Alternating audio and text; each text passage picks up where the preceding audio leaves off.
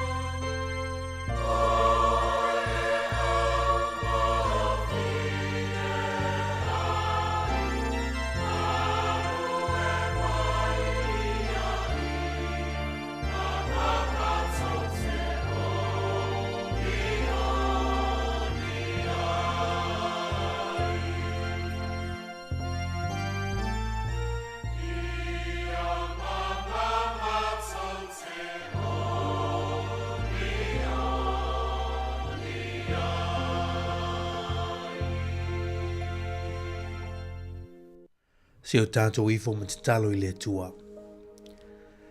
Le tua lo mātou te mā.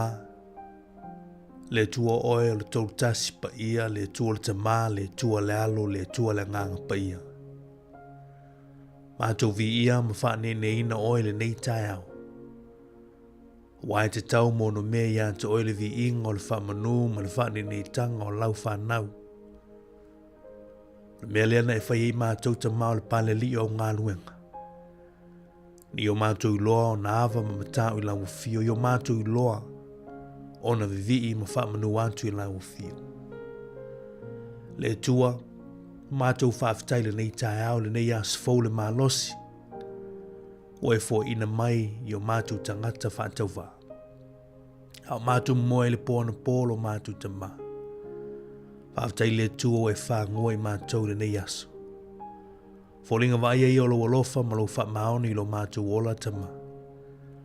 Wa ilo so mātou poto, e lo mātou malosi, e le oso mātou manao le tua.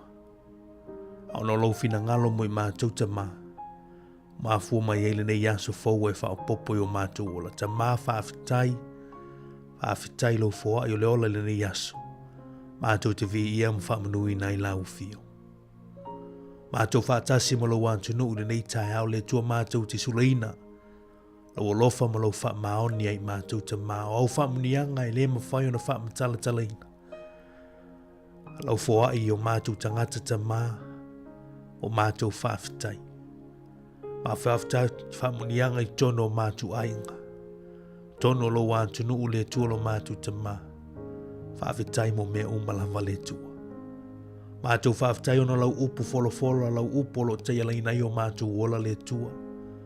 Lau upu leo lo whai masuli o mātou vai ta mā ma le malamalama I o mātou ala. Whaafitai ta mā I lo whaatasi mai I mātou e ale lo wanganga pa ia marana whaunga. O I olo mātou whesosoani sili I mea umalo mātou ta mā. Mātou whaafitai ona lau whaolotanga Yesu Kiriso. Whaotanga ne e whio mai eile nei lalolangi ni o tongi ola ina o mātou tangata. Whaafitai te mai se alofa I nā winga ese we whaalia mai. Mātou te whaafitai I pia te mā, mātou te whaafitai. Ona lau whaolatanga le tua. Mātou te talo na nei tai au le tua te mā. I alofa wha mangalo I mātou. Mātou al whanau al foto leanga mā sei mātou le tua. Mātou se whanau ele ātua toa I o luma le tua. E ati lau sila whanga I o mātou tangata ta mā. Opu mātou te tala no ai o mātou winga e mātou te whaialo mātou te mā o āmionga le tua. E alofa wha mangalo I mātou. I mangalo I mātou I mana lau tino ma lau totu ta mā. Yesu Kiriso ne ma liu lunga sa tero tongi o nei mātou. Mātou se talo le toto na ta whiifo ta whiane I lunga sa tero. Whaba māma whaataili nei mātou Yesu. Mātou whonga lele nei tai au ta mā wha māngalo I mātou malo watunu o mātou tangata e whaatau waa I o luma. Au mātou wafe atu I o luma le nei tai au I mātou malo watunu ta mā. Mātou moli atu I lau o fia o mātou mana onga oe o le tua te tali manao. Oe o le tua te whaafafonga I o mātou talo le tua. Talo sia le nei yaso I whangaso loa I lo watunu. I fi au mga luenga o tiu te malama singa le tua. Mātou talo I o mātou a mata I lau fio le tua. Wha uaule nei yaso se yo o ina po. O e whaatasi mai pia mo I mātou ta mā. Mātou tui nātou whaapitoa I alam whanau o lo wātunu. I la lo sua e fo I le nei tae alo mātou ta mai mālo longa o lo whianga I eilo mātou ta mā. Whaavitai mo le nei vai teimi. Se maua sina mālo longa o whanau le tua. Mātou tano. I pēnu wanga leia I lātou pui mo leo I lātou. I mālo longa o whianga I maua se whaasiri ngā mālosi. A wan whai unga nei tau sanga mā o onga lo mātou ta mā. Mātou te talo foi mo mātou I maota malawa le tua I eilo wanga leifa manuia I lātou ta mā. Te talo foi mo I lātou whianga I mga ruenga nei aso I la lausu o lau whanau. Lau wantunu ulo mātou ta mā. Mātou te talo lawa I lau fio I e wha malo sia o mātou tangata I ngā ruenga o lo whianga I. Tono ofisa, tono whalawhai ngā ruenga I lungo la wala I whafo le tua lo mātou ta mā. E lo wanga le leo mātou tangata. Mātou te talo le tua, talo molo mātou utunu o Sāmoa. Lana whai ngā mālo I ona taitai lo mātou ta mā. Mai lawa le ao ma malo le mālo. Pāle mia le kāpeneta, ma otor sui o. Pāle mene o Sāmoa le tua I lo wanga le. Whamanu I lo mālo Sāmoa le tua. Lona ta mao ainga. I mea umalawa lo mātou ta mā I ona lau ile ele I ona fua lo whātu anga le tua ta mā I ona o ngā sami. I lo wanga le leilo mātou ta mā whamanu I a Sāmoa. Mātou talo whamanu I le nei atu nu o New Zealand lo mātou nofo mau mai ta mā. Lana whai ngā mālo I ona tangata le tua. I lo wanga le lei. Mātou talo foi mo lau whai lotu lo mātou ta mā. So se tawhar ke lope I Aotearoa nei. Ua ona tofi o lo tala ina lo fina ngano le tua I lo wanga le e kale sia Kirisiano uma le tua. I lo wanga le mau whamunianga lo mātou ta mā. Mātou talo le tua. O e sila fio mātou mana onga le nei tai au. O e sila fia foi mana onga o tangata te to tasi le tua. Mātou le tā ua le nei tā ao i e whai e pēa lo mātou tama. O lo māsani o le lofa fua mai i mātou tama. Mātou talo le nei aso, whamanuia mai oilo mātou tama. Whaatasi mai mātou tama, e manuia i o mātou whaiva mitiu te le nei aso. Tuina whaapitoa tau tua si o whonga la mua i le nei aso le tua. Fionga li pule malau whai ngā luenga tama. Whamanuia i pono kalame umalo mātou tama i le nei aso. Sau ina i mātou, kawai mātou le mana lo tino malau tonto Yesu. Awane yeini, whalavelave tupu le nei aso lo mātou tama. I lau whaatasi mai te whamanui i ate i mātou. Whamanui au tangata le tua le nei aso. Whaatasi mai o le mātou o lenga le la o fio le tua lo mātou tama. Whawhilo ai o mātou mana onga i le nei aso le tua. Whaialo finangalo. Hai leo mātou lo, to lo mātou talo lea. Alatu i lo suafa Yesu Keriso lo mātou li ma lo mātou whaola. Amene, ma amene.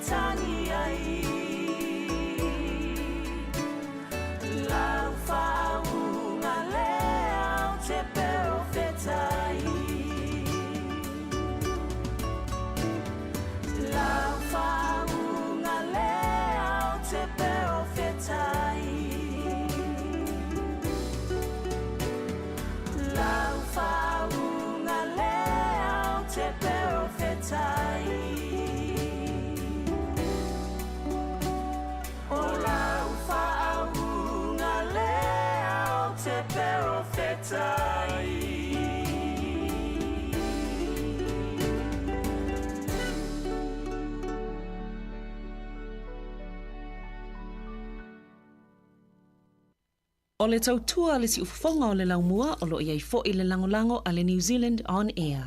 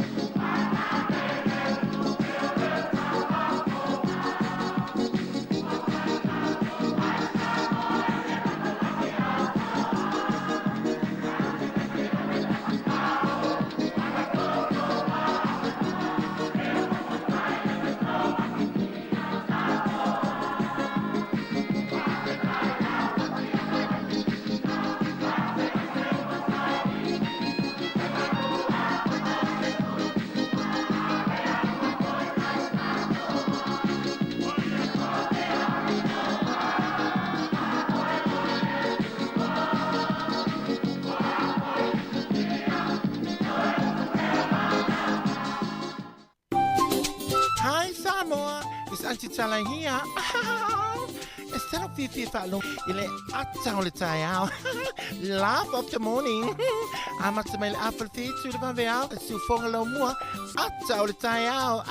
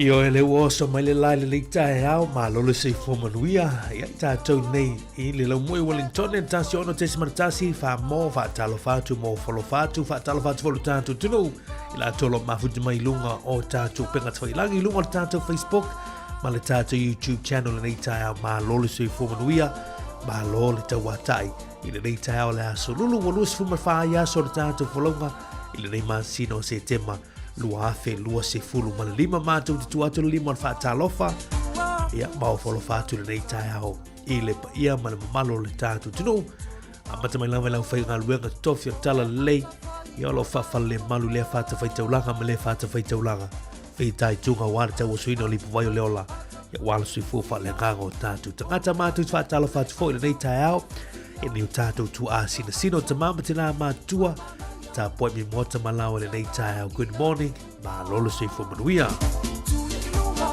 ia tu pulanga talavou alo whanau o le tātou o tunu ia le malolo mai no ia so mo nei o malolonga ia o tuanga o le aonga ia mana tu lava ia lo manuia o tolu whanau ta ma leite ne lei whaine a tau whi au le nei aso ia talo sia foi ia mo le awa noi ma futai ma ainga ia ta hawa whao foi ia ma Waini fi au tono maota malawa I tono tātu ainga.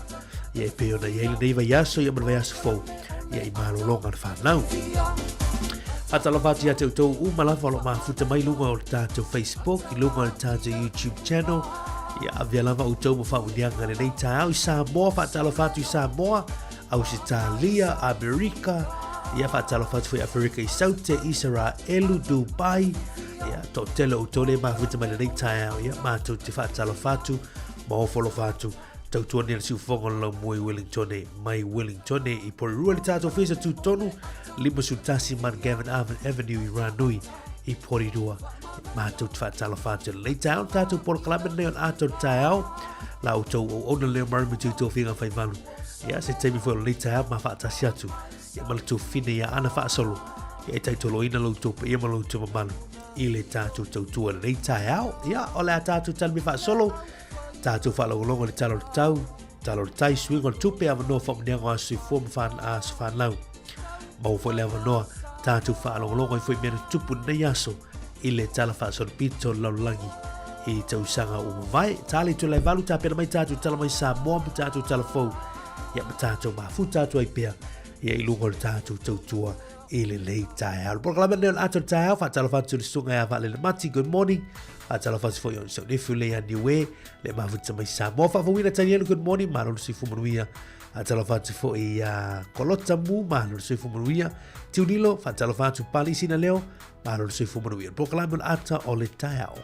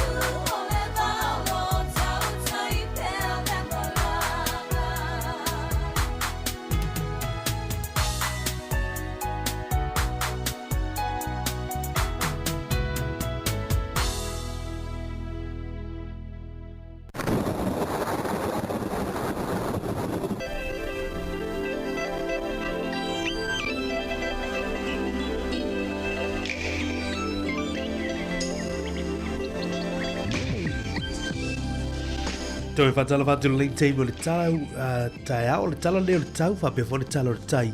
Ia ua hau fōwha whaira nei a sululu pēro ta ua mātou o file sulu la. Ile nei tai au i tātou nei le lomui Wellingtone, sulu mātou o fi ile nei tai au le a sululu. Fua le ema whanawhana whamawilo le aso se fulma Liberty Kari, ilona fua le ema walunga, se fulma le tasi tikari le fua le ema walalo.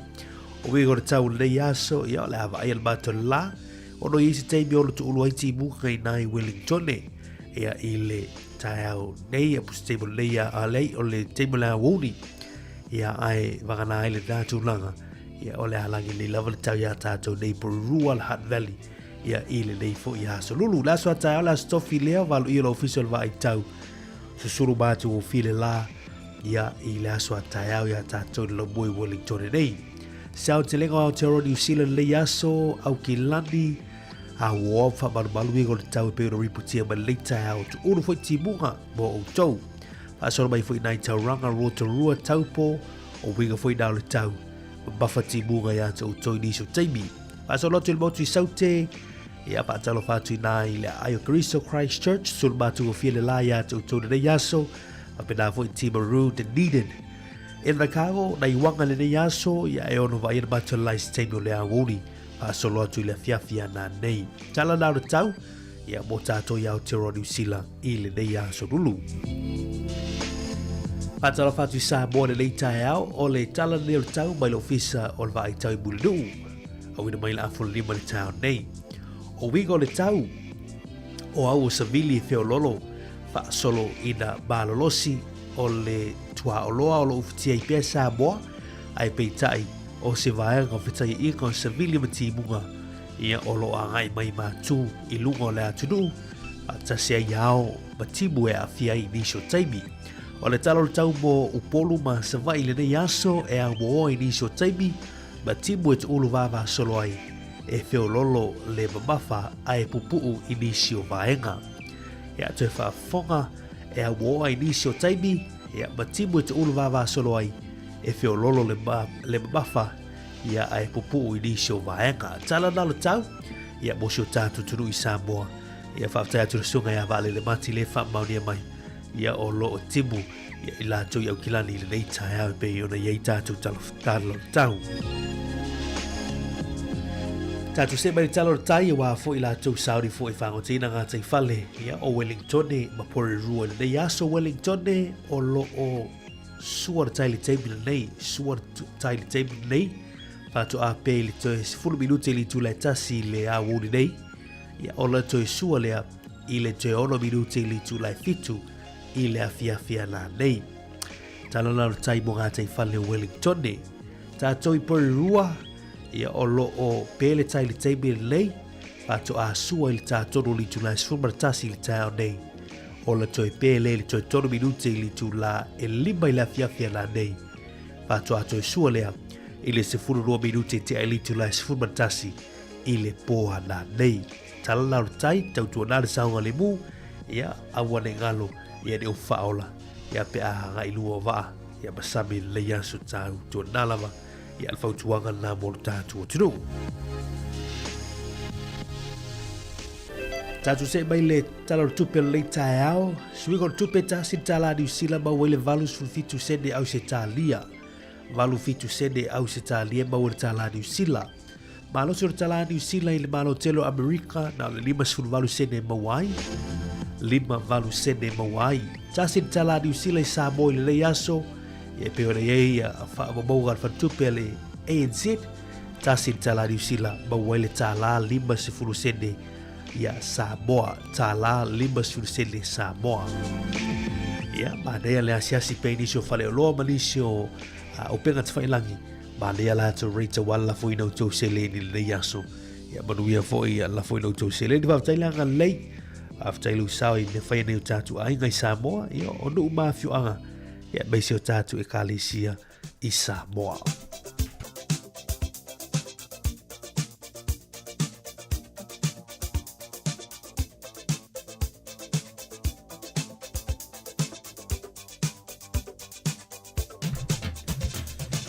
O le avanoa whamunianga o aso soifua ma aso whanau. Whamunatu atu pele tātu email I aso whanau at samoacapitalradio.co.nz. E mawhaiona e tu maisa whamunianga I e tō lalo inatu I lunga o le tātu tautua. Ai o le maulea me la fioga paia le tua le tai au mau mele tu se perfetto Isaia lo matau pu limba se formariva ia lo foi pu mua fauta e le fa pu ina le ao yova ia le fa hola e le tutuli fo iona talinga ia le fa fonga ia ma le mau le tai au fauta e le fa pu ina le ao yova ia le fa hola e le tutuli fo iona talinga ia le mafaafofonga ia o le mauna nai le tai au tu se perfetto Isaia maru ia telo tu asu for talo tatu polo klami sanga tului pele tua listu sanga e tele lo tu sui fo ona ia teia malona fina kalo pese nei but peace chapel Yesu o te lofa ia joy.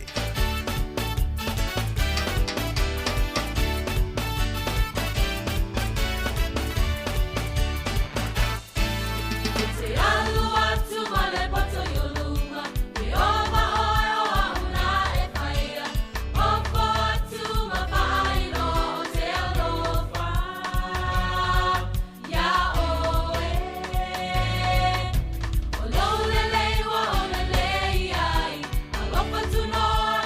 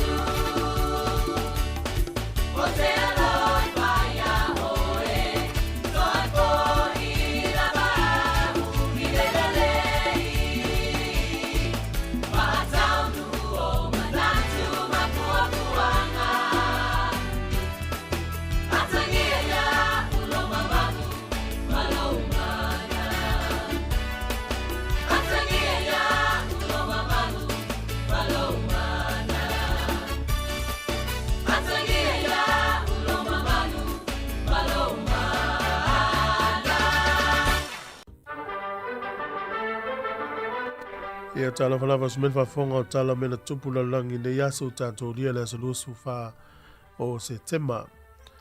O le solto sanga tasi valu iwa o. Ia nalo ia i matau fia e le kalesia. Po le kalesia isu ke viso le upa iwa songa tai.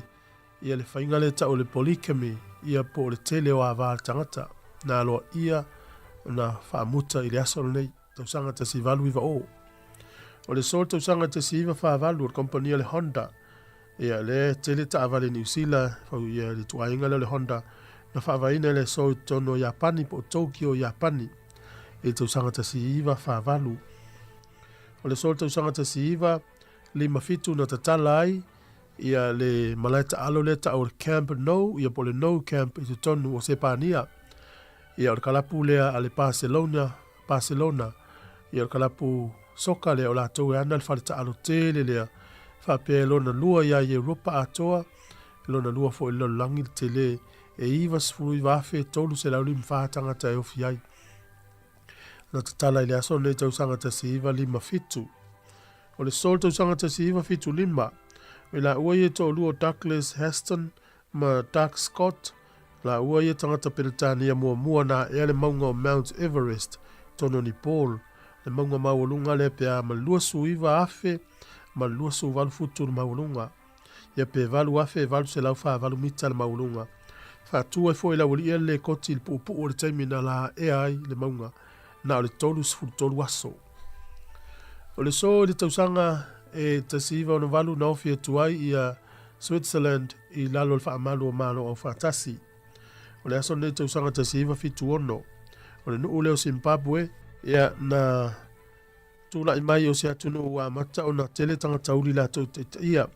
Ia olo tau sanga tasiva valu sfulu pale mai loa ia Robert Mugabe e whaima urua i Palestine e uriuri o le tunu lea.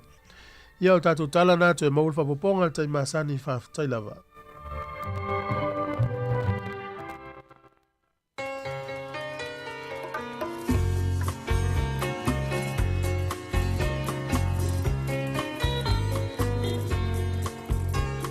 Toi iwa minuto tone o tala uli tu la e valu tali tu la valu leo ta pera mai tātou tala mai Sāmoa mai tātou telefon ia e toi o whalofa mwha tala whātu le tātou tunu mai lolo soi fumu nuia le tā au whai le whātua e mafuta mai ato ati mai lau le tio i o tau tuani ar siufongo lo muat pon kalama la ato tā au tātou whenua ili nei tā au lunga on Facebook wha tala whātu ia whengau ia i sila good morning mai lolo soi fumu nuia a tala whātu funa sunga ia i o se whātu la wano le mafuta mai nai Hamilton mai lolo soi fumu nuia talo fatu fo i le afionga i a futialo sale Tyrell ma lon sifu manuia ma teo fa maulalo fa talo fatu le leita au ya manuia na ya so fa tele ma futa mai like love ma share tatu Facebook ya to lalo fo i subscribe le tatu YouTube channel ya fiso swani mai fo i le tatu tu so se taimi ai live le tatu tu ya fai fo i ona maua ya le fiso tainga ya i lungo la YouTube e longo toi oi ia le ua o atu ia le tātou por kalame ia pe ua live atu furi tātou tautua ia i lea taimi ma lea taimi ia e whaasala lau atu le tātou le tio mo le lava le whaaftaima le whaamalo ia i le tātou atunu i wompa anga le tātou ala leo ia le veo le siufonga lo mua ia maupa anga masani tono tau maota malawa tono lo sa tono falwhenga luenga mo sisa o le mafuta mai ei ia mātou te whaatalo whātou ai ile nei temi o le tāhau. Whanana Jerome Gray o leo langa o Sāmoa. Toi te liu mai whawau tātou por klamele nei tāhau.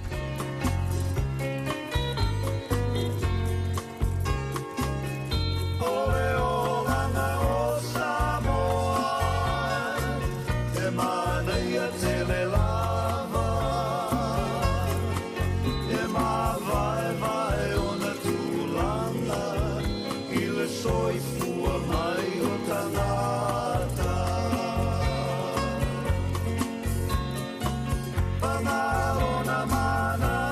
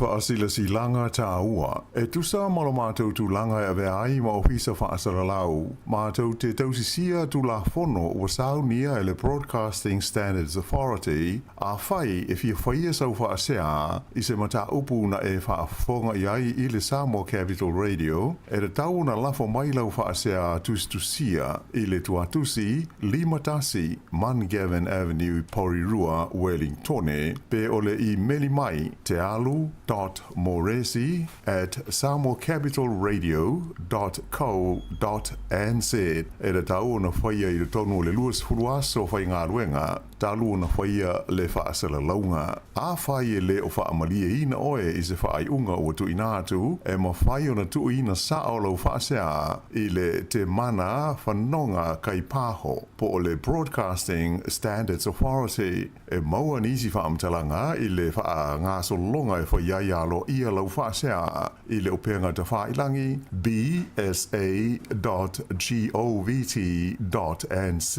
whawhitai.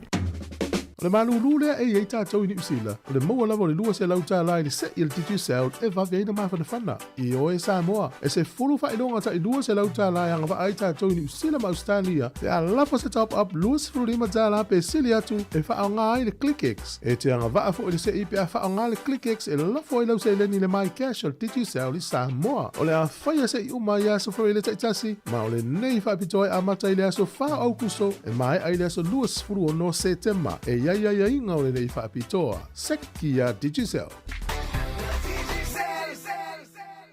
Whaasirisilanga tā ua mo le pālota Wellington City Council. Le mamalu o Sāmoa lo o lala i le Eastern Ward. E iaina unei, Gilbert Rongotai, Ataitai, Roseneath, Melrose, Lyle Bay, Houghton Bay, Maupuia, Miramar, Strathmore, Karaka Bay, Moore Point, ma Breaker Bay. E talosanga atu, mo lau pālota, mo wau le suitau vātu o tasi o Sāmoa ma le Pasifika le Eastern Ward. Mana o mia lau pālota o waso tātou no fōa i whainga nua Wellingtone, Wellington City Council. O le so iwo se te mai lafo tuai pepa pālota i lo utua tusi. E te talaiona e pālota e whaangata i le aso sefurutasi o ke topa i le sefurulua le awauli. A mai o na tusi nu mela o lau pālota, o na tuule le teu tusi o saunia ma lafo i le whalemeli post office. Pe tu i kālone lanu mori o saunia i supermarketi po whale tusi. Mana tua e whaangata uma pālota i le aso sefurutasi o ke topa i le utula e sefurulua le awauli. O le Eastern Ward e sefurutasi sui tau vā, ai na o le tolu no foa e avanoa. O le whautuanga, pālota lava na o le tolu tangata e te manao iai, e te le tau pālota i tangata uma e sefurutasi o lo iai le lisi. Tusi le numera tasi i talane o le ingoa o le tangata e te māsani, maua e filifilia e numera tasi iai laulangolango.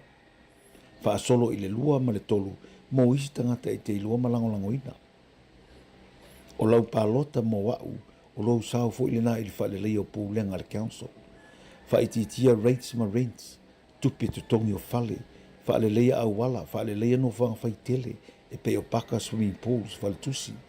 Whaitele ni awa noa, mano whanga mo tamaiti ma tupulanga ta aloai, whaile leia pasi lau pāsese i taimi, mano whanga tala whea ngai, mo tangata mātutua.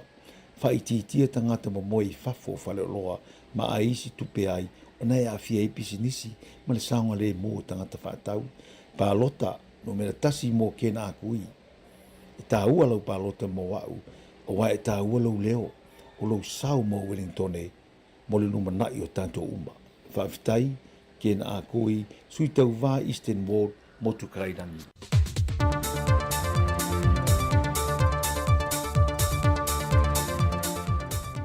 Vivi lava te whatana whātu telefou le nei fo ia so fou ana mai e sona whaopoponga le nei.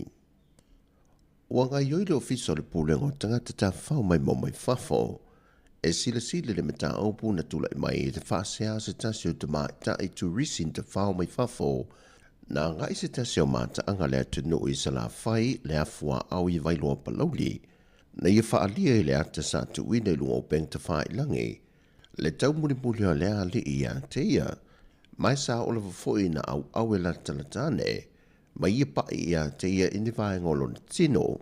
Na a vea matulanga e whaapopole nai o ia, ma whaamuta wawela na tā whaonga. O se mata opu na whasiringi e rau tu stala le sui ofisa sili lo fiso tangata tā whao mai mō mai Sāmoa, pe se taha tupa e Robert a Sam, pe ua o atu le mata opu ilo na ofisa. O mai ona sue foi al pulenga ia i tūlanga le social media ia ma o atu fo ia se sota inga ma manisio sui al mataanga i palauli ia ma taimine o le o mai ona whailo mai fo i e to ina o lea la fono le nuu ma talano ina il mata upu nei o te los la so nei la mo mai se fam talanga po le se unga wai ai mai le pulenga lava ia ele talia ina el pulenga ia toinga anga whapea ia e tauwalea i fo i se tato atunu ia me se ia fio anga lo whapea ona afia ia mau te lo lea se taimi ia whailo mai se whaiunga wo i whinangalo ia le fio anga. Na toi wha mamafa i pesta le tā wale saunga le mua tangata mai mua mai whafoi le atunu. E lalo le wawa e ngā le pulenga li i ma whai pule o fio anga te tase o lo o iai i a mata anga nei le atunu. O tala ave le mātango fio Sāmoa e te tau o le wha awau pēr le tu inatu e tu risi tā whawhau mai. I isi atunu o laulangi e meisi o lātu atunu e a whiwhio mai ai. Ono le tasi leo alanga se lenia lo tātu atunu i lona tamau ainga o le vaenga o tu risi. Ai o tala ave e le tali malo le leo tātu tangata. Ua wha i loe le fionga le li pāne mia le laule le male tōpalante vau Forse Schmidt. O nisi o wha le tonu o lo sile pe iei, i le apole kalame o le awinato tātou tangata i ngā luenga whawhaitemi atunu i whafo, o atunga lunga i ma pōlenga i a te i ma le whai ngā malo, i le awhia i o tātou tangata. Le fionga mo ka kou, wale ise leipa fos. Wale inka ngaka o le kungu e develop fufuanga le malo, leo ava ko 2 milionga i whafo develop e le kungu. O le consideration la, e le te tauna ave umaka ko kangaka i whafo. E ka kaunga encourage kupulanga o le kungu. E ke ngofo e develop la waki nga e le ufai. A kongo e whenkala e makanga. A le kaungu unga long term. O le koko ale ke kokoa i le kausanga ningi. E o alunga ponga ki whapea o fuar kokoro. Like what's happening in New Zealand. All those apples and pears, oranges were grown in the last 20 years. Still harvesting. Why can't we do in our cocoa? Why can't we do in our avocados? Why can't we do in our breadfruit? O le mawhawhaunga ngā le kuku kaimingi kupulanga i e whai mai. Awangi i oso le me vave. Easy come, easy go. Hard come, hard go. A i design le mawhawhau tupulanga. I a whai le whai unga sao. I a lela ukupungi. O mai o employers, ave ka kukangaka, la mele kupu. Ele i malu ka ko whainga whawai. O aku e sean kong kalake i sangi, e se me kupu i o. E se pei, e se mea. O aku i o, wa entitled ka mikiki fau mai a sa mai sa vai punga le vare le adu. E la koe whi e moai mori o night club. O lole le kuranga nga ukau mawhaawa, whanau whasainga. Whaalia whai le fionga le pāle mia, o nisi o ia vaenga e tungalu i ai, o le toi whaau popo atua nisi o tino maa le liu nisi a awhia, mai i le lua se fulu le ua wha mawina, pei tae le o iesa na fuawhanga, e ta awhia mo tuai le nei wha moe moe. But we didn't say we're going to stop it.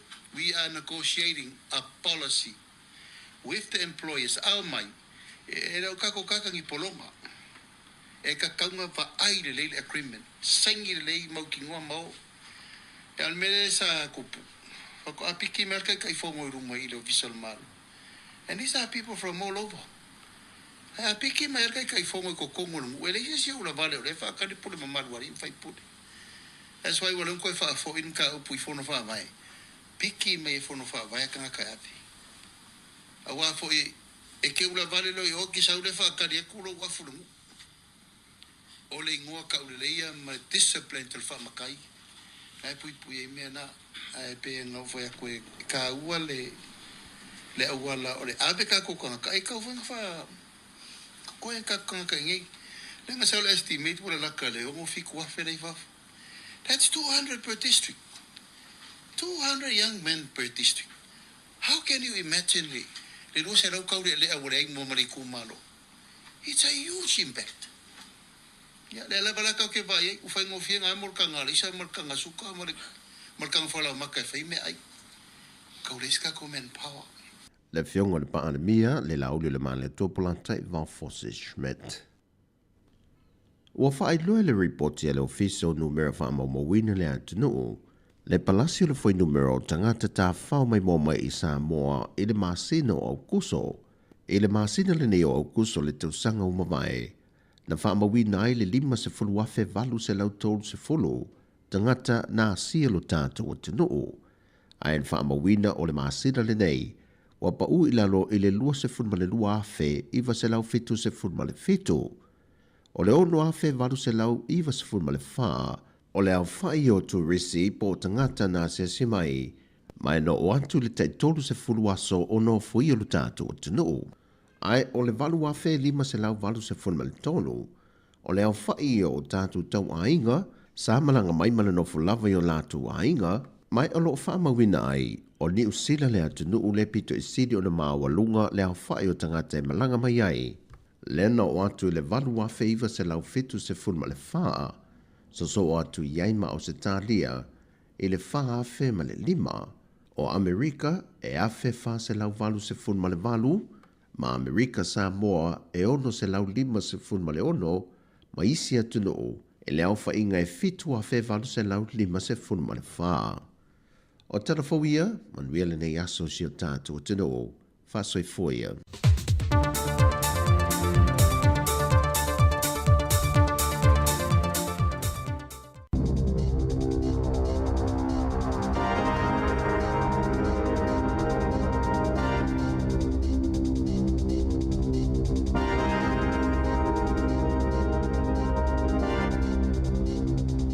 Tala flavan fa poponga mo tala fo mai le si ufonga le la moa mo le nei tai au luas full fao se te malua fe lua 5.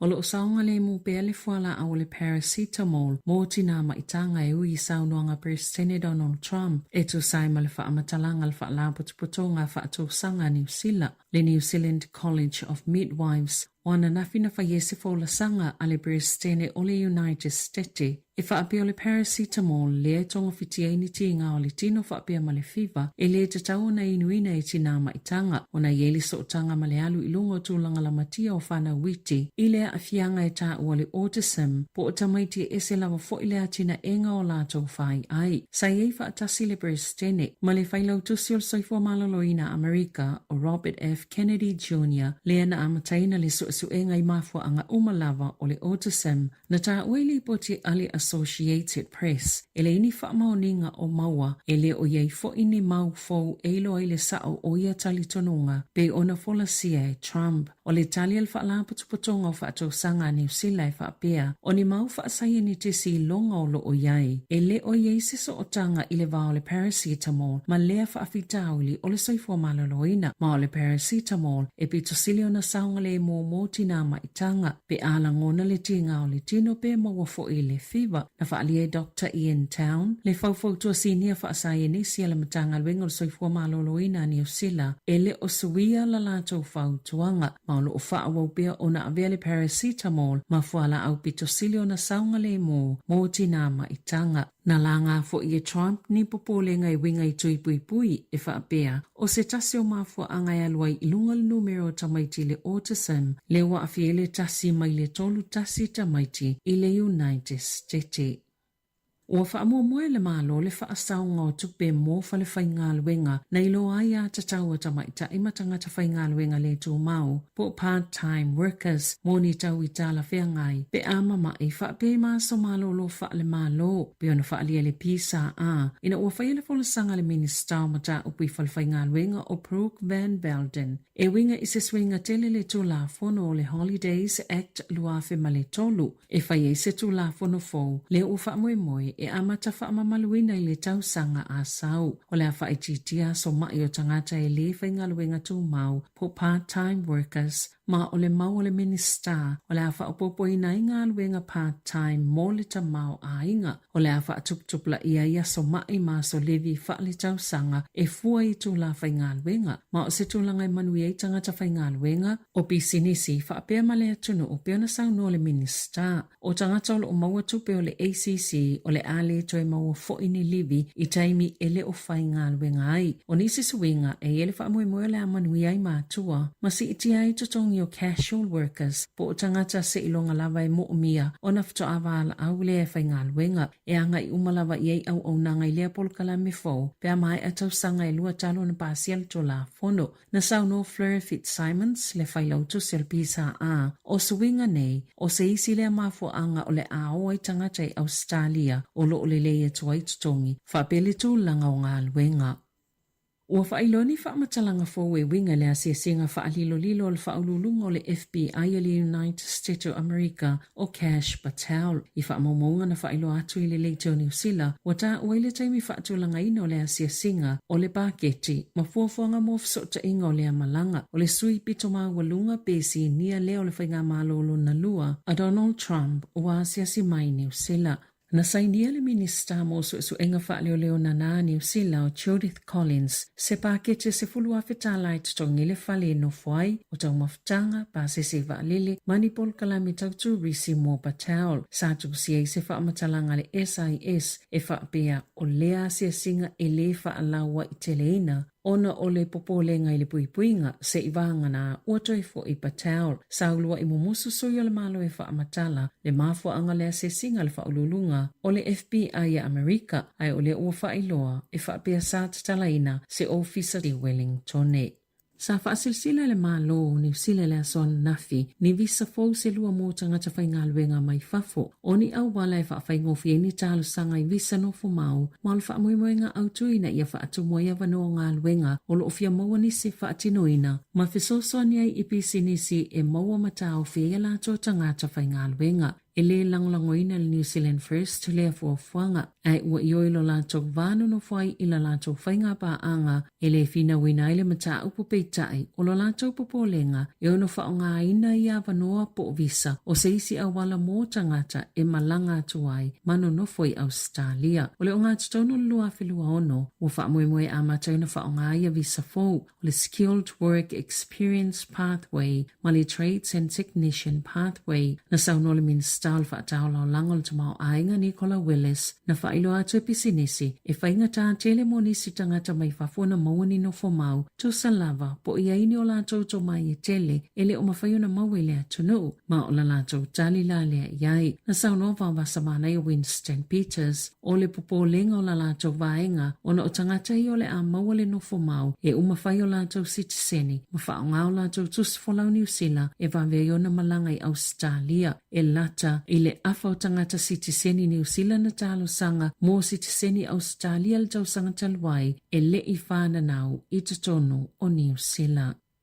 Petu sama le valu 5% le numero tamaiti na awaia o ngai aso uma e le kuata talwai. Tali tutusa ma le foi numero i le kuata i tuatu. Na whaalia i whaamomonga le matanga luenga wa onga e whaalua na silia ma le valu pasene. Le numero tamaiti na o i le a onga i aso taitasi. I le amatanga le kuata lo na tolu le masino i ulai. Aina pa u le fitu 5% i le aso whareile o le vai aso talwai. Le aso mule le kuata. E lima se lau valsfruta siafe ma le tasi tamaiti. Na o onga mai lea whainga e fit se lau fitus fultolu afe iwa se lau 5 ono. Sa tatau ona iai i le aso mule lea onga. Mana si itia fo i le se fululua pasene. Le numero tamaiti e lea o onga. Ai le iloa le mafua anga. Na lipotia ia onga le mawalunga le numero tamaiti. Na mamai i le tau malulu i le kuata taluai. E te tau ona o i le iwa whapasene tamaiti e awai i aso ta itasi lea onga. Ina ia au sia le matati a le malo o le valu se fulu pasene o tamaiti e awai le silia ma le iwa se fulu pasene o ala tau vasenga. Ua whaamau ni amolianga le tinana tua ielu na whaau uina le oti i lana whanau lai te to lua matu uitutono ato pau o tino o tamaiti e valu ma le ono tau sanga le mātutua Sāmoa le itutono se no whanga te iai ni mea to tino. ina ua whaatawina se ainga mea tō tino na i tono leno whanga i se whaatautui i le tausanga i lua whelua lua e tali tonu leo o tamaitia na whasiotia ia iu lai lua whesifuluvalu. O le aso lua sifuluono no me mai toitula i ele tamaita il whaamsinonga maulunga i o kilani mo le tōlau launga o lona whaasalanga. E to lima se launi ngase na tonga fitie se forma inifo ile se lai sene fa pea mani fa ailonga fa forma inifo ilana pisini se le Hill Park Dental Clinic i Henderson i Aukilani e fa se fulu iwa na fa ngaina e na Ryan Prasad se basini e fa ye fa ata e au noma se lai sene na fa asalaina Prasad ini mo lianga na fa yele mtanga alwenga so forma loloina ilo na fa yoni nga alwenga fa forma inifo e au noma se lai sene la masina o machi peitai sale mfayona lipotia ili ngoia fa matalanga ile taimi sa fa matala se tasi tangata tong fitia yona olo e fa pea sa ia fisilingiena pe ole mea e ilo el forma ila nga yo ingo fai ile fa atumunga ona oloa ona na toito ulu uma ifafo fa atumu sa mafayona fa pa ole fa salanga Prasad ona na yo masala moya na soltola fono fa pe nia na ngalwenga lele pe o foa i tautupe sa fa salaina fa atino ngalwenga so swani mo masina e tolu ma fa atonu e totongi se tupe e se fulu lima feiva se lau lima se fulu tala o ni taui mo tangata e to alua se fulu valo. Wa tau fia leo se tau lele e yelo na so otanga i whainga tau whaase e silia ma le wha se fulu i le whaonganga credit cards maulo o awhi se tupe au wha i silia ma le ono se fulu walu wafe tala o le wha matalanga Team Williams solo fisa o leo wai tamatai sa sae e te le whainga wha solo tula fono na tutupu pe na whai e whaonga i credit cards i New Zealand i le lua whelua wha ma le lua whelua lima o le tae o le asolua na maua i leo se tau lele e tolu whatau sanga i Long Bay i Aukilani. Na Sāmoa Williams a whai e se tase maa salo wa fielea whainga tau whaabalea i a wawe whaafsota il faltupe o loo whaieni ana teunga tupe. I ta alonga, o le au fiatu Israel leo to le Brisbane Broncos o le lakapiliki i le au o le moana Pasifika mo le lakapi Super Pasifika lua wheluono ma le lua whelua fitu na whaalia le moana Pasifika wa yele fuafuanga leo taitu ua i le lakapiliki e tuli lola na mite fia ta alo ile lakapi uni o Israel leota e lua se fulu tau sanga le matua na whanau i porirua. Mana ia whaalia na whaau Sofia o yele anganga le moana Pasifika o na e tali tonu o le si o manga lea na a mata ele au wa aveai lea kalapo manufuanga mana ia tele ile nufo. Tala fawia ma le si o fonga le lau mua mo le nei vaenga o le tae au.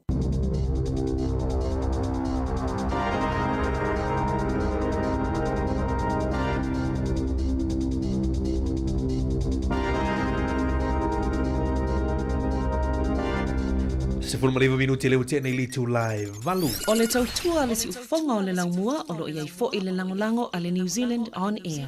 Na ua whaafonga o le tātou turu i tātou telefon ma tātou tala mai Sāmoa toi ma wana i whaapoponga i litu live le tau. Nei e fia leo maua lewa noa ma te whaatasi atu e ma le tō fine e ale tau sala ia ana whaasolo i lunga o le tātou polo kalame i le nei fo i tae au. Good morning talofa ana malu si fuman wia atu tō fine.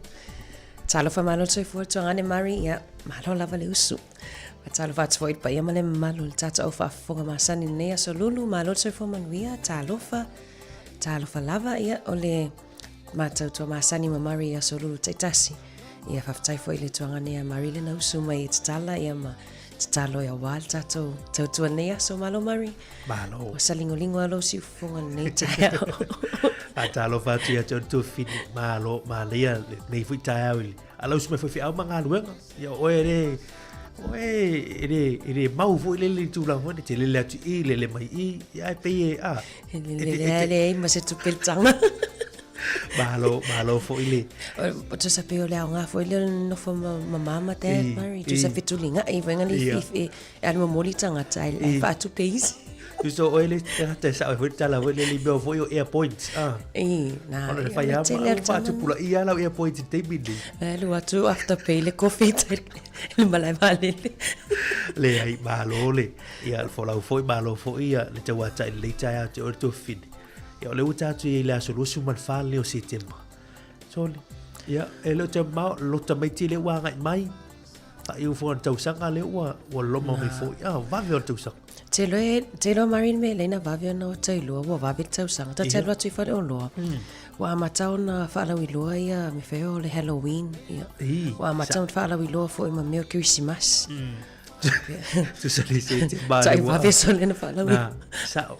Tu so te mine ua amatau na whaalawi loa. Ai ole mana tu fo ilele ia lava fo ilele ia tāpenanga mamao fo ilele wa ia tūlanga o le whai ungol tūsanga. Ia o te ulo o tātou ai Christmas. Tu wha o kāia. Si mai mo na tupe. Mai la au na whaatau mai wera lau tupe. Mori maani si o mea tūlanga. Ia wale tu anu si tupe te mine. Tātou pāketia te mine i mari. E awane i fosie se si pāketia le stangata o ne. Vai tau ne o toi tau tātou fuanga. Ia wa e uma lava ainga uma i ele tusa uma ainga. O isi lava per whaasoa i onisi. Te le whaile le tonu i ngaruenga ma vaenga whapena i lau vaia. Ia e me se ngaruenga na malo. Te le nei tangata o le toe ngaruenga. O le tūlanga na ana e tā ua whaile tā whaatatanoa i whaile tāia. Ona e moni le sau noanga. Ese ia tūlanga i lea taimi ma lea taimi. Taimi ua okay o taimi ua whaile tonu. Ia i te tūlanga e whesu ia. Ia i tūlanga o ngaruenga ma tūlanga whapena. Ia e tātou tamata i tūpe i tūlanga nei. Ia wa e tele o suinga ia wanga i maile nei taimi. Tāta noi wha nei tāu ni suinga le na whakau i loa mai le malo lea suan nafi. E a whia i o tātou tangata. Ia tātou talofa i ngaruenga ma. Peo tūlanga i o mea o lo tutupu. E a whia umai a tātou. Moni. Ia wa a whai o oe nei o au tae au. E ia taimi a whia tātou. A ia tātou i loa a wale fo ia i vaenga nei. Ia pe a whai tūlai mea tātou tūlanga ia. Moni le mari peo whesuia inga peo nesa noi le suinga a whale whainga malo. Peo vaenga fo ia mari tātou te tilo ma wawa ai. Tā pena i whai lau pālota mo le tausanga fau. Ma tōle pālota tele a tātou i New Zealand nei o tausanga fau. Ia e te sila fo ia i pe saini au ngā ia po ani vaenga e te tauna e te le malie ai. Pe ini vaenga te langolango ai. I le whainga malo so whātas. Ia e pe te whinangalo fo i sui lau pālota tausanga fau. Pe vaenga ia lea ngā mo tātou. Sa aila Mari Lacey tustu singa na o whaitau atu ai fo inu ngor Facebook vs taluai. Whapea mai, wa ai tātou i nei New Zealand ma a. Wa ai lo maa losi ma lo energy. Le sa whaalu pālota Sāmoa. Whaalu whailau pālota. I nei le te lofo ma tātou a mo. Sa o le leia. Whao ngā mai la le, maa losi le nā alu. Ma wale tātou whinga pālota leo uma Sāmoa. Ia lewa loma mai tātou whainga pālota, whaalotu i whale leo lo whanga solo. Mai na soivo se te ma leo o atu la sumaritasi o ki topa. Ia, ma tautua nāl pālota tele tau sanga whorua whenua suma leono. Tūlanga o mai ia la tātou tantanua ma tātou whaasoa mata i tūwoi. Ia moni lili tau langa tu whinean o taitai e tūla i mai. Ma ia e muli mai pālota, ia i wanga whaafai, i le sui tau wā, ia e te whinangalo.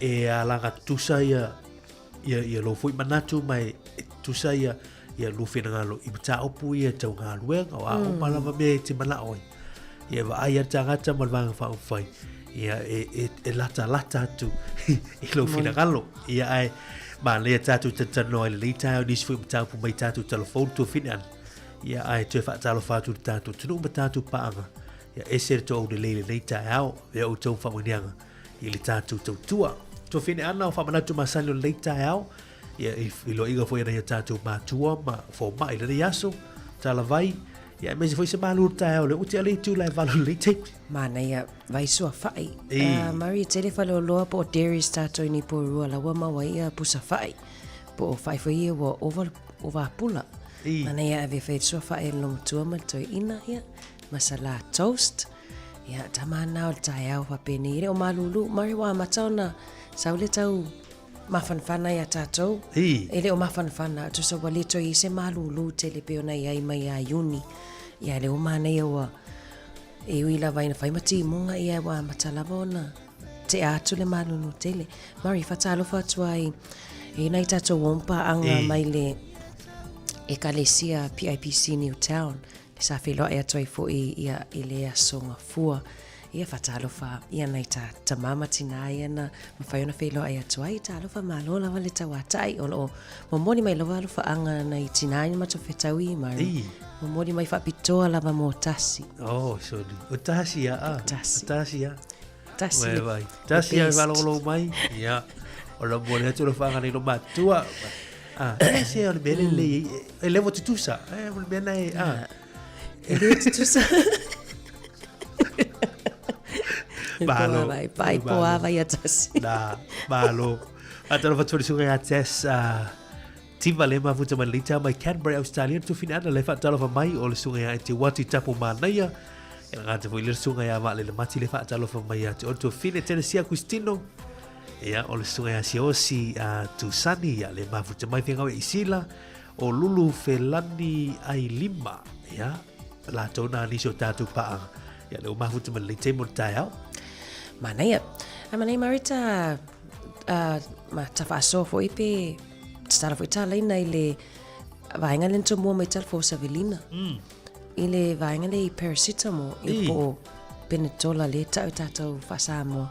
Pelena vai ile pese fola sanga a Trumpan. Tu sai ma lia tala tu tatu le telefoni e pe viva so men betapule.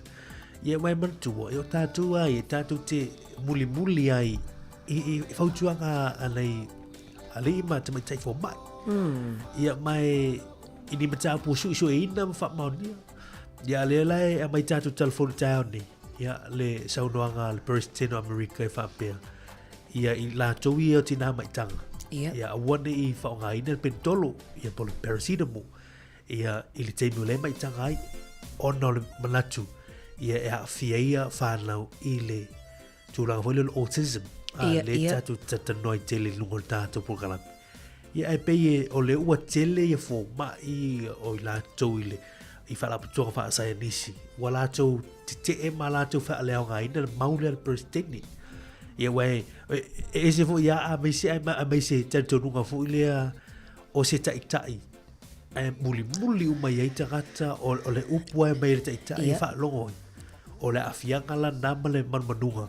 Ia le tātou fui wha asore nei tāo. Ia I tūlanga la ia le laua sovereign president o taitai o le malo o tele Amerika. O tau umati nā mai tanga a wat wha ngāle pen tolo. Pea a tūlau.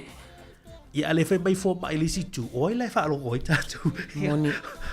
O le mea la tangata la tau ia ana ai pe e mali e o I tātou fō mai e nei New Zealand le ua. Wa wha aso mai fui tātou al fō. Le la tau le lango ino le mau. Ia mantua e tātou te multai lava fo I fau tuanga so I fo maloloina. Le mai tau atu le sa tau e se tasi o fo mai o le fau tua sinia fa sainisi mtanga wenga so I fo maloloina New Zealand. Ia ele o suia lava la tau fau tuanga ma lo fa awa upea le ona avea le pentola ma fuala au pito silon saunga le mumu tina maitanga. E mantua pe a tau lo le pentola Mario Pe o le tatou friend le tatou te whio ai tatou. O la uoma mai, sorry. O se mea tira o tilo. O tūlau o le nivo le ulu. O le ulu, o la umar tūlanga. E whao ngāre pentolo. Pia mo mua tapa ia ia. Mai sta pentolo. Mai sta pentolo. E su e ho ile, ono le tūlanga ho ile la mātalo noa tō I le sunga ia ta sili si teimi. Ia ile tau o le pentolo e whaatau Sāmoa. Na. E pe e lua tā laile, ai nao le lua, le watu le vai la tō ili whātau a tōli. O le tā hui o le pentolo, ia ai o le maule nā le na mai ni tā telefo. E le tau I tina mai tanga, ia o le la tū whao ngāina. Ia ai tu so le si tūlanga le, o le tai o le malo. Le a mai le, ia lolo winga, o tangata matu a tau ni tōnu a mala tūlanga lango ia Trump. Ia lau muli mwhai ia ai, o ina le tātu te vai. O le whaitali ar tangata la taui, a le whautuanga le a mai e lau lunga. Because o le Britania, it's overwhelming support. Yeah. Te ele mele, lolo winga. Ele no stasis fo mai pe lua. O wha tu toka fo mai masai nisi. La tu te leo tonu ina le maule al presidente. Moni lei. Unisina o tala e mwhaiona wha aso mai ai, Mari. Ia, o nā whaiolo o iei le tātou lava iei New Zealand, ia, nana watu fo e savelina I tala fōu, ia nisi o suinga ele e ala istu la fono fōu, leo wha moe moe a mata wha maluina ele tausanga asau. Ia ini suinga te tele le tula fono le Holiday Act luafe ma le tolu.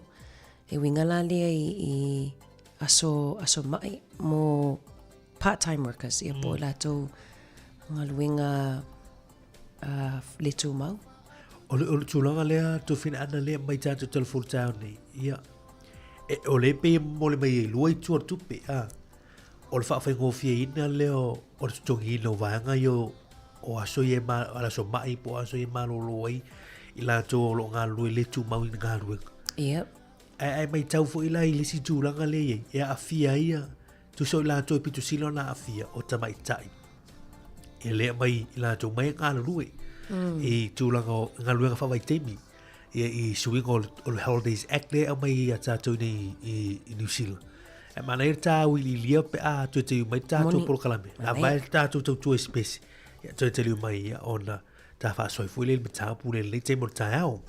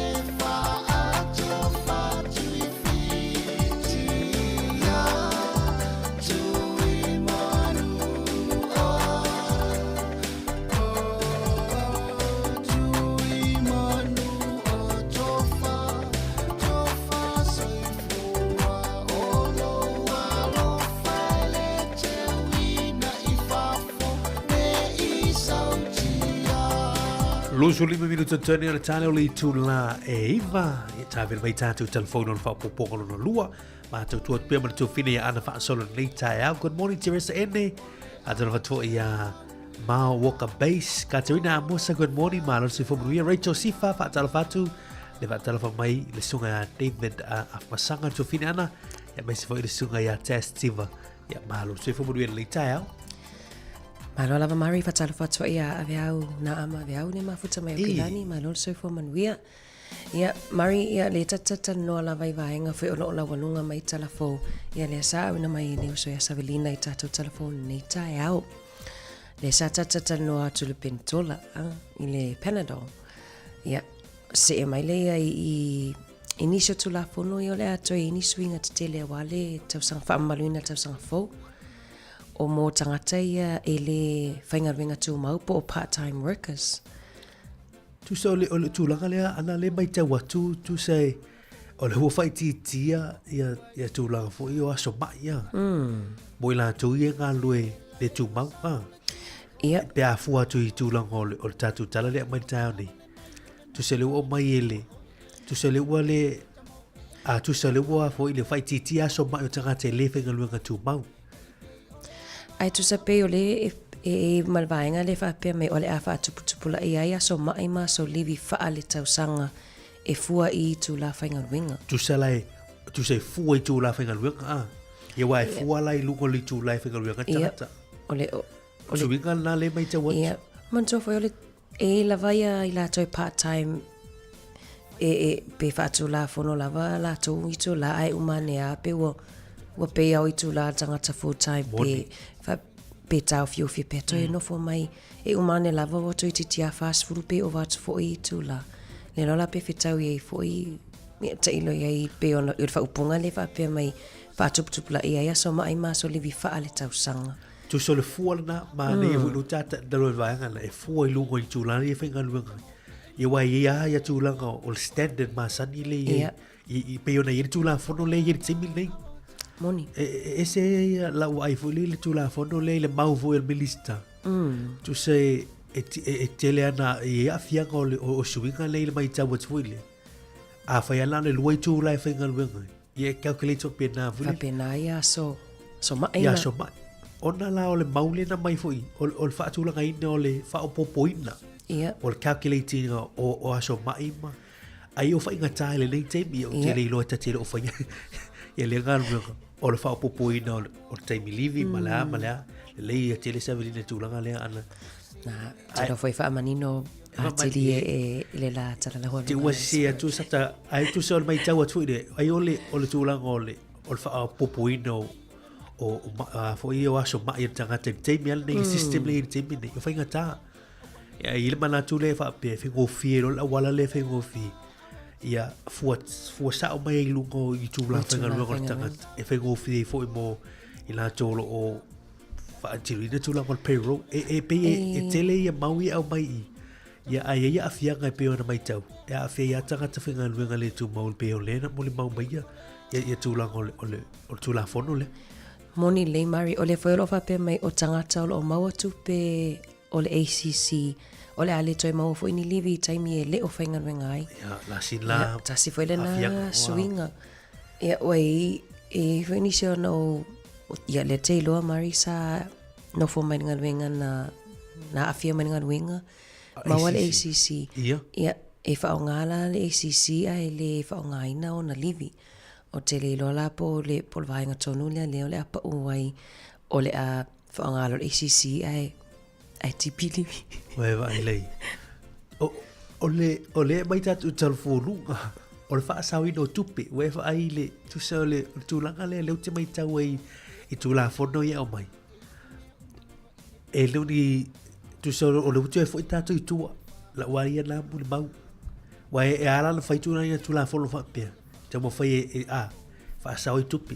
Ia e leo le anganga na te tau nei i tūlanga o tūlanga ne. E te tau ana livi, whai whalea tūlanga o aso mai e le o tagata soi fua tu finan. E mamai tūlanga, e leo se mwilele e awhia i tūlanga o mai o tino ma tūlanga mapea. E tau ana i tūlanga i tono so se tagata whaingaluenga. Ia mai tupi tagata whaingaluenga tū mau po tagata o tagata whaingaluenga, tagata whaingaluenga.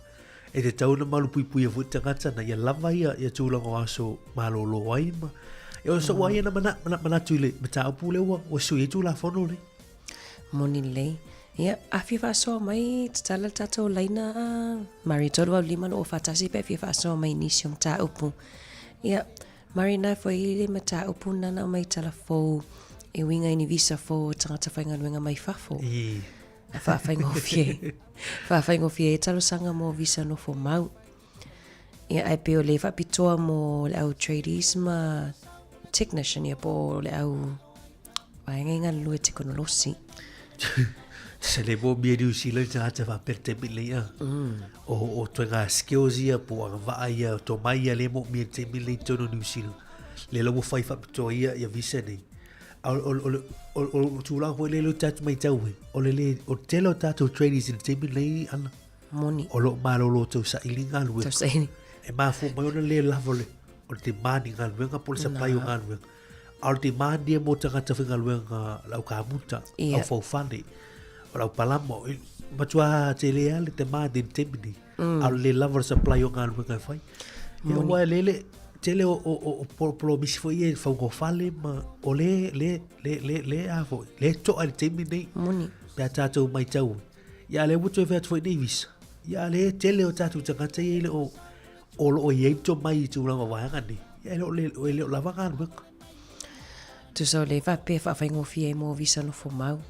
Ia ai leo lo, tu sapi le langolango ina le New Zealand First, ia lea fuafuanga. Ia o la tau mau e whapea nei te wa ave ma me he wi mahi tangata mamalanga toi Australia. Ia mantua mari ia e te leo tangata le wi mai nei. Whaile no fo mau lo no fo mau te ia wo i Australia. Ia peor popolinga na ia alvaenga wawasa manai. O le afo il visa le mo ne o tatu tangata i fafu. Le au fia tatu i Sāmoa pe a fia apalai mai tūlanga visa ni.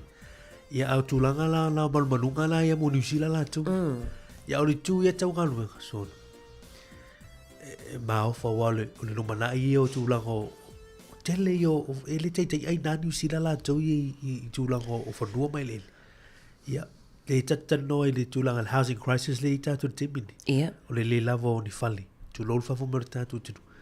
Ia tātu tālu sia i o nisi ni mita o poro la walunga le te mini. Ia whai lau whiwhilinga ma lau whai unga le te mini whainga whiwhilinga. Ia i le tausanga whautu whina. Moni ia o nisi na vaenga ia. Mana ne vaenga man muli na le valusu 5% le toa anga o tamaiti le aonga. I le kuata toru, leo malolo na i tata waru mfana. Mas pati mo whalau. Wow. Walu su 5. Ni whapea wa tai tutusa lava ma le whainu mera le kuata lua. Wae vai lei. Tusa, walu su 5% so le matua mani. Moni lei. Te lo mari le se sa tatal noa le si vai taimi ia inga mata ia la foa le matanga luenga wa onga leo au mai ia savavali ia a onga. O le mahali e ala o la whanau mari le kuata le umatu. O le aso monumuli o le kuata. O mai malato whaspepa na e lanu, tusa lanu moli mai le whaspepa laititi. Ai lanu mea mata mai le whaspepa matua. E o mai ala le pela e tau misa mai. Ai mai o le whatulanganga o le attendance. Tusa pe o le lanu mumu, a lanu mumu la whaspepa lona wina wa sifuru 5 wa sotia ai a onga le kuata pe sili atu. Ai alanu moli ia pe le vao le tasi ma sifuru. Ai alanu mea matala pe na le tasi so waso pe lua tia ia onga i le kuata. Ia pe o vaenga ia le o wailo ai fo i tusa pe wa ia tino ua i pe tamaiti o le aonga. E paule papuipui e le tala noa tātou mal mama i o tamaiti. Sa o le leia. Awa o le tele na o mafuanga e leiona le mawhaiona pa awa tamaiti a onga. O le mama e au pe pesir wha mai ai pela o le vali e fo i o systems i o whaonga e nisi o a onga i o matoa onga lai whaonga i a moli. Ia ese umalawa a wha pelo la wa maoli pe pa muo a le tamaititi. Wa ole waingala na wa vile lo matua tsa o le critical absence. Tu sa matua mu wa ini situ langa e o pe ta ia le na mai e le matanga luenga wa o ngai tau la na savali e ao. Tu sol mana ia o le waingala we fa so mai e fai lanu hu ili. A vai to le report you matua mu lo no vinga matua nga luenga e mo e fa tinoina. Ia pe sa o lau sa no e vai atu rota mai titi o le na al mumu. No, I need to go to school. O e mana o ia moli a. E la mea mata le ia tūlang. Ia e sa o le a tūlai mai tūlang ai o le wai tātu tere tanu noa mai o whanau. Ia au tu e fautuanga maasani au ane ngalo vili le aonga. La fo se text po se email i whai loi le aonga ia au ane i mak. O le si le a fianga mai tātu telefo le soi teimi. Tu sa o lau umana logo atu ala e maka e se sea ele o suia ia tūlang o maka attendance. Tu sa lau umana logo atu le aonga e mātu. Ia ala e tu sea le aonga absent. Ia ai tauna sui lau umana report atu i tūlang. Ia pe sui atu fo i sui ngana. Ia malesi mea lau mo le atu whanau le aonga. Ia ala e o tawana mata i tūtūlang ngana. Ia ai a varu su 5% on launu te ngala malo le mai tatu telefon. Ia au sia leva su percent. Ia fai a nice. Sa matanga le ya. Matanga le. Ia faftai o le mai ta watu o le tau tu sa ia kwata lua marton. Ia lo wingala kwata lo na fala tatu tamu faila ia va ia o le ia pe o le rivers full. He man jol kwata lo na fale tele na mafana fana. Ia. Ia a tonu fo i o le a FITT ai le fulu mane. Mal mama e tamai te wa o le pe o le kwata lua mal tolu tele na pesit fulu ma ia talu sia le tau mafana fana mari. Tu sa tatu lo fo le faile tatu ai o finga luenga la sa u lo i o fe o lanu ie e la lo tatu tamo atatama o tasi e la no me mata on man e foi e sa tata no ile to ile ta traffic lights mari lita ia le foi lanu mai foi ta mai tia ile fainga la to anga la onga mai tia o le foi o mai ai lanu ia malia a vai te tia ia onga tama fai lanu mumu a vai le e mafu anga tau yo lanu moni ia o lo to anga la onga wala lanu e mata o le tau e vanga le nei sau noi mari le video le onga e fa anoi awa afa pe le onga le tamatiti le video le onga le text e alu lo le data la lo lan mumu ai ita o le unexplained absent pola le vanga nei faunga ai tau e lo text o me vena le ona fa tinga talinga mai le onga pe ale onga lo walo e fiki mai le text i lo telefoni fa pe tali mai io e pe tali mai le ai pola le vanga e pa ui ai le me wala iona le au. Sa o le lei. O e te vea me voi le a tatou i e matua. Yo aso i o te li tia iau. Aso iana tusi le siata wola ta tusi whanu. Tisa na. Ue vai le. Ai se tia iau ga aso ia ai o sauruanga le o fai te mili le whana. Ia malo whanau. Ia o te loa leu te maa futa ma le te morta o wa le tu te maa lolo. Ia ai ko pai fo na wa to fe lo e fe lita ia te lo pu ko pai pese la so atua fa ni fe au ma fe so ani te mama te nai tono fali ia ai me se la falo lom to ma to ina le wa ave ia wa lo ma to fe nga winga ia manuia vai lomi vai to ina o sto malo lo kan lite mo ta au ta do is fa fianga to fin ana ai va so mai na utala tu ta to le telefoni o fa tolo lima lua fatasi. Ta mo e luma whawhianga mai a Mareko pailati e tero.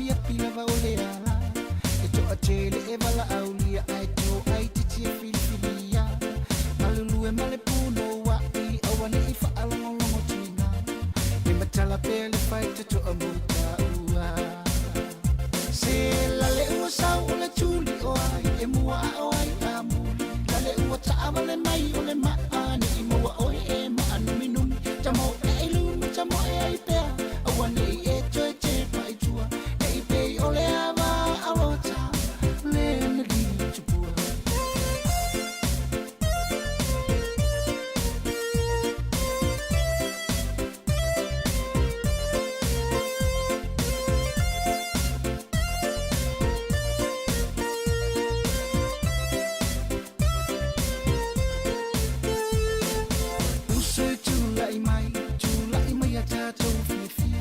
ele ai se ano tonu e tato sai manuia ia fa amo le tua ona fa amo le o taua o se male ana le tele toi fia mana tua se la le ua sau o le tuli o ai e mua o ai amu la le ua taava le mai o le maani i mua o e maanu minumi tamo e ilumi tamo e ai pea awane i e toi te pai tua ne i pei o le ama awota le na li tupua se la le ua sau o le tuli o ai e mua o ai amu la le ua taava le mai o le maani i mua o e maanu minumi tamo e ilumi tamo e ai pea awane i e toi te pai tua ne i pei o le ama awota le na li tupua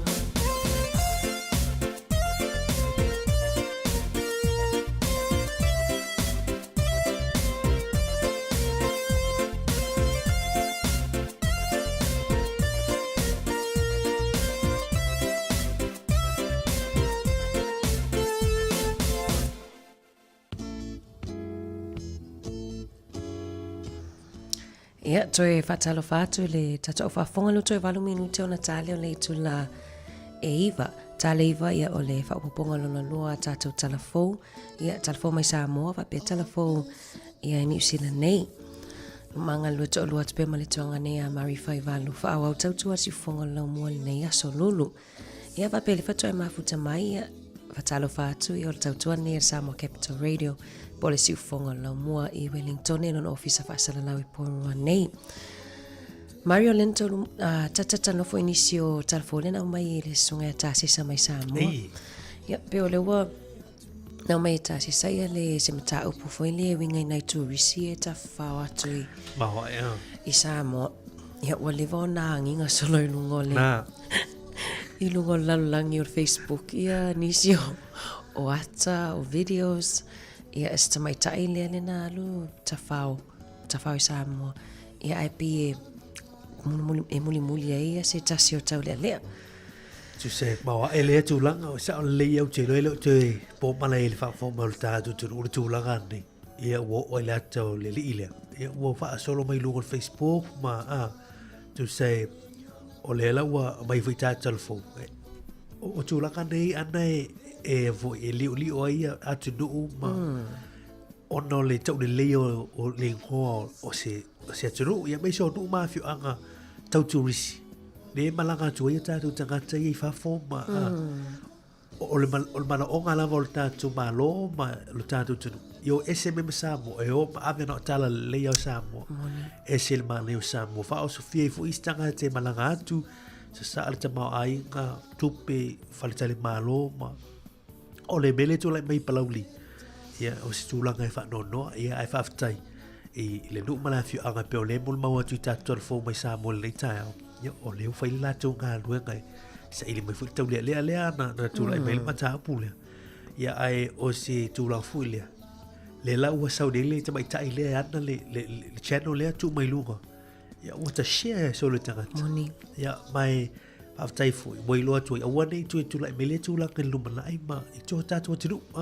le te tau na tu lai mai tu ka a tu la fa pe Moni le peo si te mai tai le Mari Failana ia channel lungo le YouTube al ma nei ia o le tamata ia na videos peo o lai alu ta whao ma pe wha alau i loa Sāmoa i le mana i o mataanga, o waitafe, ia e pe pawana o le me o wha le tonu. I o se tasi o nasi e singa i nā i le afuna. Tu se, o lisi video ala, ele o pe o di beach valley so I mai se vai le telo tui ai e tapena la e la tole tau of tanga tai au mana fia sole este na matua na le te o te ngā tala la le mana ye o mai to sole ia fia o vai a tori o rei o la e ristu la ko ulu o le si e foi le si zo le si ai le nai fimale te ta se nai fimale tui a pe o lai tu so o le fala wi lo tu so le nga foi lo tu risi fala wi lo ia pe fa no nga na pe o le ale la ngona ile sa nga le mo na itanga ta sia tu fafu io no ni sina vai nga lo tu me sio tato no ta hoteli ia e fa tai tu lai bei tu langa dei ma tatu tanoi a wane I tatu aloi ia e fa sia nga lo nga fo ia ni fa fi tau le o tu lai mai ia ile no manai ia wali tanga tu risi o tu fiso swani tatu tru what malo fa tai mari ole si mata pu mari fa pe foi fa so mai ai pe a uma telefo e na ole e uma telefo pe na se 5 minuti ona il tatu por kalamel a foleva ai le vai nga le ai la to le na vai mai nga winga o fa finga down o e sa ili fiso so ani mai le wins e por MSD ona le mai tau na ise tasi na vai mai la nga winga po le lua masina taluai e alu atu le win sefso so ani mo se benefiti au fata tali job seeker support e mantola tangata le tonge le rent le ai e alu atu e fai atu ia calculator tu le mea tupe e entitled ai e nal fastful ono tal le vai aso wow ai fai mai mal tala e tawona e suia fo ila mal tax code alon to lua e tipi le ele tupe tipi mai e te lele tax alon to lua e tipi ia la ono fono for fale o fe me wasile no foi awale fast ono tala ile vai aso o tu ranga I o le mai tau atu fuile o e se adei te bia bata ta ma fo ta fa logo fo inisio tu langa le ia aso mo vai ile feso swania ale fa mo tonga ne wins wa te le ana suinga le te bia ai fia fa so mai tono lima lo fa tasi tatu numero o nisio tu lang fu ye o ni tu langa e o yai e mane fa so fu lungo tatu por kalambe e feso swania fu inisio lo a hui fu le tu lang ai o tu langa ye ya a faila o calculations ni wa ese alo no wi ai me o a faia o tu langa le wa o policy le ara fenga fa vale al malo le ir tibili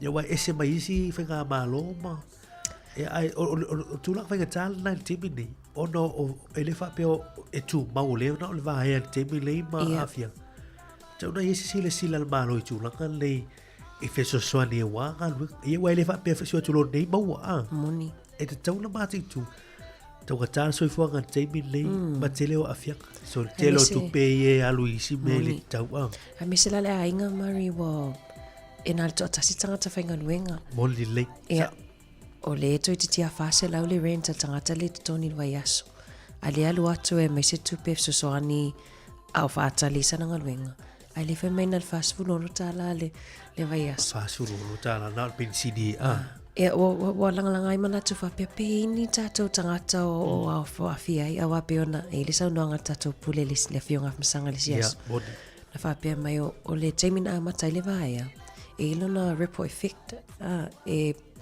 e le a fia ina tangata le vai te a fia I malan fa nau e mantu o tono onga o le si mafuanga le o aista mai tilao wa le mafai ona nga fatile tau pensini ave anu fana le nga le mafai fa tau lunch ona la wale se income tangata le main income o afianga umala ana le tsau noi le mafu tu se te le tu se mafu mai bele le ai mai fu te le yo afianga tatu tanoi ma tatu fa sorti o tatu usi tatu te oliva e le lita fa ma le yo tatu pule o sta beta o tel tatu talo fa soi ia mai ma fo ia e tu la ngola fa iwa ia il fa ga fili ngolo mane ia mar filino tatu te tai to vino tatu malo lesi tu sanga fo no fa tai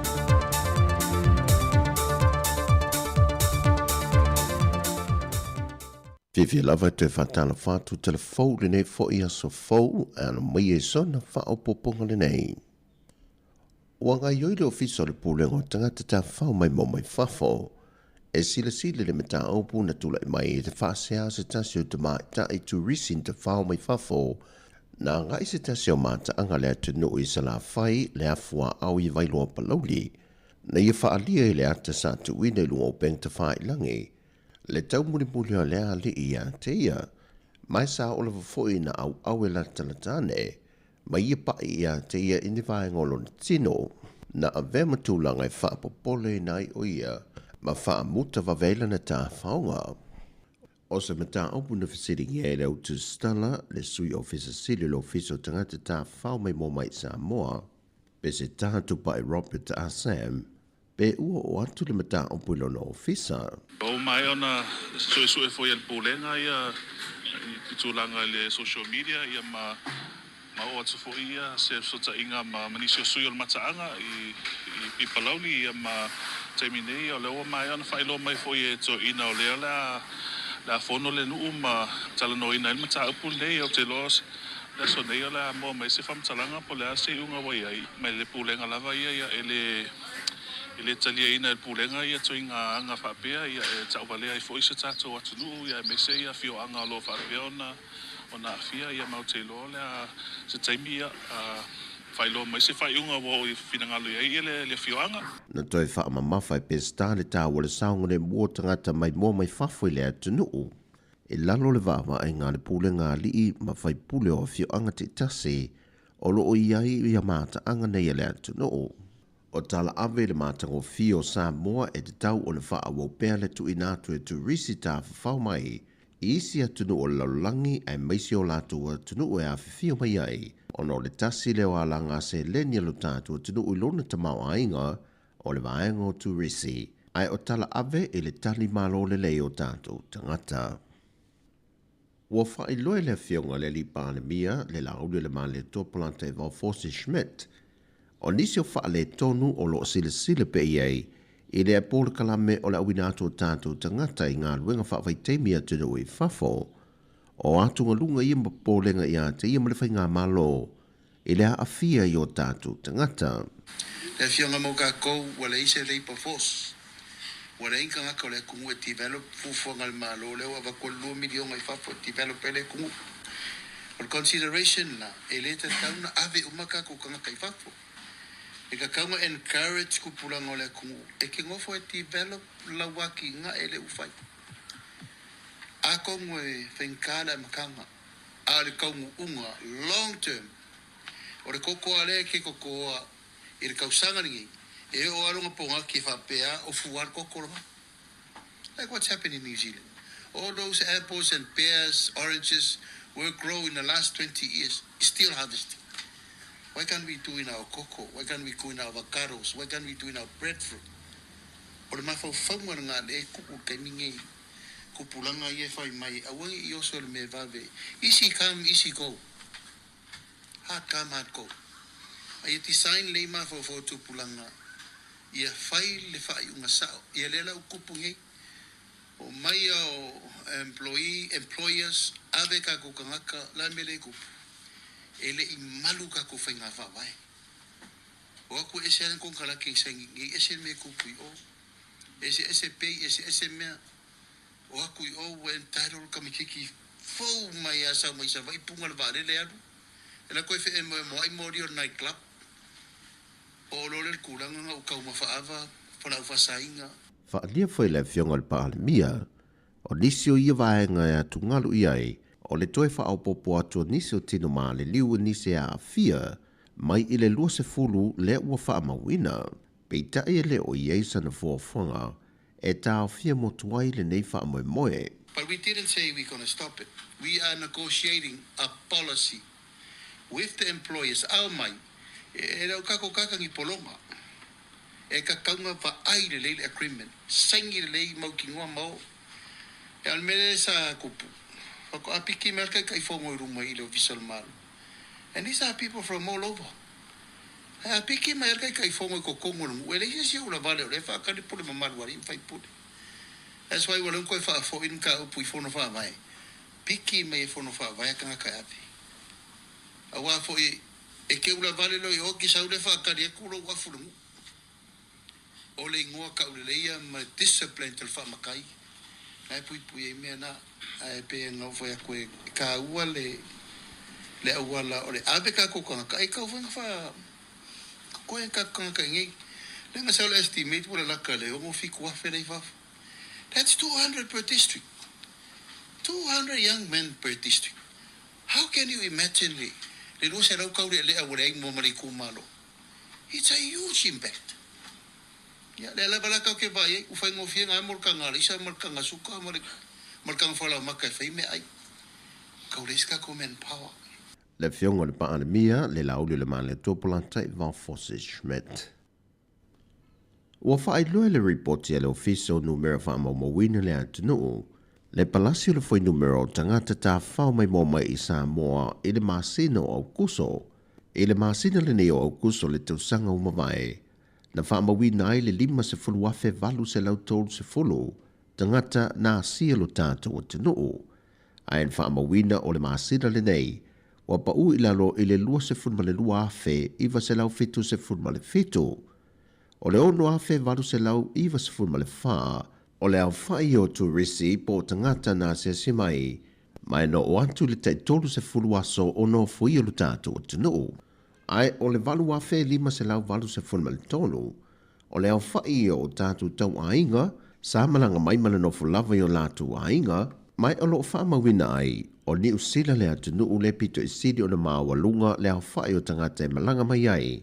Lena o atu le valu afe iwa se lau fitu se ma le whaa, so o atu iaima o se tālia, I le whaa afe ma le 5, o Amerika e afe whaa se lau valu se ma le valu, ma Amerika Sāmoa e ono se lau 5 se ma le ono, ma isi atunu e le au whainga e fitu afe valu se lau 5 se ma le whaa.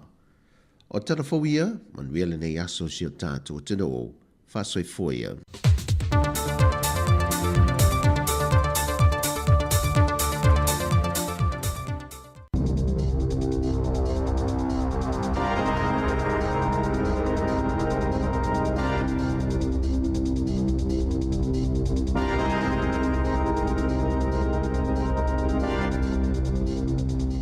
Toi whaatalo whaatol whaapopongo talafo ma le si ufongo le lau mua mo le nei tai au. Ua whaaleole te eo tangata ma whaala potopotonga I whina wina mata upo mo tangata malanga mai whafo mau New Zealand. E ne whautuanga u fofoina le malo e whaatatau. E tangata e toi whaafo I whaamalo SEPT poti I atunu una malanga mai ai. O le aso whao se tema na whaasila ia suwinga I le tula fono le Immigration Act. O le a whaafaingo fiona toi ti poti tangata e le isitiseni. Pe a whaatinoina ni soli tula fono ngaonga. Tusa lava pena no fo mau I New Zealand. Mo le se fulu tausanga o le asuia mai le se fulu tausanga o lo o iei nei. Na whaasilsila le minister fe malanga inga Erica Stanford suinga ia ufofoina I le asotonu na whaalau iloa ia lana matanga luenga foi numero fo tangata o vaso le na iloa ai o tonga ma Sāmoa e fōlinga mai pitosili o na o vaso I New Zealand. O le tausanga iloa fe lua na whaalia I se ripoti e to afase lau tangata solto la fono na toi whaafo I whaamalo si atu moto le Pasifika I le vao le lua fesful tolu mali lua fesful valu. Na whaalia fo I se ripoti le Lowy Institute e te lele si itia o soltu la fono le Pasifika ona o tangata soltu la fono I e tipoti atu mai New Zealand, whapea Australia, mali United States o Amerika. Na whaalia I numera e pito te lele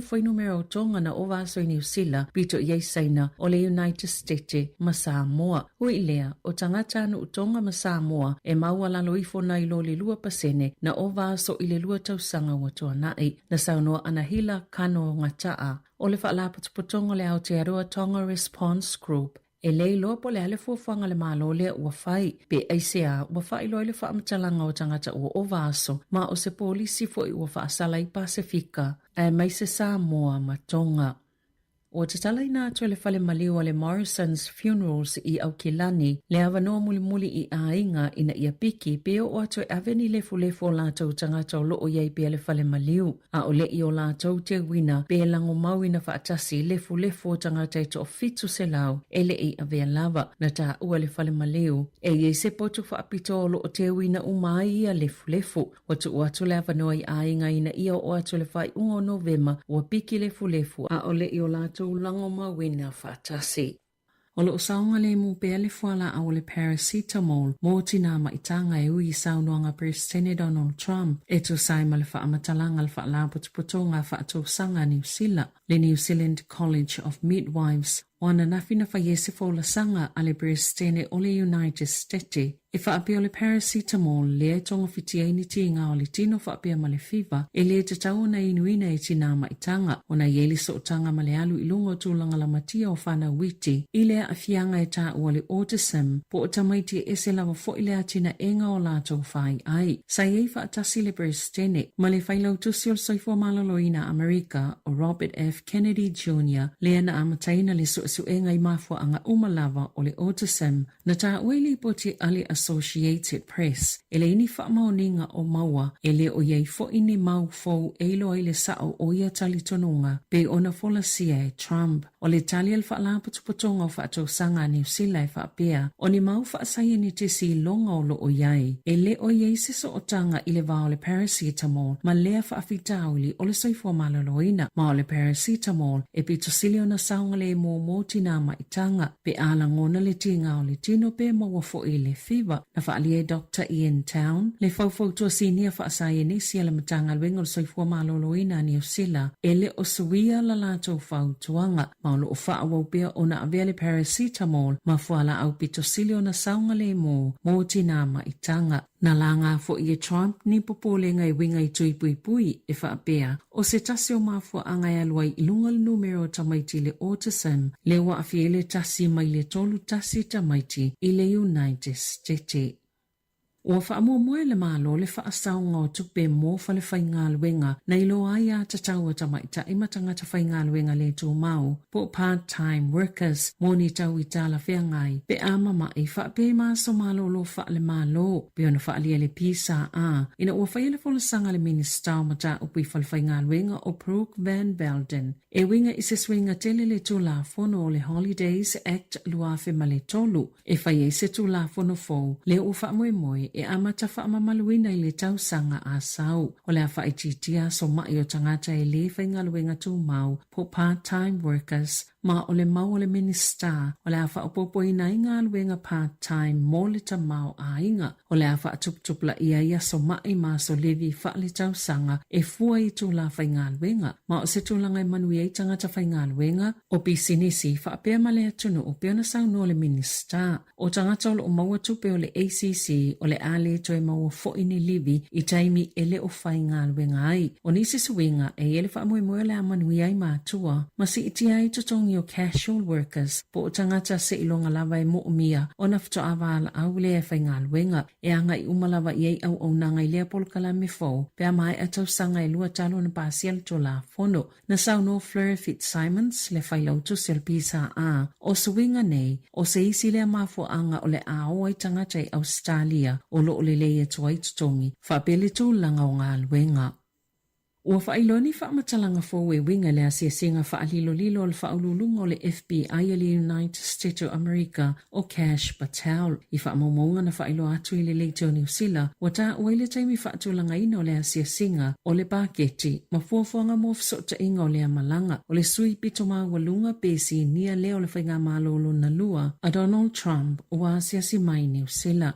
Na sainia le minister mo su enga whaaleo na nā New Zealand o Judith Collins, se pakete se fulua whetalai tutongi le whale no whai o tau mawhtanga pa se waalele manipol kalami tautu risi mo Patel. Sa tukusia se whaamatalanga le SIS e whaapea o lea se singa e le whaalawa i teleina. Ona o le popolenga i le puipuinga se iwanga na uatoi fo i Patel. Saulua i mumusu suyo le malo e whaamatala le mafua anga lea se singa le whaululunga o le FBI a Amerika ai o le ua whailoa e whaapea sa tatalaina se ofisa di Wellingtone.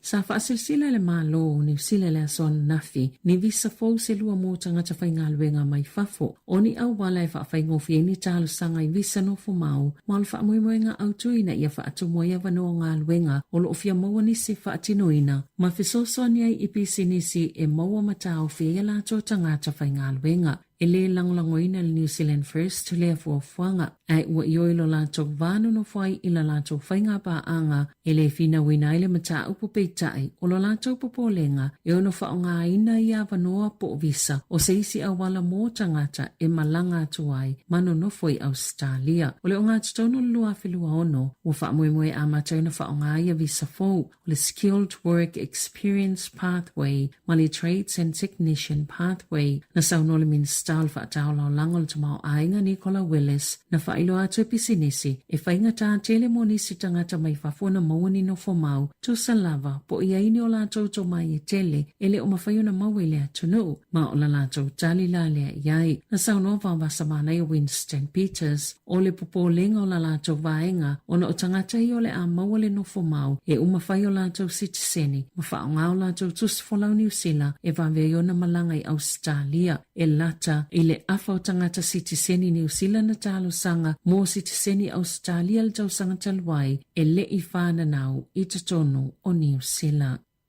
Petu samale valu 5% le numero tamaiti na awaia o ngai asa uma e le kuata talwai. Tali tutusa male foi numero e le kuata i tu atu. Na faalia i whaamomonga le matanga luenga wa onga e faalua na silia male valu pasene. Le numero tamaiti na o ile a onga i aso taitasi. Ile a matanga le kuata lo na tolu le masino i ulai. Aina pa u le fitu 5% ile aso wharaile o le vai aso talwai. Le aso mule le kuata. E 5 se lau valsfruta siafe ma le tasi tamaiti. Na o onga mai le au whainga e fit se lau fitu sfultolu afe iwa se lau 5 ono. Sa tatau ona iai ile aso mule le a onga. Maana si itia fo ile se fululua pasene. Le numero tamaiti e lea o onga. Ai le iloa le mafua anga. Na lipotia ia onga le mawalunga le numero tamaiti. Na mamai ile tau malulu ile kuata taluai. E titau ona o ile iwa whapasene tamaiti e awai i aso ta itasi le a onga. Ina ia au sia le matati a le malo o le valu se fulu pasene o tamaiti e awai le silia maleiva se fulu pasene o ala tau vasenga.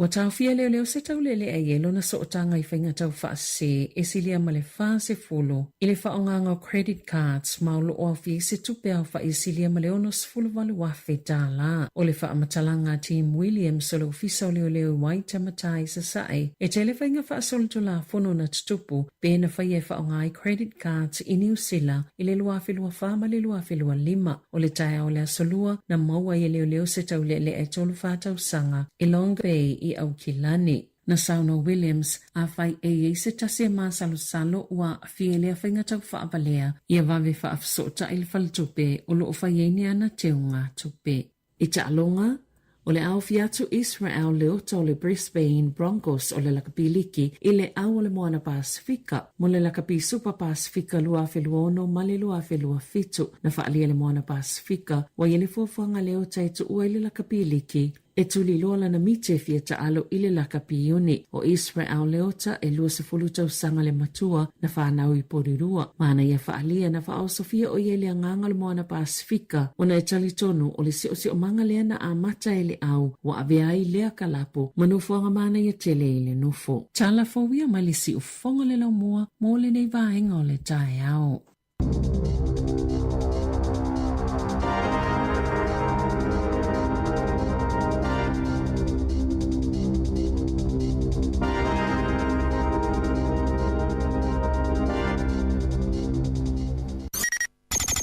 O le tautua le si ufonga o le laumua o lo iai fo i le langolango a le New Zealand On Air.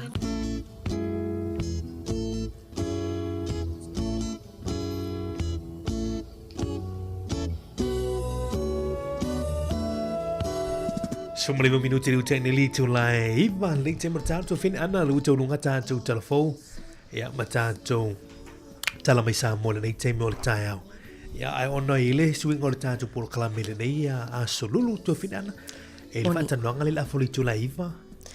Io e tata noa toi le fionga le pule ia ma le pule no o porua ia o Anita Baker ia ile afoleiva ia le la le mo is taimi tata te fasoa ia ai tele la fasoa mo ve lava noa ia o a pasifo inisium ta upu ile team ta ia o pe a fi fasoa ia le na ia o no winga o tata fa o tata fasoa le solulu asa nei la tu be for le finger for Willy Willy 1 2 3 2 e su ia ai tu in manat ai fi fa so mai foi ma le comment mai lunga tanto Facebook YouTube mata pur tanto terno tu ai tato fo ia tu lang mata mun muli le ta fa so mai tu fina o no me ia le tu pur te bil nei o te ro fo initial tanto tu no wanga e a fo fa tar sanga tu lang o fiso swani mai malu o no la ir fiso swani o wani ngalo e o tato tangata o fiso swani le tu ai ya tato tu tato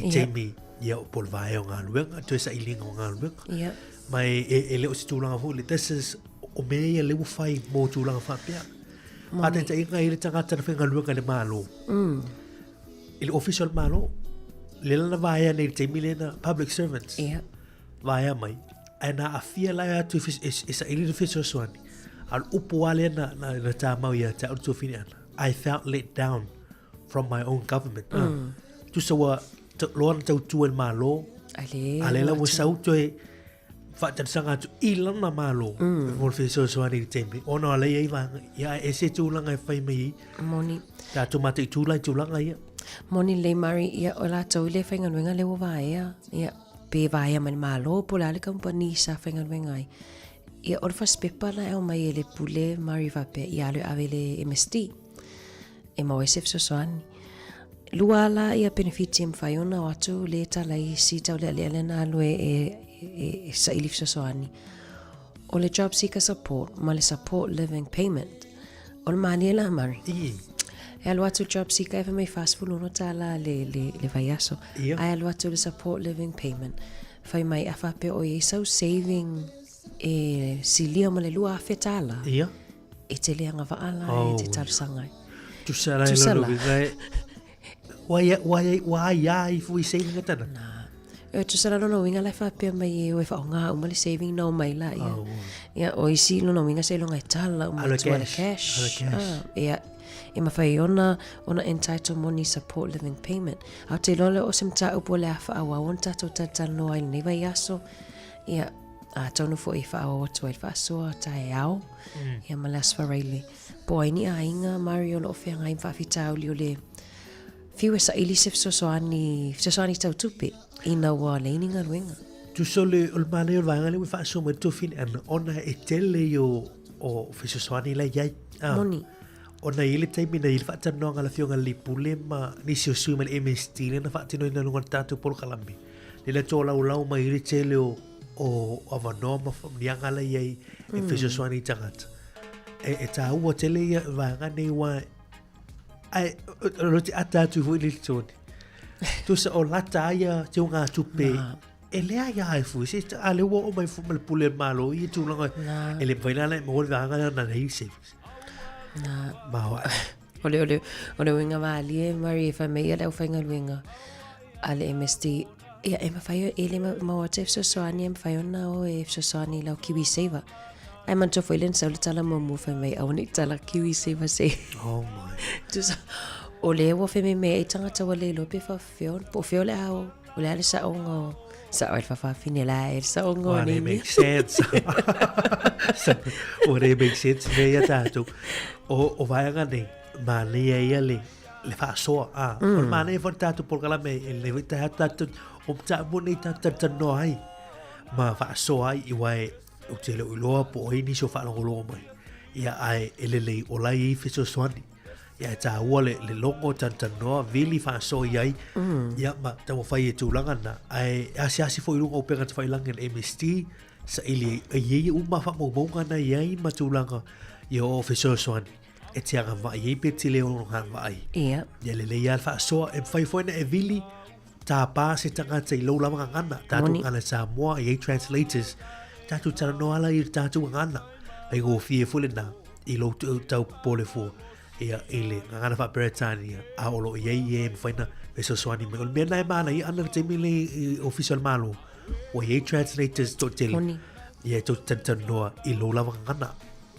moni le ia tatonu Mario le wala la fa mai ai ile ta por kalame ona le ta pena mai le fatatanoanga le fiunga le pule ma le pule no poroya mo le foi faftai la tona mafuta mai lava le fitu taiao ata le taiao ia fa mangalo foi le ma se lua nei taiao pe o se upu le longo mali le fa fonga ia mafuta mai pe fa tofa mai el tato tautua le tu lai lua mafuta mai pe po kalame la so ai tali tu lai se fulu ia on po kalame tata no to la fiunga la wano ma mari fai valu ia mal sultasion to fa fonga le inicio por kalame on le moli o le ava aftai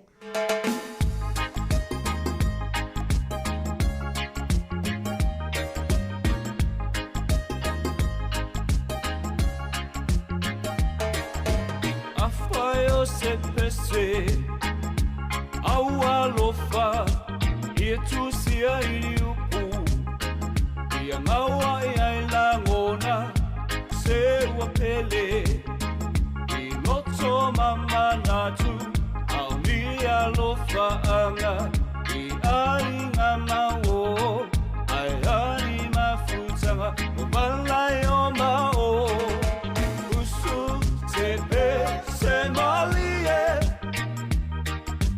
usu sepe se manaya ese patu pulamona ese patu fia fia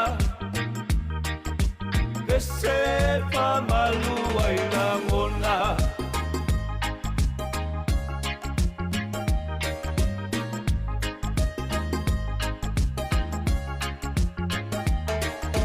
Afayo SEPT pamalosi au ia tu sia ini upu paala au ia fai mai fofo e pamalosi ai e ufa vai tino male mafau awe uma mafatia manatu le taulau usu tepe se malie usu sepe se manaya ese patu pulamona ese patu fia fia ese pamalu ailangona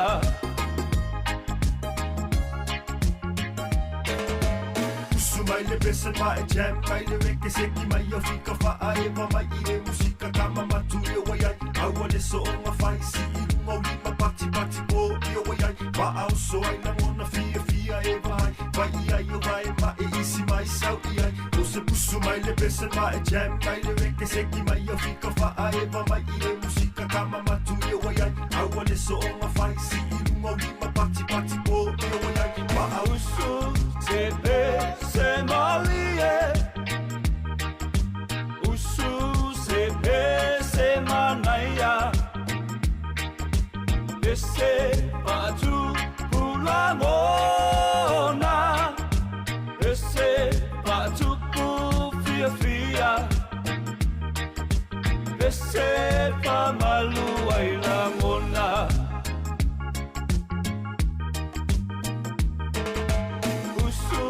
Tepe se malie usu sepe se manaya ese patu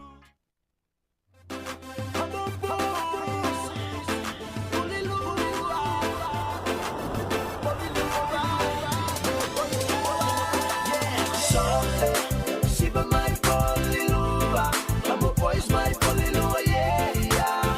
Polilua.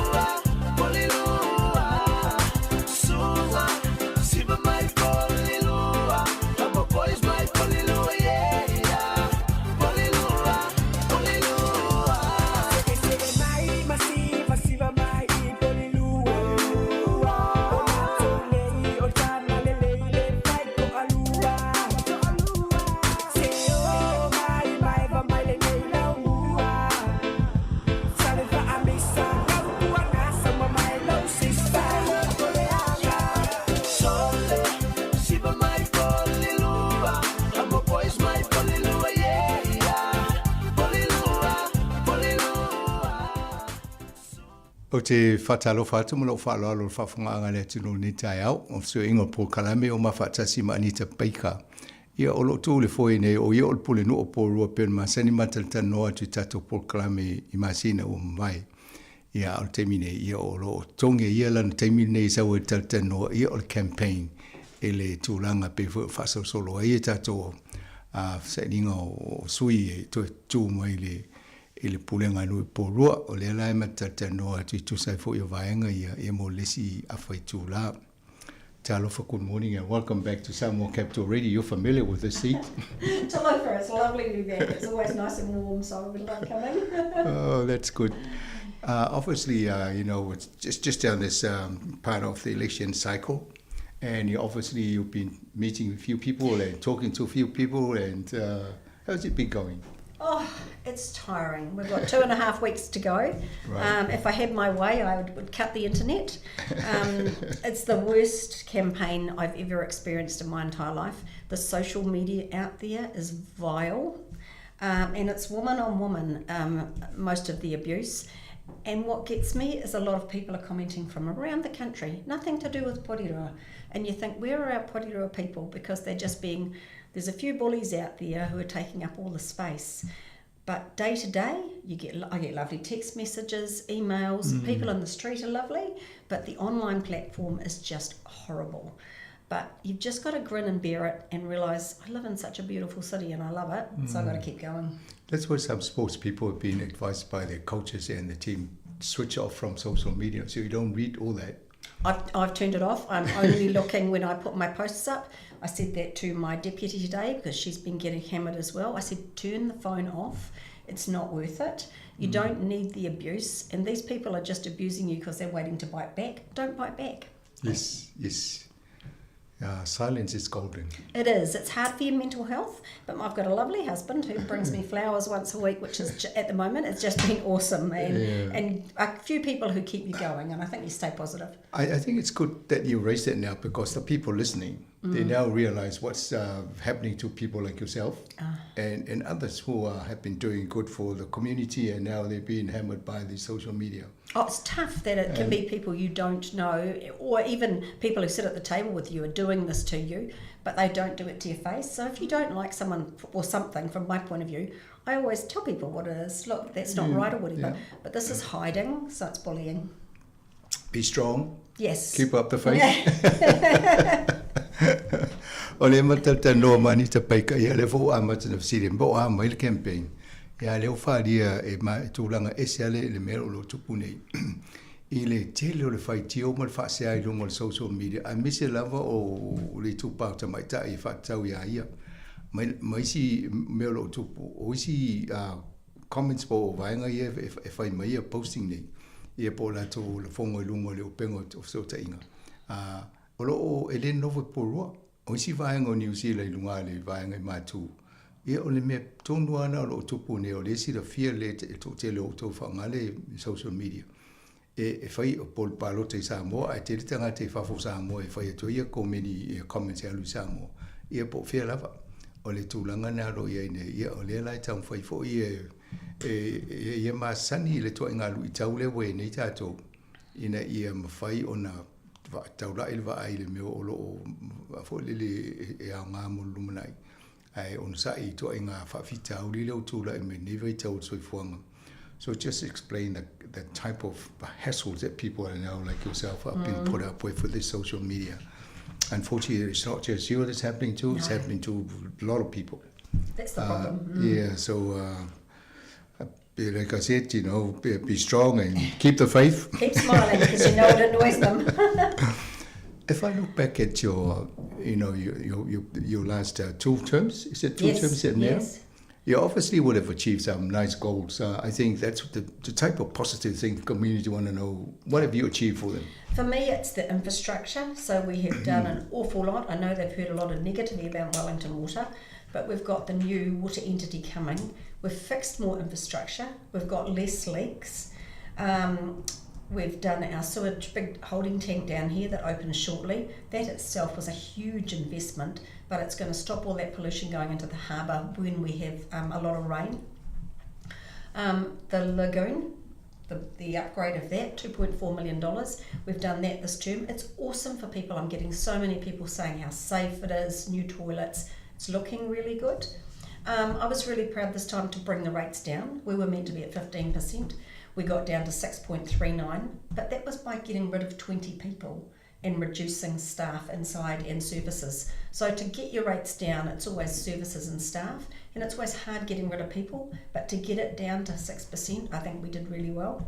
So was the rate 6% or reduced by 6%? No, it was reduced from 15 to 6.39, so we got it right down. And I'm really proud of our Pacific strategy and Maori strategy. You know, we do all our flag raisings, the number of events we do, especially at Pātaka. All of those things bring our community out, and I think that's what's special about our city is the diversity. So that's what I really value. It's not sitting in meetings, it's going out and talking to people. And as I said, I did over 260 events last year, but they're all community events, and people like that. And I can walk around the how many city, events did you attend? Over 260 without council meetings. But I walk around the city and the kids talk to me now, and people talk to you because they know. They may not like something, but at least they can talk to me. I don't have staff, and I answer my own phone and my email. So I'm sort of proud that I can continue on that and stay positive. I only write positive articles. I don't do negative stuff. I believe if you don't stay positive, you go down that rabbit hole. So I think that's just a few of the things. And also signing off the Cannons Creek Library at our last meeting, so we know that's coming in the next 2 years, that will be built, because, you know, we need new things in our communities. So, yes. Yeah. Right, thank you. Ole vainga le matata no I pe ole vainga ole lua le o pai enga le o atua ia Anita Baker le foi I pulenga no porua. Ia le sa fasidi I le toi sisila I le tolu o le ono tausanga po ani vaenga fo ia na taula ia la ni sisila ina ia fa taunu tonu porua. Ia le la o tano I tulanga o infrastructure ia po o whaingo a wala o ngā ruenga te tele o lova ia fo I lungo I nei tonu porua ia mala paipa me whapena. Ia pe o lisi vaenga lau whiwhia o mea ni tau whai fo I whinau ia o leo whaatino tau no unisi o vaenga alo ia iasi ngā ruenga o lo whanga solo. E whapena e le lakon ia po le vai leo I tonu fo I nei porua. Ia o lisi vaenga na le fo I whiwhia I o e tu tau no. E lai si vaenga le taua le tausanga le tausanga vai e le inga palota le na fai ia na tula I mai tu sai o no o le 5% le rate o tau porua ia le sa ma fai ona tu mai la le ono a tu no le si vaenga le o taula I fo le vai tangata po le tulanga I rate pe tu ia a pe ma ne va ia tu le si vaenga na solima sa vai ana na mai o fai na tu mai la le ono ia wa o tau ni porua. Ia ma le vai ia le whatupula ia peo le whainga le sauninga ia le whamanuinga o tato sisinga o i o whatauinga ngana ia ma sise mafua a motu o Pasifika. Ia o lo whatupula ia lava le numero I la tō lo whailonga ina o la tō aso whape tono porua. Ma le wa sifi whai tono le rina o le tō whai whafo. Ia a tono nei vaenga na ro whiwhia I le tele. Ia mai tu se lua lua se la wonos furu events po vaenga iana awai e el pulino I tausanga de o vai ia mane fo ila ni fai tau nga luenga pe ona pisia ia ma se I taltano si vaenga ia mole nanga. So thank you for sharing that, because it's good to see what you've achieved. You know, if anybody like me, I always see, what have I done this year? Oh yeah, it's a struggle to think about it, isn't it? I think I've also led a team we've got on. So council, we all get one vote. But if we don't come together as a team, it doesn't work. So I think I've done well with that in the sense that we're all together as one. Yeah. Okay, so obviously there's some big projects in the pipeline. They obviously you can't finish in 3 years. Yeah. So it'll be still going, and you also negotiate to get some funding, continuing funding. So what are some of those things that you want to see out? Oh, the infrastructure, because we switch over to the water entity next year. That really concerns me, because people will lose water out of their rates bill and they'll get a new bill from the water entity. I want to make sure it's affordable. because the cost to do the infrastructure is going to outweigh what we can afford to pay. So they have to make sure that that is affordable, because water is a God-given right from my point of view. So it'll be really interesting to see what happens there. We've got a charter in there so that, you know, make sure it happens. I want to still have my pressure on Chris Bishop with housing in the east. He's coming out in December with what he's going to do about Kaingaora, because they're sitting on all these empty sections and they're not building, and we need homes. He tells me that he's still got the funding there, but I haven't seen it. So, you know, he gave me the 8 million that we had taken away from Kaingaora. They took away and said they wouldn't build the reservoir in the east, and we had ripped up our road. And I rang him and he got that $8 million back for us. So it's having friends in the right places, but we need to see more houses built. Now that is not something that is council policy, but we have to advocate for our people because we've got so many people who need houses. So, and the biggest thing for me is affordability. We have got our tip, the consent expires in 2030. The cost of rubbish and recycling, we're meant to have bins next year. The cost of those to residents almost outweighs doing them if you're looking at 4.5% on it. So the cost of those things worries me going forward with the rubbish and recycling. It is something that I think we need to relook at, and we need to do regionally, because we're not working well. I look at what we charge for dogs versus Hutt or Wellington, and that's just one or two things. I think the question that we put out about possible working with other councils, amalgamation was a word, but it's not there, but working with councils so we all do the same things, we all have the same rules and regulations going forward. We just don't work well together. So I think there is money to be saved by doing things differently, and I think sometimes we don't look at those. In Whitby recently we had a pump track put in for the kids, council land, but fully funded by residents getting together and getting private funding. So why can't we do that over here somewhere else? So it's people actually driving council differently. Don't do it the same way. We need to work differently because we just can't afford to keep raising our rates. People are maxed out with housing, insurance, just everything, food. We know people are struggling, and yes, council's struggling, but we do have to change. Yeah, and it also, in my view, you still got to keep the thing moving. Yeah. And if you don't have a good source of revenue stream in some of the councils like here. We don't. Yeah, so you need to, it's one of those things that you need, either the central government will come and help out. Which they won't, they've told us. Yeah. And they say, you guys need to amalgamate, but we can't afford to do that. You know, Wellington has the port and the airport from Greater Wellington, and those things bring money in, but we don't have that. And I had a lady chase me down the other day. She was really upset when I knocked on her door, and she said, I don't want to know. And then she chased me down and she said, can you tell me why the rates are so high? And when I did, she goes, oh, okay, now I understand. That's fine. I'll vote for you. But they just think high rates. We don't want high rates. It's just how we do it. I guess, you know, you probably just, or your council, they probably need to say, this is how we get the revenue here in Purua. And then compare with the likes of Wellington or other cities where they got all these assets. Where well, the problem is they've got assets in Wellington that been underfunded. So it's a vicious circle, and people go to me, oh, I don't want to go to Wellington because they're expensive. Can we just go to Upper Hutt and Lower Hutt? Well, that's not feasible, where the four cities together are the size of Christchurch and they do a really good job. For me, it's about local voice. We have to keep our local voice. So you can lose a CE and you can lose a mayor as long as you have your councillors in your local area having the voice, because that's the important thing, is the voice of Porirua. Right. Thank you. Let me translate that. Ole vaenga le matatano po anisi vaenga o lo o whaanga yui nei. Ai o lo o whinangalo i e mania pe ato e pale mai ina i a whatau no o mai a whamoemoenga ia. I o lela tana no i ngā ruenga le o ala titele o vai ma ngā ruenga infrastructure. Mania pe a vai o leo vai a leo a matana tūra i mai si vaenga na whina wai ma la tōnunga pulenga nu. Ia mo whatau nu. O le si vaenga le tano na wai na ia whaawau pea o le o whale. O le sa whai kai ngoro te mineo o tūtū ngā ruenga lea.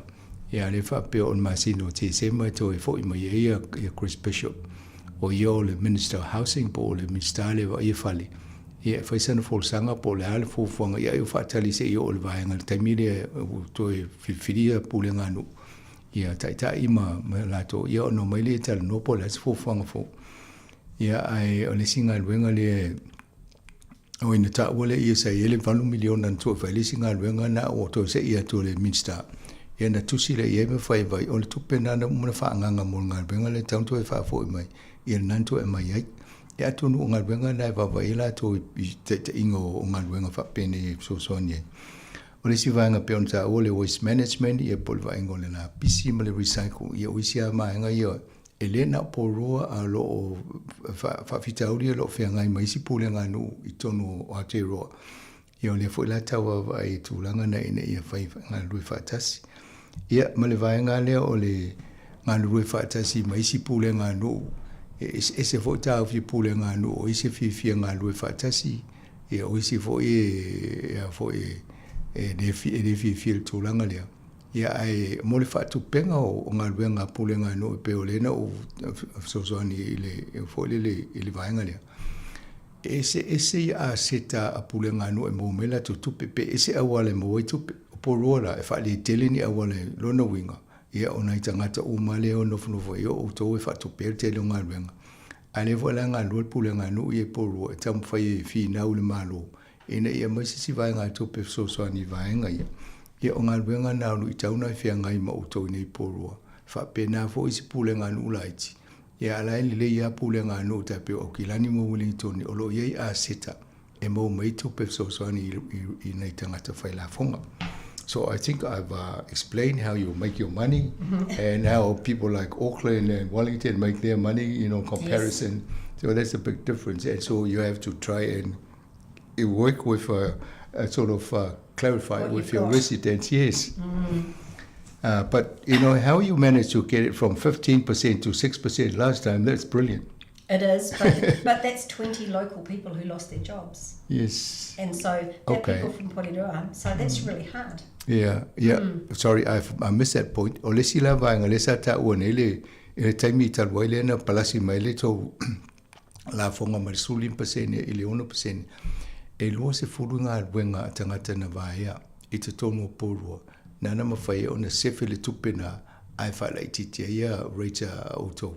E te tongi le Porua. Ia, o to inga o vaenga nei tō whawhia ngai.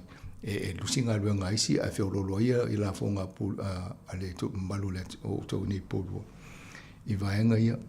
So, Anita, obviously you've been campaigning and different reactions from different organizations you've been to.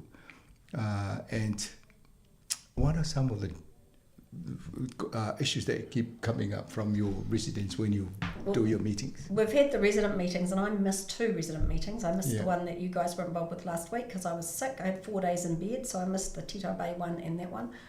And some of them, they've all been run differently, and I asked my apologies to go into that meeting, seeing I was sick, and they refused to read them out. Other groups read our apologies out or read statements from us. So I just want to put it on the table. I would have come, but I was in bed sick. My husband went and said it was a really good meeting. He enjoyed it. So it's interesting. At the moment, we're all tied up with the Māori wards, and people are talking about the Māori seat for the wrong reasons. So it's turned into a racist thing because of what happened at one meeting last week. And so now it's dragging it the wrong way. So the people who said to me, oh, well, I was going to vote for it, but now I see what these people are doing. I don't want to vote for that. And I'm going, forget about a meeting and a few people who are on a seat arguing about seats, because these are the candidates having this argument, not the residents. Please vote for us to keep our Māori seat. And please have a yes about the amalgamation question, because it is non-binding. So it's so we can have a discussion. So if you vote yes, we can have a discussion. If you vote no, we can't discuss it. So I feel like we're not going to be doing amalgamation, but we want to discuss options so we can come out to the community further. But if people don't tick that, we don't get to do that. Affordability is the highest thing, and how we can bring things down and what we can do. But people are saying most of the time, we actually like what you're doing. You're up front, we can pick the phone up and we can ring you, and you can talk it through it. And I've had so many individual emails about, will you vote for this? Will you vote for that? So each group wants something different. The youth groups, the church groups, the affordability, the disability, and all these things, if they want them, cost more money. So I'm not saying no to anything, but you've got to remember, when you put extra things in front of a council, there are dollars that go with it. So then we have to stop doing something else or put the rates up. And I can't continue to put I can't vote to continue to keep putting the rates up, because as a homeowner, I'm like everybody else. You have mortgage insurance and if you can, medical insurance, which is just horrendous. So there's all those things, and I understand why people are getting upset. I spoke at a group last night, and for them it was their housing. They're older people, they're sitting in large houses. They can't afford to sell them because the new smaller houses are more expensive than the large ones. So affordability in New Zealand at the moment is at its really peak, and a lot of that has to do with government. So we're not funded by government. They ask us to do things, but they don't fund us. So I think as a whole country, we need to push back. It'll be really interesting to see what happens next year at the elections. I really think people have reached their limit of everything, and I'm just, when we go out, they're asking, what parties are you in? Well, I don't do a party. One man rang me and said, well, but what, you must be a party. And I went, I don't do parties because I have to work with each side of government. Doesn't mean I like those things, but I'm an independent. You have to work with everybody. So yeah, it's frustrating. People aren't upset with the work I'm doing. They like what I'm doing, but it's the costs, and that brought it back to government. Party politics is advantageous when your party is in government. Yeah. But sometimes they don't even help you. Oh, they don't help you. Chris has been great for, and he's not my party, but you know, he was great to get money from. But so was Labor when they were really good. And I joined the event on Saturday down here for women with the billboards, and you know, let us get our correct money, because actually there are so many things that the government is turning on the nose, and that affects our people. So I try to stay out of party politics, but not very successful at the moment, because there is so much interweaving, and we've got an ACT candidate running in the election, and he's calling for the no Māori wards. And so we haven't ever had the racial stuff before, and this is the first election where we've had parties coming in saying we want this and we want that. Not used to that. So you're encouraging people to retain asking them to retain our Māori seat. My Deputy Mayor Kylie has done an awesome job, and mana whenua are happy with what we're doing, and we work really well. But we work well with all groups, and I think and if you go down that rabbit hole, it's really hard. Yes. Okay, thank you. Let me try and ole vanga le tala no nei si fa fita o lo tula mai pea o tata no. Ia le tele al vanga le tala no le rates o to le pento fa senga tu le vanga le. Ese ia langa tupe e mo mai I pulenga nu o kilani tele la to asete fa pena o le tone o kala sete mai si vanga ia. A pulua e le tele ni asete mo mai ni tupe so ni ai I la fongo e fa tupe ngal bengo fai al pulenga nu. Le lana toi fa manino mo le vanga le ele sulima pasende le na ta o le fa palasi mai lalo I le ono e lo se fulu tanga tana na vaia mai ngal benga le na la ina fa fa pa u lalo le rates ia o fesu ia inga na o fo o me o tum e mfai ona fa tu langa I si vanga I fa madia ia tanga ta tonu polua ia popu ni so pulenga no e fa penal fa ngal benga nei ta wala vanga na affordability po le tau so I fuanga le now o fale o nei tangata mātua whaale whitau I le whaingo te maulungo le insurer o fale. Ia mai si tupe tongi rate o fale. Ia o nisi vaenga na whaale polo whaintama ni tangata mātua. O le na ia ta ua fo I fono le sa awai ia o maltemi nei. E lua fono le meet the candidates meeting. E le awai e le vema le fono le sa whailalo man Gavin Avenue le asolulu tuanai. Lesa e mal tata o whainga luenga I whaasa laulunga social media. Ia lenta ua ia fo isa avela na tu si fa no ai le fa tau lumo tangata pe ona fa isi fono malato Mr. Candidates ia ai fa so mutati ele fulu ia ale la o fa lo tulunga ile tulanga na wa le ba ni so to na ia o vaenga le amalgamation ia o le fa marusi au ia ina ia palota tato le vaenga lea ia fa pena mamari si e istanga te le o fi vaenga na au ia o le na ngalo fa tasi pulenga po Roma tata maori mo le fo le va fa lo ia atanga te fenua mo pulenga no ia o le fa marusi au ia le vaenga le mani ia palota I so ni tulanga ia a pe ulu tauna tele o le waste management whaingo tato toto la pisi mwaenga na ia o si waenga na ia wale tu pepe ale ngā lue whaatasi a tangata lau tele ia mawhofua ngā pule ngā nu a tono waenga umana le tau tatano al waenga nei mo whaelo fo ile waenga o loo yelo na ia whina ngalo e toi te mo e le whainga palota mo le na foi o loo loma nei so Anita, we've been talking to the community. I actually, Savadina, we brought our voting papers, and she's in the area, and I'm in Wellington. We compare those, and the staff have actually discussed their voting papers, the ones who live in Porua, so that people are informed of what they see on the voting papers, and help them make the informed decision to vote.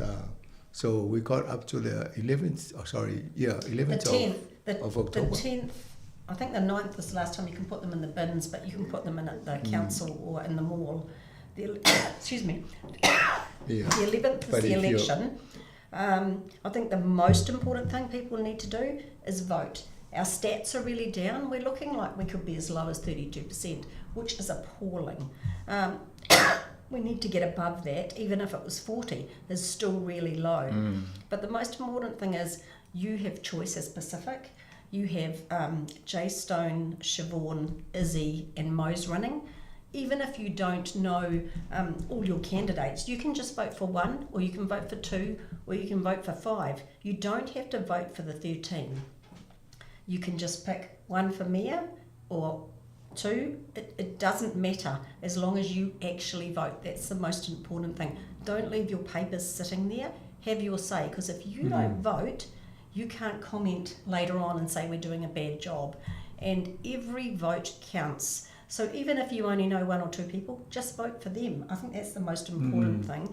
And you have 4 Pacific candidates. You could vote for just those 4 Pacific candidates. Personally, I can't do without having Mike and Jeff because they do a lot of work.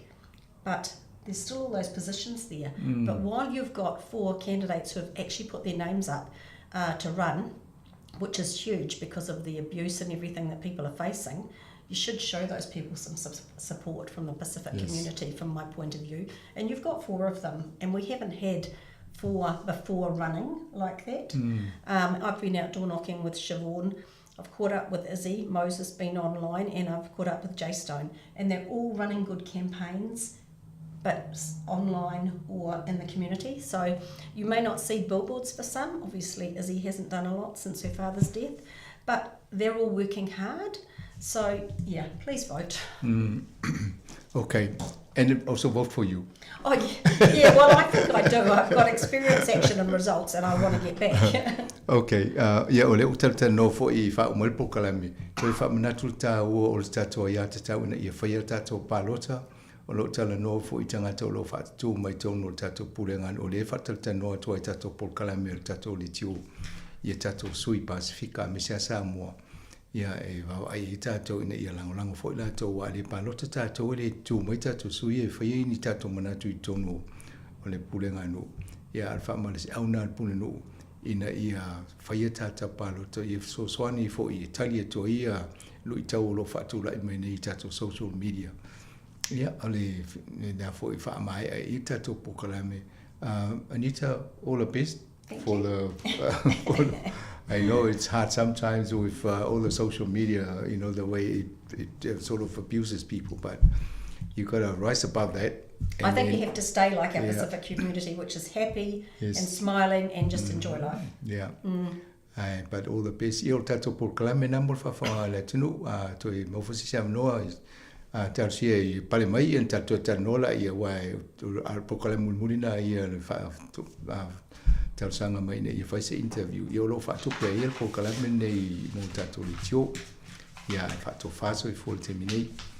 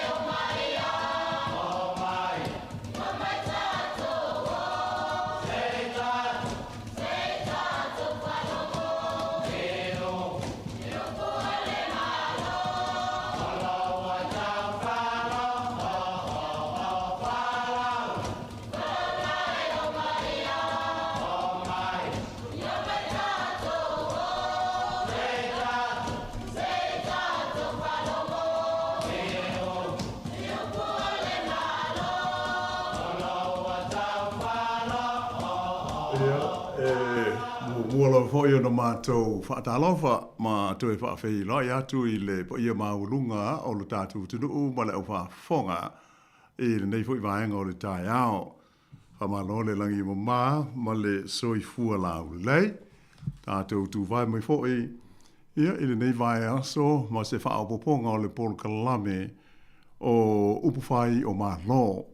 Tala no ai fo nai mata upu ia e tā ua mo le sila fia ma manu lau whaafonga ia ma tātou sanga malama atili ai ia I mata upu o lo o aafia ai lo tu soifua ia mo tātou no pia iai le ngate New Zealand ei ia ai whapena fo I masio tātou tunu I Sāmoa I tūlanga o pulenga ia ma mata upu tau I upu whai o malo.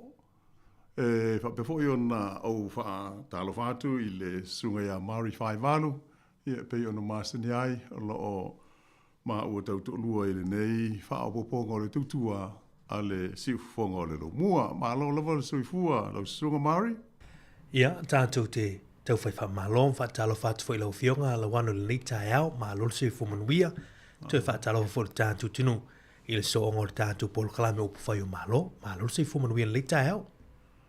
Aftai, o ua whio lolo mai mātou le nei tai au le mai tau watu I tūlanga o le tau I le lau mua nei, o le nei vai aso, a mata mai lava I whai unga le vai aso, ua ma vai atu nei, se I o mai nafi māno pō, ia o le e mai tau watu ia ua whaamawina whapea o se vai taimi au pito I ti munga lea ua awhia I le lau mua I Wellington e le nei tūlangi o New Zealand. Mali.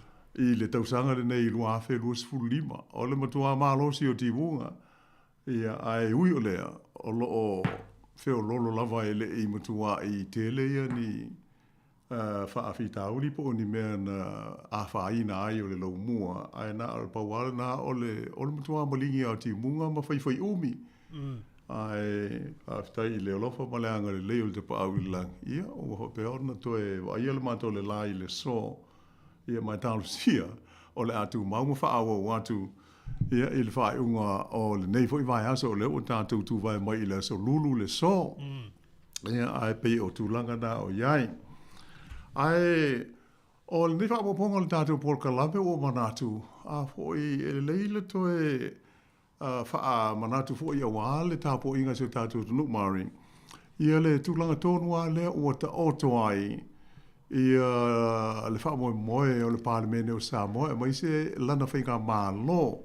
Le ua ato le ale vai aso talu o na mai o na filifilia. Alo ia le whainga mālo o tau o veina nei. Ia se o tātou o tunu I Sāmoa. Ia ma o lea e ngata ua tula I mai le fionga I le pale mi fau.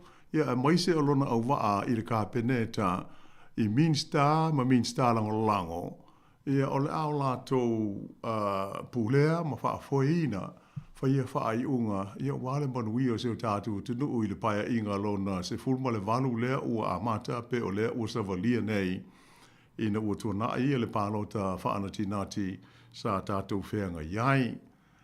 Ai o le mea le pei o loo tele ina le mutua manino I tātou o le la sanga le o loo soi nei wa e hoi o le ua mai ala whainga malo o na filifilia o le fu tau ave ma ua amata o na ngā lulue ia le palemia ma le whainga malo.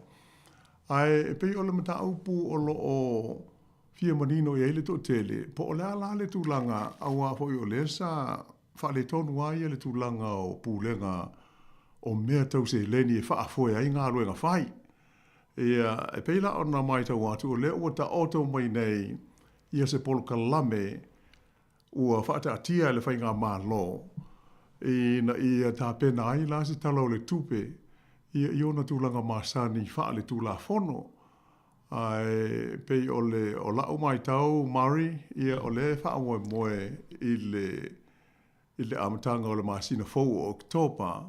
Ia e amata ai le process ia po o le whaanga solonga o fuafuanga uma nei ia wale se leni mo le tau aveina o ngā luenga whai le malo Sāmoa. Mali e lau whionga la wano whaafuteo le ua e whola fo I tūlanga lana. E mānei e fo e wale e tu whesili le atinu. O whea tonu ale o tātou o ai I le teimiri nei I tūlanga. Ia o le whaanga solonga o le whainga malo fou. Ia matiu te whai al Parliamene. E pelena e sau no o le amtanga o chopa le mai tau atu e amata i le ilolonga. O le vanga mole o le paketi le fufu e le asolu o chopa le mai tau atu inisi o report. E ono ilo ina i ele. Komiti le wha pale mena e nafa matulanga tau matau putau tupe le malo e por paketi le malo. La tu te lau liwina mo le lua vai aso i tulanga o le avoi. O le talo tupe le fufu ma le malo.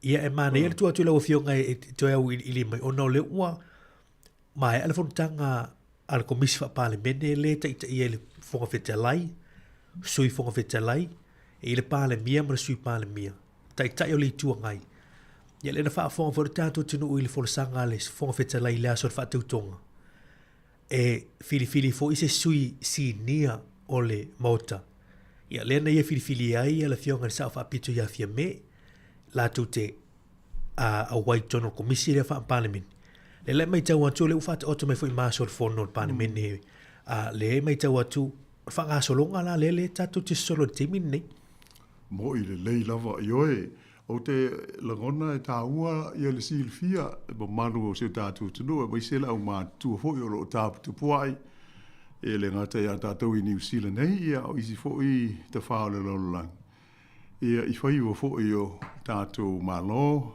ia malona pale mene e pe o la stofi taruai le sa fono ai le komisi ia po le komiti le o whengai mga luenga le pale mene le a fo i le parliamentary commission a fo i le tai fono ai le fionga i le pale mia ia mai moni lau sa noanga ia fi ai le fong of talai o le sui fong of talai ia ai pe fo ia le sui pale mia ia pe o sui o le whainga malo i te tonu o le komiti ai o lesa la ve ai ma le filfili sa fa ai lo le fionga il pale mia e au fi ai la te tai le tu ngai ia ai pe fo i ma le pale mia sa ia i talwe nei i le fionga il sa pito ia fi me ia pe la tau le sa fa ia le tonu ma fa atu langa ia aso, ia mataimi, e te tau ona tau au fia ele maota, ia e maise, o le ave o le wha mua la i le talo le tupe, o le budget. Ia, o le la pe ona maua fo i wha asa launga, o uma fo i ona fo fonga, ia i le mamalu o sui fo i pule uma. O le amata i le so lua o le maasina faulu, no inga, o le vaso asau, le so lua o ki topa, ia o le aso tofi, o le vas fau. Ia ona whanga solo ngā ruenga lea le komiti, le tau o le komiti o tupe, ale malo po le parlemene, le Public Accounts Committee, e sila, ia masanga ilo a tili, ia le draft, ia po le ata le u whata atia il whainga malo, mo le talo le tupe, e tu inatu i le mauta. Mali. Ia atonu pe o se tulanga e fou ile i le mai tau, le umumua na wha ngā solo ngā luenga nei, a o le i tau au i nātu le talo le tupe ale malo i te tonu o le parlemeni. O le la e wha pe rua vai aso e whai eile ngā luenga. Ia on wha ato a tau au role i te tonu o le maota i le aso lua se fulu o ki topa. Ile mai tau atu ia i le fuafuanga leo whaata atia i le komiti lea. Mali. Ale maota ia walawa ia le vaenga tā ua le pea o na tātou tala no so iai. Awa ale ai se leni ia ua le mawhai e le whainga malona wha ngā ioi ia pūlenga ia mga nuenga uma. Ia e peo o le tūlanga tā ua na le ave iai le wha mua. Ia ai o lona winga la pe o le whaopunga le ia i le lipoti na au mai. O le teimi a lea i la solus fulu e tau au fia ele maota ma tau ao ia le talo le tupe. Ia ona amata lo lea o fe lafo inga masani. Mali. Ia po o le whaaringa o fina ngalo o suifo i pule e tusa o le talo le tupe. Ia mai tonu ia o se tūlanga o lo o tālia e totele, ia le fia whaafonga foi, ma si le fia i tūlanga o maole a tātou o, ia mai se ia pe fia la fai o se talo le tupe o la whaatula i mai e le whaika malo, ia pe o meia o lea le ua amata o na wha ata mai, o lea ua ngā ia le pulenga. Ai, mō le tūlanga lawa ia, e le de tau ona iai se wha po lenga hoi lele pe o le ama lea, o loo ia inga wha le tūla whono, o fi ai mea tau tupe e mawhai, ona tapa iai le malo, wha o ngā i o ngā luenga whai, i le nei taimi, ia au tādia ai, le pāsia e le pāle mene o lana tala wha te tau o le tupe. Mali. Ia pe o le tau wha pupu atu leo le poti le nei Mari? Malo fa tailo fionga la wan o le na tata no le aso te nei o le wa fa ta oto tūlanga o le oi ilo na ile komiti le o tupe ia tūlanga o le o siata o le paketi ia ona o mai le wale faito ngalo i e tonole o le mote la so los full oktopa le pe a o tue a le tūlanga le o tato ma temi nei lo fionga la wan ma nei ta pa i wai o la so lunen ta noi le nei for sanga al palmia e fa apea o lo ilo le campeneta ia se tūlanga se talo tupe emergency ia po se talo tupe ona fa nga i nei lalo tasi o lima e mwhai ona fa nga ia pe liwas fu limpa sene ia o talo tupe le na i mumu fa nga i le malo mo le tolu sulu aso le lai mai tau atu o lo o tato ia i tono te milia ma le malatu fu i le o lo lava mai pia le se leni na fa o mai le malo tausi le nei se yo o mai la so tolu se fulu le o se te mo le vas fo le mai tau atu a to lo vai aso le a lo ia i lo le fu fu ngal malo e fa ta tia lo le emergency a budget le i la lo tasi o lima e tolu sulu aso mai la so tolu se fulu se te mai la so lo sulu iva oktoba a o te mi lava le tasi le wa amatan fa nga yo il pa ke ti le main budget le tau fa ile malo fo ia lo no winga e le se tūlanga o le pe ona e sauno o le to'o ni ngā luenga ma tūlanga ia o ni mea wha apule ina ile antunu o lo umwhai lava o na wha atino ina niso ngā luenga i lalo le teimi nei ia i le wha ngai no tupel malo le i teimi nei no whionga la wan mo i le lei lava pe o le tūlanga ho e nā atonu ho i a sisila i le mamao ho i o le tō whā ia atua a ua whai ilangi po e sa whawina ia tu la fono. I le wha awanoa la o a ia inga nei wha apitoa i taimi e ono tu lai mai ai ia ni wha awhi tauli tau i u whai o malo.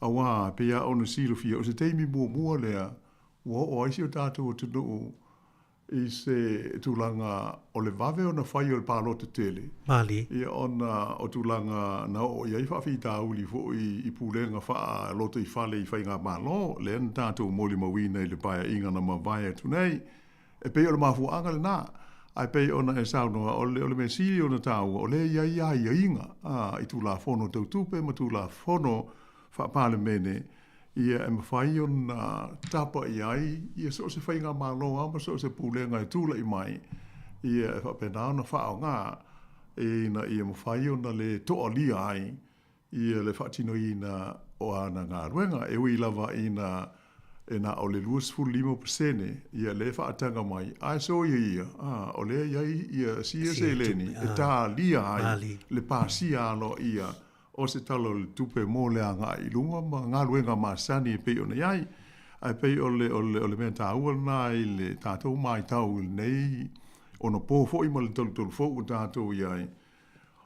E ui, o lea whaato atula i mai se mea whapea, a lea lava iai i ngā whaare tūla whono, o na whai o na tāpa iai, ia le whai ngā mālo, ia mō le whaaua wina o ngā luenga, a le winga la, o umona ia ma mamao ale tūlanga sa sila iai, ia tua a fo i ua whai langi le wholaunga sa lātou whawhauina ia tūla whono.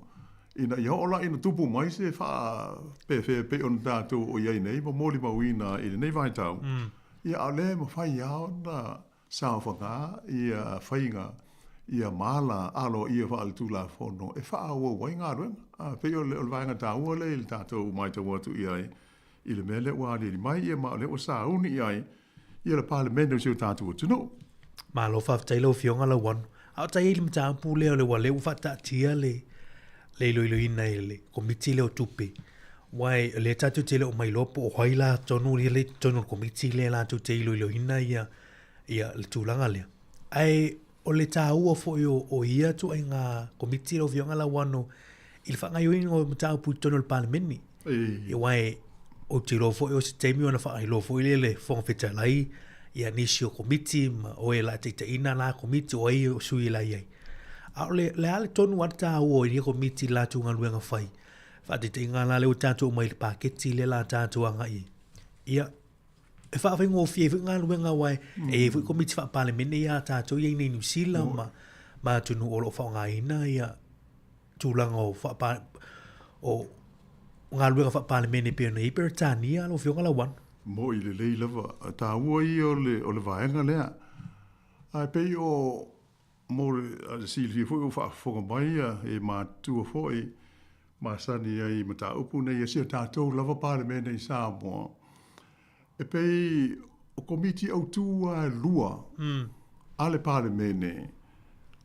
O le komiti la leo me tau tupe. O le Public Accounts Committee. O le komiti ai, o le komiti ale palemene. Le tau o le Select Committee. Le Whapeltania. E ona o le whaatita inga la, o le Public Accounts, po o le komiti o tupe a le maota, e whea ngai tōnu ala ma le ilo ina o le tala o le tupe a le malo. Mali. O ai al whainga malo e tū mai, i au mai le lātou tala o le tupe. E mumu ala, e umaloa na table, pe whaofi i tōnu o le maota. Ia ona whailo leo le ngā ruenga le la whainei, o le tu inatu i le komiti, e su e iai, ilo, e te le i o le paoa ma le malosi e iai le komiti lea, e wha popo, i e peto ese ai, i ni vai ngā tupe, e wha atu mai e se whai ngā malo, mo le mea, ai e le wha pēa e whai i se fia malosi o le komiti se i tulo, ai e whai ala tau sa i li linga, le ale mafu e tu sa e a ami ai i whaatonu sili o mtanga luenga te tasi. E whaasolo hoi lele o i le taimi o le tātou mtanga luenga i whapela i o rua mari ma lawano i o e mo moli le e whaamahal malama i tō ina a wai sili mai o la le mea o tō whaatangsi ai le miliona le i whaatau ai tō walesi. Ai, se whaatite ina. I ona amatu leo le whaamtalanga a mea o lea ma lea.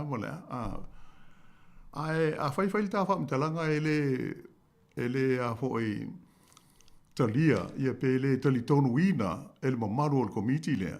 E mwhai an whape mai o i a tātia mai a pe ia o owa tele na ua na se leni ai le ise aonga. Ai se whaatite inga. Mali. E whai la le komiti, ona whaititia le tātou wai ngā tupe i le miliona.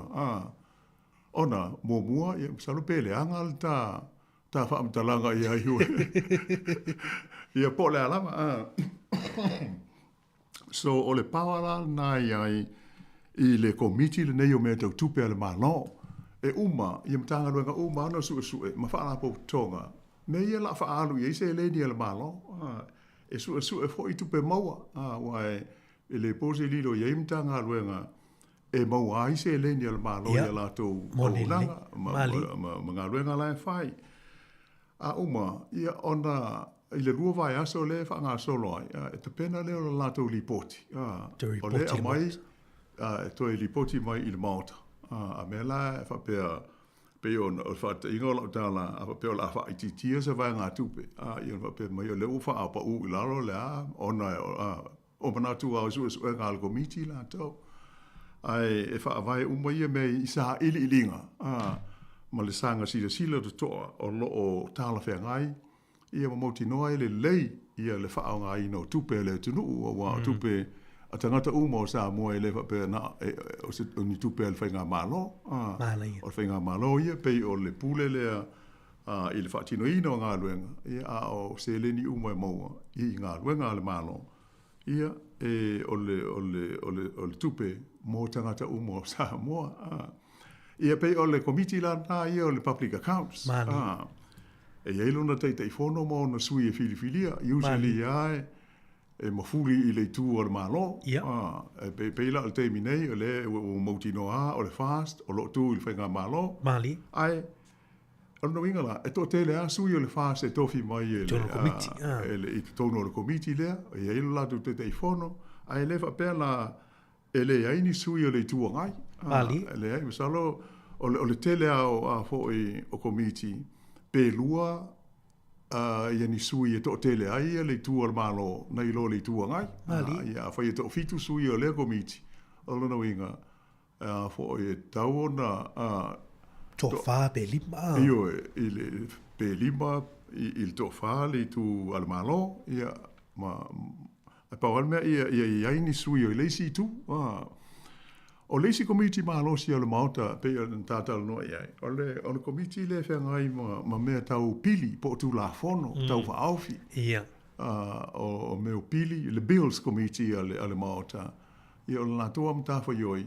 A fa tu lai mai le whainga malo ia se swinga o se tu la fono teu. Mali. Ia po o se tu la fono fau vo I o fau sia fa abitoa po le alama. E umalana fai tau mua I le parlemene.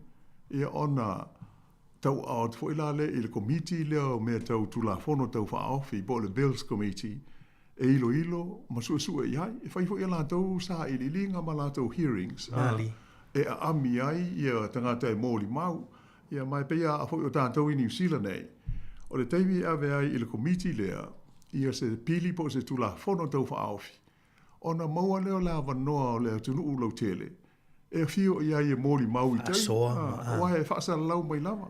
Mali. Fa pe fia whai sau submission, fia wha ali sau fina ngalo. E ona wha ali mai lea. Whaina mai lau fina ngalo tustusia, written submission. Ia pe te fio I tei, wa e mai ale, sheru hoi lea. I tau mai lea so ma le teimi. Ia e te sua tua I whai sau moli mau, a me la wa ulangolango ina le pili lea al malo. Ona se pili taua. Ia pe, o te matua I o te te I le pili lea. Ona e awhaina, ia te taua mātou Sāmoa I tono New Zealand. Mali.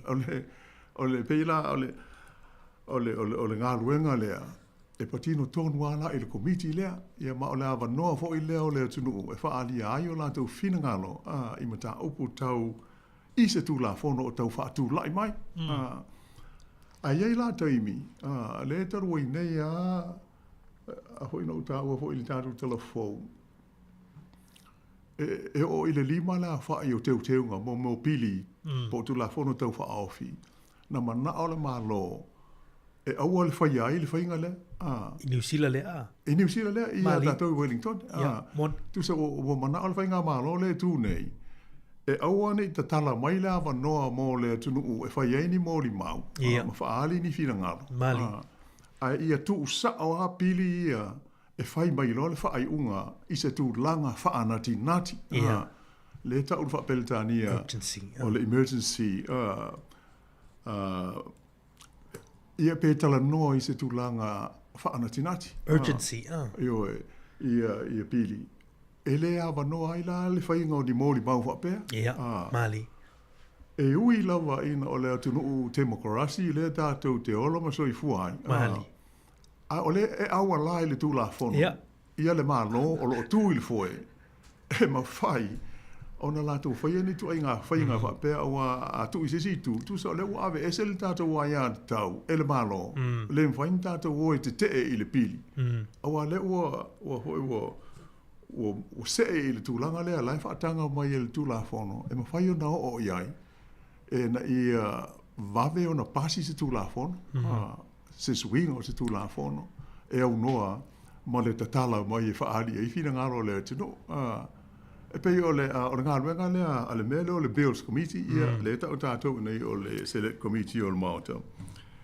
Pe nā fo isi o tātou parlemene I Sāmoa. Mali.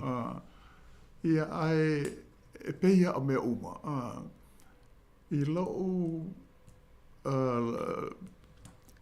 experience foi le te foi nga lua I se tatu nu ele I malanga mai New Zealand Mali se a ye ni se tatu o foi ni moli mau ia fa ali manatu le e ta mai le tio ma sa lau mai o le pili le fe ngai ma le mauta ma le committee o tu la fono tau fa ofi e so o se tasi e fia wha alia suna fina ngalo wha molo mole, wha so te mail official fono au. Ia e pangale, e umale, le taimi hoi lai wha awa noa mai, e tau le ei nisi, le salo po le pisi tele o tata. Ia po le, ia se i tu lo, po le le ai o se taimi. Mali. Ia isi tu la fono, a le ai nisi, ona ta amilo leo le komiti i tua, mo se voi. E o e feilo ai ai manu uma. Mali. Ina ia maua lava no lea, wa ta ua tele. Le awana i pasi o stu la fono, e fa pea, o koe pisa hoi le fa mai. So, i loa nisi na mea o fai el malo. Ai pe o le nganga le, la i ona te tala mai awa no nei. Ina ia fiu atu hoi, isi sila matala dar noa. Wai, e tu tusa uma ia tātou wai ane tau. I tonu o mata upu whapena, i le whapena na awhai pule le ua pālota. Mali. O la tau ia sa whai ele whiwhilinga le pālota, la ua tu mai whai atu la whono. Ai, o le whai au mai ma le awa noa lau tele mo so se isi. I ai le awa noa, ia manau nau. E whaali sona whina ngalo isi mata upu. Mali. Ia, ai pe ia o mea umua. Ia, o le tele au tātou whato a pisa ha muli na ua pasi. Ia, whamai a mea la ua pule tutu, le whai ngā malo, ma le hainga noa. A le hasa au mai le hawa noa, e le whai. E le whati noina. O le male o le vanga le wea, o e lau sau noanga lau fionga la wano. E tu sau le, o lau malo, o le tātua tunu. Democracy mo le atunu atoa, o tu wha democracy, o lo o iei le hawa noa, e te wha alilu manatu, vailu sau, ia pe ate tala mai le hawa noa e peona sau noa, o lo wha asirisila mai a el komiti, lunga o le upenga te whailangi le Parliamena Sāmoa la atui, e publish mai e tu langa o ilo ilonga ma wha ali manatu ilo tātu tunu. Ia, o se awa noa tāu e tātu malamalama e tau ana isu sao, o le mai tau se wanga nā ani tu la fono tau le wha vai le tele na o ilo wha ali manatu to tele, ia o isi atu la fono wa te ingo, e tāu o mātu la fono ia o maa fianga. Ia awa peo e mai tau atu ai e tala wha sorpito Sāmoa. Se longa o te mi o e tala no le wha vai mani suinga te tele. E peo i nāla e tele na tele le wha soile malo le atunu. Ia e tā ua olo i roa wanoa i mta apuni. Ia mai o komiti la nei e pei lisi tu e wha whai ngō fie whila ngalo e ngala mota. Ia i komiti nei. Ia e iloina. Au mai la ia na oni wha ali manatu ai toi wha aleleia niso tūlanga ma teu ia tūlafon.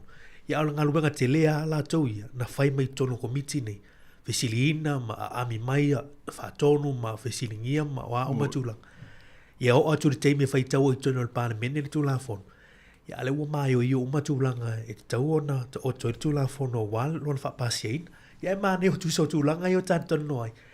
Ia le la tātou tue a mata atu ai foi. Ia il wha ngā solonga. Ia ile ina iwa iaso mua luma nei. Ia o tātou tāli, e talo tupe o loo a tāpena mai ele malo fau. Malo, o te o le tūlanga tonu wale nā, o tātou toe tala no hoi nei pol kalame i ai. Ia awala wale li sila fia, o me ia po la sanga ia la asoi nei. Ia ma le Parliamene lona sifurma le walu o le tunu o pei ona iai. Ia o sila fia foi, o le teimi nei. Ia lea ua atonu ua sila foi le to tele i upenga whesota inga tele wawave. Ia i le sānoanga o pito le tamai mai le fionga il Pālimia. Fionga ia la auli al mani toa. Le o tea polata i mao Fosismet. Ia pei on ope ai au kilani. Ia o le wha moe o sa iri ngā tong fiti. Ia o le o dātou maua i lana sānoanga. Ia o so longa le lei lea wha moe. Ia pei o na tu ua ai lea tunu. Ia ma sa ili tunga fiti mai au kilani, ia tātou tālusia i le lofa maranga le leo te pāu langi, ia manuia, ia sa ili ngā fō, ia matoe te liwantu, ia awa, ia ngā ruenga o loo te tali mai si o tātou tunu. Ia ai manatu mari, ia ona epi sili ona, mawai fō e fō ili nei vaenga o le tātou pōr kalame, ia ona wha awau tuai la lea, wha rano.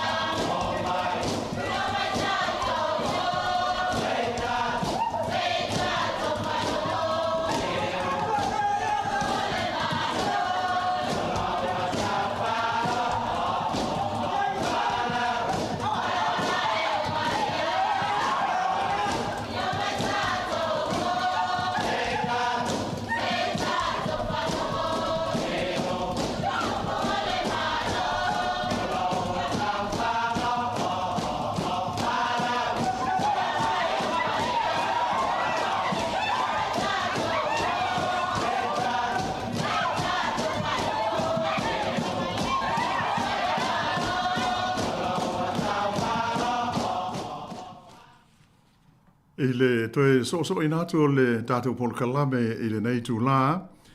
Pea foi ona talanoina i nā vai aso o mo vai ia ma lo o whapena foi ona tā uso foi i pol kalame ma le tutua le si ufonga le lo mua.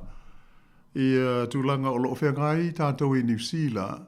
Ia ma whainga pālota foi le nei wha ai tū mā lo. Pālota wha lo tui whale. Wa le tāpena ina foi ma le filinga. Ia o se taitainga mani whainga mā lo wha ai tū mā lo fau. Ia mo le pulea ma le whaafoina o mata upu e a fiai ia tātou sui fua i le aso ma le aso i no uma ai o tātou no nofo ai so o se vaenga o Aotearoa. O le sa whenga i tātou le vai aso o ma vai mari ma le porkalame whaapitoa fo ile nei loutou ai porirua. Mali. Ia mo le whaafeilo inga fo i o nisi ia o le mamalu o loo vea ma sui tau wā i le whainga whiliwhilinga a porirua lava lātou. Ia mo tofinga o lana whainga mālo. Ia mai tau atu pei sa ia i se tūlanga le lei. Ia ma tō tele fo i le mamalu na maua la wanoa. A wai pei o se whaatasinga whaapitoa lea sa fua e o tātou tangata Pasifika i loutou ai. Mali e, whaftailo fionga la wano e moni le lei. O le pulkalame leo le meet the candidates le na whaatino ina le vea sun tēnei le aso lulu na whaia nei le Pori Roman Gavin Community Hall. E o se whaamoe peona e sau noi, whaafeilo e ia nisio sui tau wā. I le whaitu lea e tau o ne poto General Ward lea fieti tai Bay, a ngai mai i le taulanga lea tātou nei Porirua, whaasolo atu te whalmai kene Peru, a solo mai nei Man Gavin, Ranui, ai atu Cannons Creek, Waitangi Rua, Ascot Park, ia ai tini pe e tau lunga i le whaitule po le aile tau o Aotea. Nā ngata mai le ia le tua oi o le vaenga whapalota le e le ward le tau o ne poto. Nā o fia i foilai i masu tau wā o lo tau wā i le nofua Maori le tasi no nofua le tono Parirua, tau le Parirua Maori seat. Ia whapena foi sui tau wā o le Greater Wellington Regional Council. Ia mo le Porirua mataua le au fia i fui i.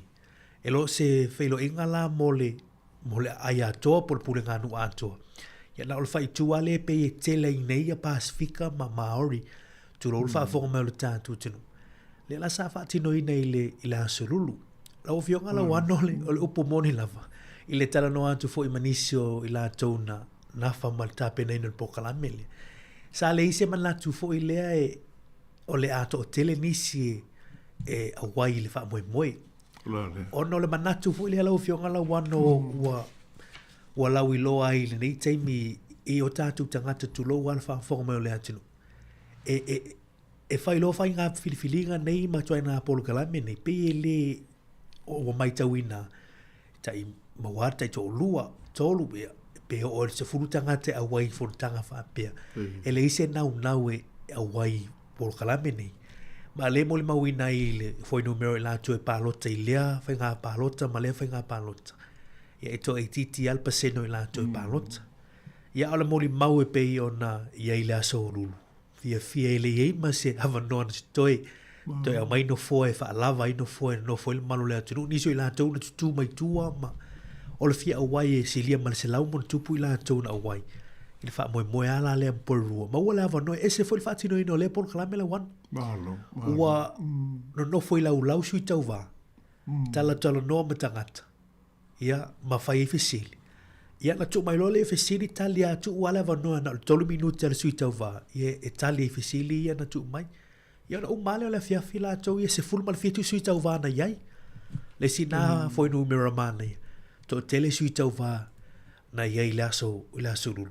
Ia o se suinga fo i le tu langa leo le awai o ni sui e to tele. Ni si ai e ta itastasi pe ta ilua e anga ia tui polo kalame whapea. Ia le wo mai wo ilua e fo i le suinga. Wo ile nau tangata ayo no mta opu ye ua langa ai fina ngalo tangata le nitim. Ia tangata lo si fuanga o tūlanga o tangata o rates ma vaenga o la fonga o lo tutongi.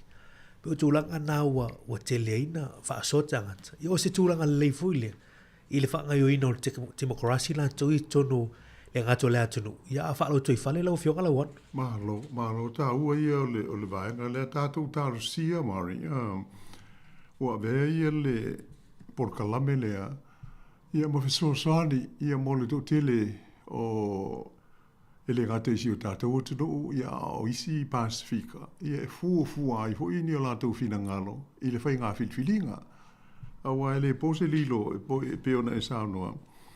Se o le tele a o whai ngā pālota nei, tātou te whaalongo pēa i le whaaupunga, e whapea a mela o tātou Pasifika.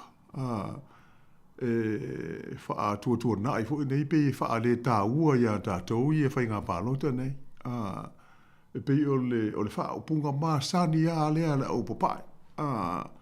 Ia mai e le tio fo ise si le mūsu wā o le tōtele o nisi. E whaatino le tātou ai an tau e pālota ai. Ia ona oitu ai ngā o whainga, ia maanga, mauinga ia.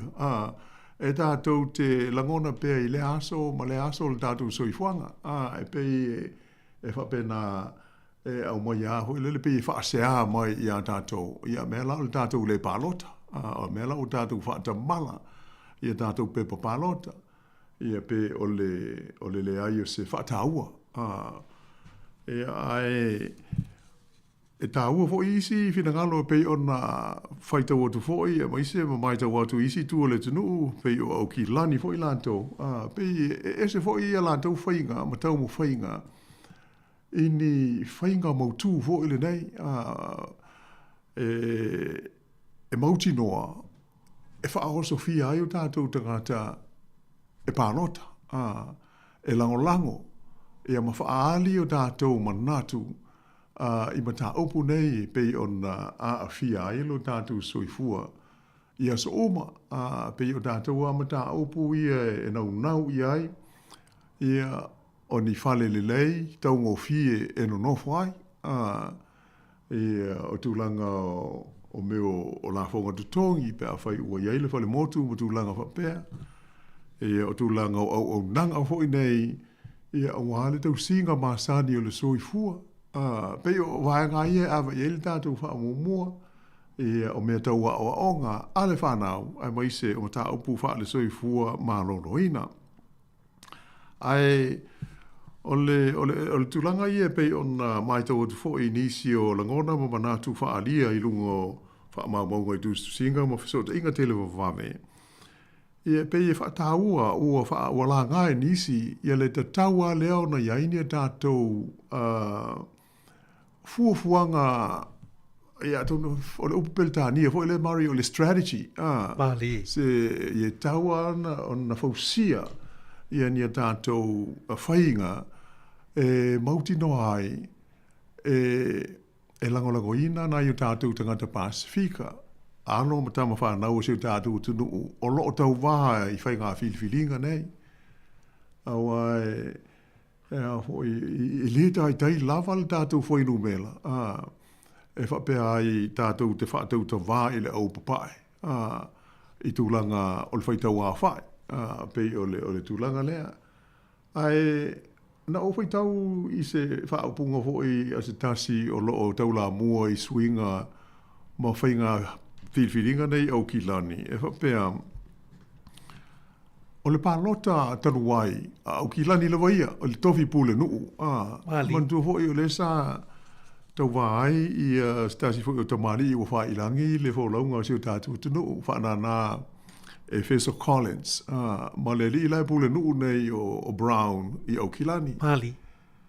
E mai sa tu lai mai ai la, e ai se tasi o tama i tai, sa telefo i ale lango ina o ia, e le au palota, a ole me o tupu. Ua ai tu loa i ale au papa e foringa e ono te lele avanoa e maua e whanana i le pālota. Ona se e ai lola le whai i le whainga. Ia o le tātou te soifua i whainga mālo whaatemokarasi. O le mela o whai, ua po le strategy ala au pai. Ua tu whaatasi, no fo lo le ma le mafine le o le alu le palota. Ai o le nganga atoa. Ia ave le lango. Ia Brown. Ia Brown. Ina ia awane I malo ai ia Collins. Ia whanana. Mali. E tu sala o le tu ainga whainga lea. Tu ainga strategy lea. Si o live on the down and data wo ia. E tau mo whai se whainga, ni whainga, manianga. E mauti no ai. E mau le lango sua. Ia ma fo I manu malo. Ma mau malo. Ia nisi o le tātua tunu, ia po o isi foi Pasifika e tau wā I tūlanga tofi nei. O le e iai tama whanau o Sāmoa, ia tau wā I le nei foi whai ngā pālota. Ia mai Mali. O lo haafonga ia mo manu le tātua tunu o le Heart City ia. O le tofi pule nu, ia po le taitai. O le whai ngā malo lea I le nā foi tū o New Zealand po o Wellington. Ia o le alu le tofi pule nu. Ia whawono Ken Laban, ia o loo tau mwhai e tūla I mai e tārusia Amanuia. Ia masano o le Pasifika, Pasifika po Sāmoa mua lea o tūla I mai I le tofi pūle nu. I tonu o le nei e tunu. O tele le mau Asia, o tātou mo le mauina la sa. First Asian. O iei nei. Ia. I tofinga pule nu I tu es New Zealand ai le ia se Pasifika Mali ele ia ho ise tasil tatu tu nu ia tatu tal sia ai pe ole o ta o va le ona ia se I tu loa ho ile fa fonga se tatu nu e fa tinga talinga ho ile tatu mo so o fa punga ia fa pela e pe fo linga e tu o ia tatu o le o e palota a no tel tu lunga o la e tātu te pālota, ai ona ua paulawa, e le lava le tātu foi numela, ia mai a tonu, pe le malo losi ni a tātu, whainga po ngi tātu strategy, fua, e manu malo oistasi, ia pe, e lau le mai tau, mar? Malo whawtailo o fionga lau anu e moni leilau sau noanga, mai mana e voi lau whaasoa. O le tūlanga nā le tūla e mai, mana e isi vaengo le atunu. Pero le mai tau ina inai o kilani le tūle I saute. Ia, le te leo campaign lai wha ngā soloi. Pe to lima I lan tau o lo tau wā. O Pasifika uma, I se local board e lima no fua. Ia, e to lima fu I lan tau sui tau wā wha atutu. O tasi nā meo tu tia ma o wana o whai fu I lan tau ia. Ia, mai e lai mau tu noa tātu wā tangata Pasifika le ia. Ia pe e moni lau sa noanga. Tātu te pālota. Ia ai o le tūlanga na nā hei ia tūlanga e hao na tātou wawa ai. Ia tālu si e ia I nai a tātou sui Pasifika I o whatutu e tā mo ele nei fo ia whai ngā whiriwhiringa. Tui loa leua mai alau, lau pālota lau whionga lau anu leua umana, pātino lau fo I pālota, ia o leu uma fo ia o lātou ia, awane ngalo a Victonu I nisi o pusa pālota ma tūlanga pena. Ia awane I o atu le teimul pālota, ia ai wangalo ia tūlanga na. Ia o la atong fai peta tu por kala me long pue liru tu tinu. Ia e tūlanga o mole whai ngā whiriwhiringa whalo ti whale. Ia ili nei vai teimi. Lau a whionga lau ana tātou teimi no tois 10 minuti. Ai mana ia le se I tu atu asi na whisiri le lau a whionga lau ana o tā se atu upu whai a tātou New Zealand ma le lalolangi le teimi le o leo lo wha ngā solo le whonitanga lo na walu se fulu a maa lo au wha atasi I New York ai America le neiva yaso la wafionga la wan. Ai o fesili le tu loine e to tele o tangata nei le ngata nei New Zealand a o tatou pa anga e ngā lue whaatasi ma New Zealand la wafionga la wan. Ia si tatou ministale o le vai fafo ia wawasa mana ia. Pe o afiafi umai le ono o lo fesili ngia. O lea ele le tūlanga o lo tua I New Zealand fesili lea I le fuafuanga vo I le ia amana ia pe alo ia se whai ngā malo po se atunu po se malo Palestina le ama like a two-state solution o live on the tātou tala noi lem tā pua loa tau sanga o lungala lo ei alalangi a lela e mai tau atu o la stona I le tai o la stona I te New Zealand le fatu a folosia I loe vavasa mana ia le whai unga le kāpeneta New Zealand la tau ia malona manatu e fa tari ia le te vai atu na ei foi Winston Peters I tono le launga Donald Trump Pe on manatu le ia va wasai fa longo mai tu mai lunga fa tu ama moli mai ele. Ia tu langa fo ile wa le mai a Peritania mai a fo ia Australia mai a farani lana tu longo ino tu langa le mana ia tau lunga i fo i upu fai fa a lalo langi le te. Malo, ta wa ia le vai ka le Murray mo le Silvio fo ia po ia la fa fonga. O ia e matua to alo pulo ia va vasa mana ia Winston Peters i lon fa foina o le mata upu lea i lon to figa o ia o le minsta o mata upu tau le vai fa for maro New Zealand foreign affairs e ona mantu foi o le toru parti e to toru fa ga malo mali e le fia tele to ina i la mai tau pe a oso ane le palemia ia po o Sāmoa le si tai o le act i le si ia po se si lava e fai se whamtalanga e winga i le wāwhea loa i o New Zealand ma tu nui whaf mali o lona tel tununga o lana mata whai oi lea mali e iai la lau tel tununga e le iai se whai unga o whai al maro New Zealand i luta au pulu ne le e tau ata ngia lava hoi saunanga Christopher Luxon ia Sāmoa e pe o le e nau ai wawasa e le ai o sia o muta upu lea ta tia mai ata i la latou whea ngai ai tonu o le coalition ia moni oe o lea o lea stona i le tai au taimi tātou i New Zealand le saunanga a wawasa i tu tonu o le fono tele lea. Mantua fo i o le masina nei o se tema. O le teimi a le tau o fia ai. Ia le fono tele. O le meo le General Assembly. Yes. E sauno ai ta i o malo uma. O le teimi nei o le tausanga. Pau a nei o le teimi o se tema. E faa ngā solo ai. Ia sauno ngā au tū. A ta i o malo uma. O isi taimi o le tausanga. Ia le e whaawa wafon tanga wa mantu fo ia ampasa. Ia ma sui o isi ma lo lai o ia lato ofisa i le tonu New York. E whea ngaia ma mata upu ma sani ale fono ma lo ova. Tasi au le taimi le nei ia e malanga atu ai tai e tele ala i Palestine o Palemia ia ai o tātou ai i New Zealand nei e se alu le Palemia pe o le minsta ma se le taimi le o le coalition ia o le a hoi ai le a hoi o le tuso le launga la New Zealand ia o le stona nei ai o le mele pe ona tātou no ia ai o lo o fia tangata o le a whea la e tu ai tātou tātou te lango ia Palestina ia pe tātou te lango ia Israel. Tātou lea lo inga o whaapunga o le malo o New Zealand. A lea o tele teimi whaoso ai le autu stala ia Winston Peters. Pau hale le sauroanga wawasa.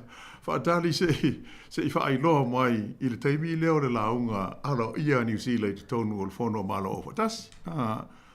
Ia ai pe ona e sauno tele ia atunu o le laulangi i le la ua whaaupopo tune ia i Australia, o Peretania, o Kanata, whaapea mawhalani, o nisi o malo vāvara lata ia le mapaanga a New Zealand.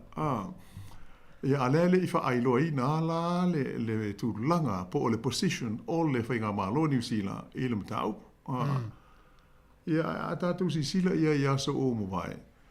E telea ina le whaapunga ho i le o le neutral. Ia pe e le fia au i a New Zealand i se tū. Le sa hatangia i le saunanga al Palemia i a Luxon i whaeungol vai aso. O New Zealand ia e le au ia Israel, le au ia Palestina. Ai e nau New Zealand ia maua se file mu o le vevesi le vevesi ai. Mali. Ia i la mai tau, ia pe o le tūlanga rana, tau whai a New Zealand, sa ili le file mu i tūlanga whaatara noanga, is a diplomatic solution o le mata upu. Ai, ele fa pe na te lango ia le fa mo le fa se balon Palestina. Ia pe au ia Israel. Ai o le o Silvia le maru la fa fonga. Ia a tonu o lele I fono ba meno Sāmoa o uma ona Sau no alo ia le ita o malo. Ia la uli le mali to. Ia o ia la ia. Malona la gona. O le malo Sāmoa tona lango ia Israel. Po le malo Israel. Ia no ingo le o ta watu le laulangi. O le tulanga na o le whainga malo Sāmoa. Mali. Ia ai ele fa penala tātou I nei. I New Zealand. I New Zealand. Ia ala tātou I loa ai le aso, le sto ai pe au dia. I te mi fa ele sa no ngale au la o masu sano. E tau fa ya New Zealand tau sia lon tulanga le e tu I le va. Mali. E neutral le fia au I se tu. Ai ia sa ili ia se tulanga I mo ai le file mu. Ia pe ia ona mutua ve vesi ai nei ia Gaza ele va mo Israel ma sa tu to. O le tūlanga le nāla o whionga la wano māne foi o le saunoanga lea I tūlanga I le awawasa māne Winston Peters. E te lea la saunoa, walu surtau sanga o tofi. O le experience le nā o le to mai ma le anga waa I la whionga I awawasa māne ia nate o māsani I tūlanga o mataupu nei. Ia mai mamoli mai fo ia lana whai unga ma le whai unga le māno New Zealand mataupu. Ia peo le we saunoa le ua wa tata mai le tūlanga ia le malo ia Sāmoa. Ia ilona fo I fina ngalo le wafionga le palami. O le tūlanga fo le na ia Sāmoa. O le mai taula fionga la wano o atunu ia le Pasifika e pio nei fiti. Rampuka le fatua fo I mai Israelu. Le utitala la lato ofiso lo mpasa I Jerusalema. O tonga fo I lisi atunu olo ia. Peye mai tau atu ono tatu wa ia talitonunga ia fa lotu. Cristiano Pio le lo mai ia fina ngalo o tātou whainga malo ia le tū mantemini. Ia walena ia fo itala na whai rampuka la tau ia. Ia ai le alo fo rampuka ia ilona fo ita mau ilona fina ngalo. Ia ilma tā opulni. Ia ai peo New Zealand ia la tātou mata I tū la stona nei. Ia po whea e tata alolo. Ia ai pe sao ilau sao no. Pe ia la le lifa le e tū ai lewa. E mai le tū sisi tū. Ia ala tātou mata I tūpea. Ia tauru manga. Ona le tātou teimila o whionga la wan. E te lea lea ma tā upu. Ia I le wao Kasa ma ia le wao Palestina ma Israel. O le mai tau atu o le na e se Donald Trump ia visa o le au malanga a Palestina. Ia sa le mwhaina awai e il fontanga la le alae e loa e meilunga o le Zoom. Ia pia ni sina o tūranga maa lia le I teimini nei I upu whai o mālola o whionga la wan. Mo I le lei lava, tā ua ia o le vaenga lea ia tātou Pasifika, sa o le lei o lea ufa o te tala le embassy o Fiti I o Jerusalem. Ia ufa pena fo ino mua Papua New Guinea. A whaila o tau mwhai atu fo I tonga ia I sona ofisa. Ia atonu o le nganga leo tātou ona o le Pasifika e lo rotu, ma tau tonu I tūlanga ia. Ai panga lea. Mali. Ia le esel mele tātou te wa ai ia ese ale isala elu le sau tu spo ia se tu lo. Esel isala elu le o tātou mo le mawina nei ono po ai so ia foi pe ai o tulanga na ma o runga I o tātou teltununga. Ia o teltununga fa le kalesia. Ia pe o le nu o le tua ia isala elu. Mali. Ia a sisila I meia ai le mai ia ona whaelongo fisili la le mahufa. Ia ai masala atonu e a hoi los poleile le porkalame hoi le nei o talala. Ia atonu o ia ise wha amatalanga I le mataupu lea. Ia o loma le saunanga wa wasai lasto. Na ai ona o le tātou teimi. Ia tai atu le so ni mai hoi I le tātou ngā luenga I le so mari. Ia, wha maru lua te fo I maru lau wha fonga, wha iwa ise la fonga ua le ato toa, ia, wha mangalo ma ua ma le atali ia mare. A toi, mau se wha ua ponga le bol kalame nei le teimi lava le tasi, I le wha aso mua, ia, nei teimi, ia, ma tau te wha wha, ma wha aso I fua atu, I le malu telo le tatu te nuu ma le au wha fonga.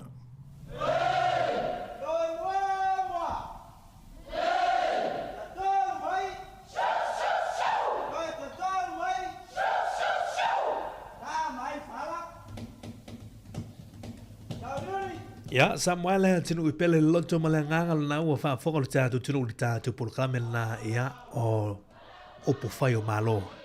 Mata no te femele fionga ia la wano anti lawa ni tai au te molis fa poponga le vas fo. Ya pe ulia to ile ola mal malosi.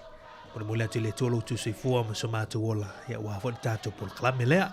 A lo ta pena mai por kamel le moli o le aval por kamel fa le nganga le ni tai au. O por kamel o mai ona fa foka le tatu tinu.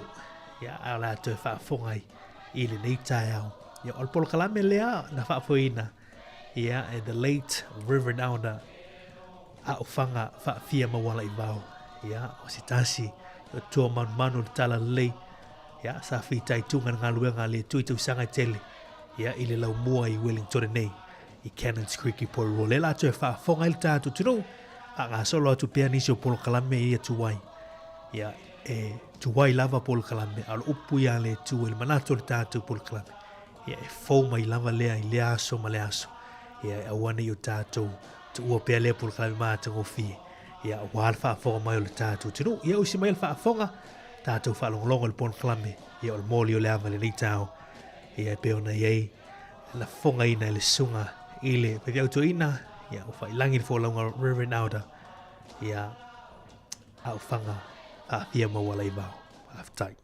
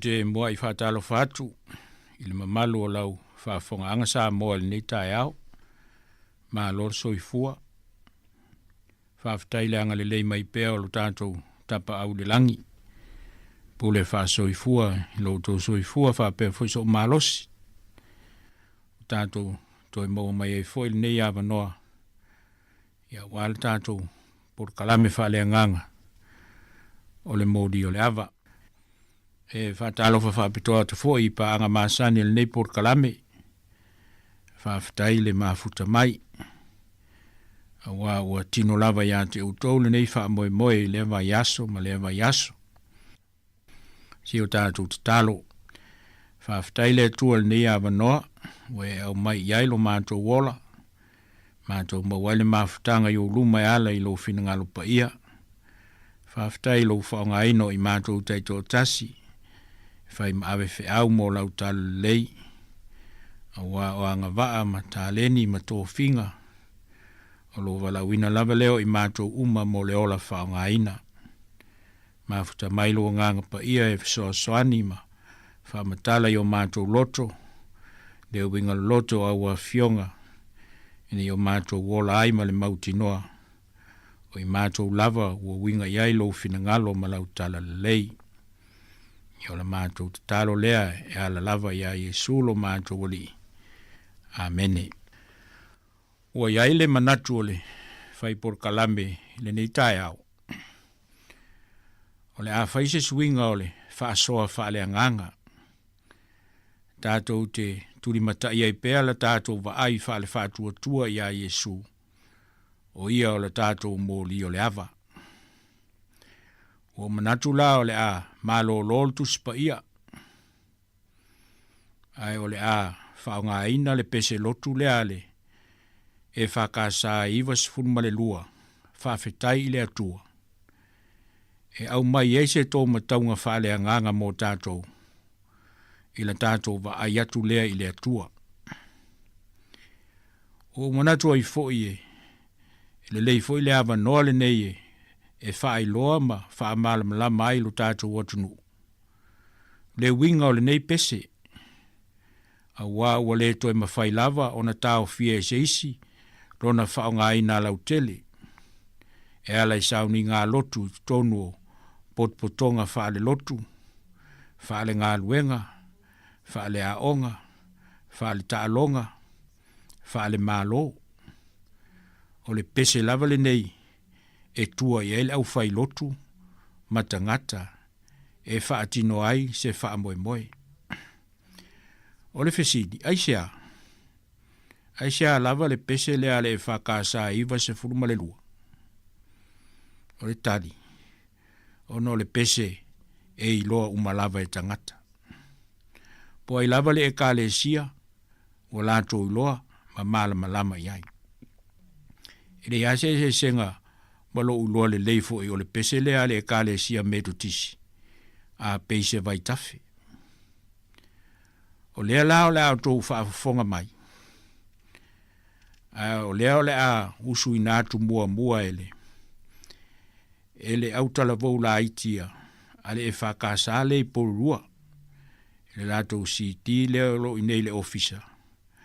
Ele lato la I o leo tō fia lato te usu ina le pese le iwas furma le lua. E whai mata I ala mo tātou. Ia o le pese o le tele I o na fati. E manatu e ofo I aise whaamata langa le whai porkalame. Pe maa fua I sea o na tele fati o le nei pese e iwas furma le lua. O le whaafetai I le atua. A le fesili mo tātou. E whaapea. O le aso I loa ai. O le atua I le nei pese. O le aso I loa ai o le atua I le nei pese. Ia e whaafonga mai. O le a whafonga I natu. E le autala voula aiti. A le whakasa mai porua.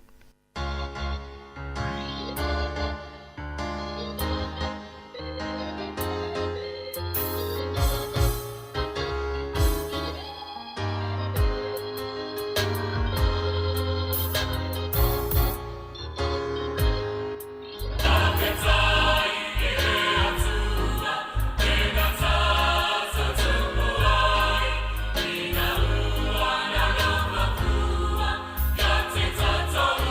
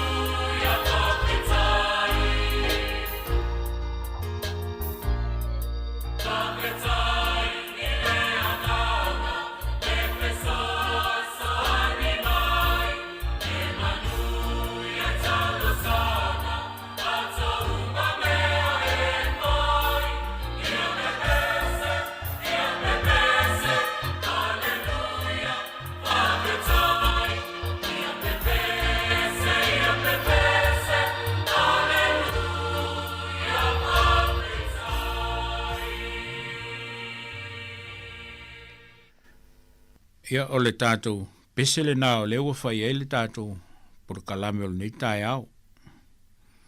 A le fesiri lewa tu i nātu mo i tātou. O le aso i loa ai o le atua i le nei pese. I le pese le iwa sfurulua le e whakasa whawhitai le atua ma le fesiri. O le aso i loa ai o le atua i le nā pese. E o lea le a ou whaelo atu nisi nei o tūlanga i te tauna malama lama i ele tātou watunu.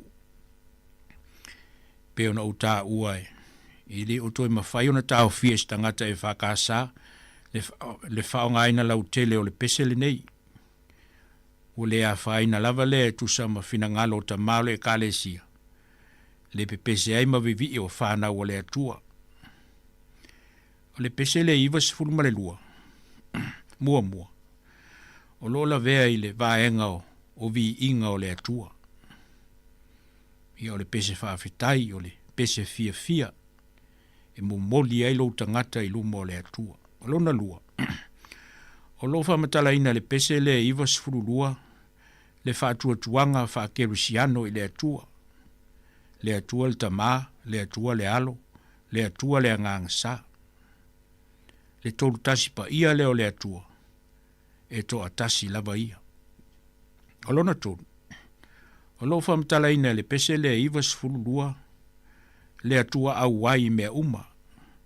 Ma le atua o taimi uma. Pe lava o le talitonunga whale whaatua tuanga. O taimi uma, o taimi ia o le atua. O lona wha. O lo whamatala ina le pese le iwa sifurulua. Le atua o ananafi. Le atua o le aso. Ma le atua o atai au. Lona lima. O lo whamatala ina fo i le pese le iwa sifurulua. Le atua o le whaofuanga. Le atua o le whaolatanga. Le atua o whaamanuianga. Ia nisi nā o manatu tauna whaata atu. E whisoa soani le sa ilinga o lautadi. O nisi nā o waainga whaale mata upusi sili le pese lea. Mai le tele. Pe a tātou su e pe iai. Ai wa avatu ai o se whautuanga le mamalu o lo tātou watu tulou. Pe a whai ai whaonga ina. I sou wha moe wha le wha tua e ala i le tāpua inga. O le whautuanga. Ia usu umawhai upu e tolu. O na atoa leo sau pese ma se vi inga ma lau tāpua inga. Ia vi ia ai le atua. E le atoa le pese lea pe a usu na o se whai upu se tasi. Ia poni whai upu fo i se lua. O le atoanga o le anganga o le pese. O le usu uma. O foi upu e tolu. O le tele foi o fati ua wha leo ina ma langi na aile nei pese. O le wha longa leo le tele o au wala le atua. O lo whaanga e tia aile au whatu pese e mo moli e ia nganga i luma o le atua o tangata tāpua. I le loto ua whatu mulia i le fia ma le whaafitai. O lono winga. O le anganga o le fia ma le anganga o le oli. E te langi ina pe pese ina ai le nei pese. E whaailo ai le atua. Le langona ua ia te oi. Whapese manatu su enga o langona o tangata. I le ai mai whaale mata upu sisili. O le tangata ola fia. O le tangata le fia e pese. E tausia lona o langa i lana pese. E avatu e lana pese le maalosi i ante ia. E avatu e lana pese le file mu i ante ia. E avatu e lana pese le mafanafana i ante ia. E avatu e lana pese le loto fia i ante ia. O lona winga. A whapea umatangata o se au whai pese a se au lotu. Ia e taunu o aile upu fwere lea pe kelo. Ke ia ka pidi eku o kako ku. Ia e tele lava i tangata e whaatu mo ele ava noa. E le ise o la fia e pese ai mo le ali. Le pese le iwa sifuru lua. O lo i ailo na ulu ai fati lava. O na e whaapea le tala. O lo i ai fo se sao. O le tamao lo utina. I le tūsia ina o nei pese. O le toi ina lai ngoi a Solomona. Le tamao Solomona, le tamao lo utina. E ana le fati lea. Lea lai. La vea ia uile. Au a inga leo le au salamu. O tangata fatu pese, ma tangata pe pese. I e to tele fo i tangata whaife au. I lo mātou a inga i whale asi. O lea lao le a whaafofonga maile. Le mamalu o le au whaafofonga. A leo le a o usui natu le fati a lea sa a o ina ele. Tua ao le mātou tina. E whai maila na tala. O le fati a lea lon tama. Na mua i usui na ile nei pese. Ia o le fesili le na. O le aso uloa ai. O le atua i le nei pese. A mai a loale o na usui natu le pese lea. Ia o na tatala atu lole o tātou lainae. E au mai iaiso ufina ngalo. Ia ai whaafonga mai. Whaafetai le atua. Tātou tupu ai. Ina ua. Nara whafua. Ia te tātou mane. Ia pepese. Pepese. Alleluia. Whaafetai. Ia pepese. Alleluia, whaafetai lo na lo. Le na fia mai lunga. Le ufai. Ma paolo ai le puanga. Ia pepese.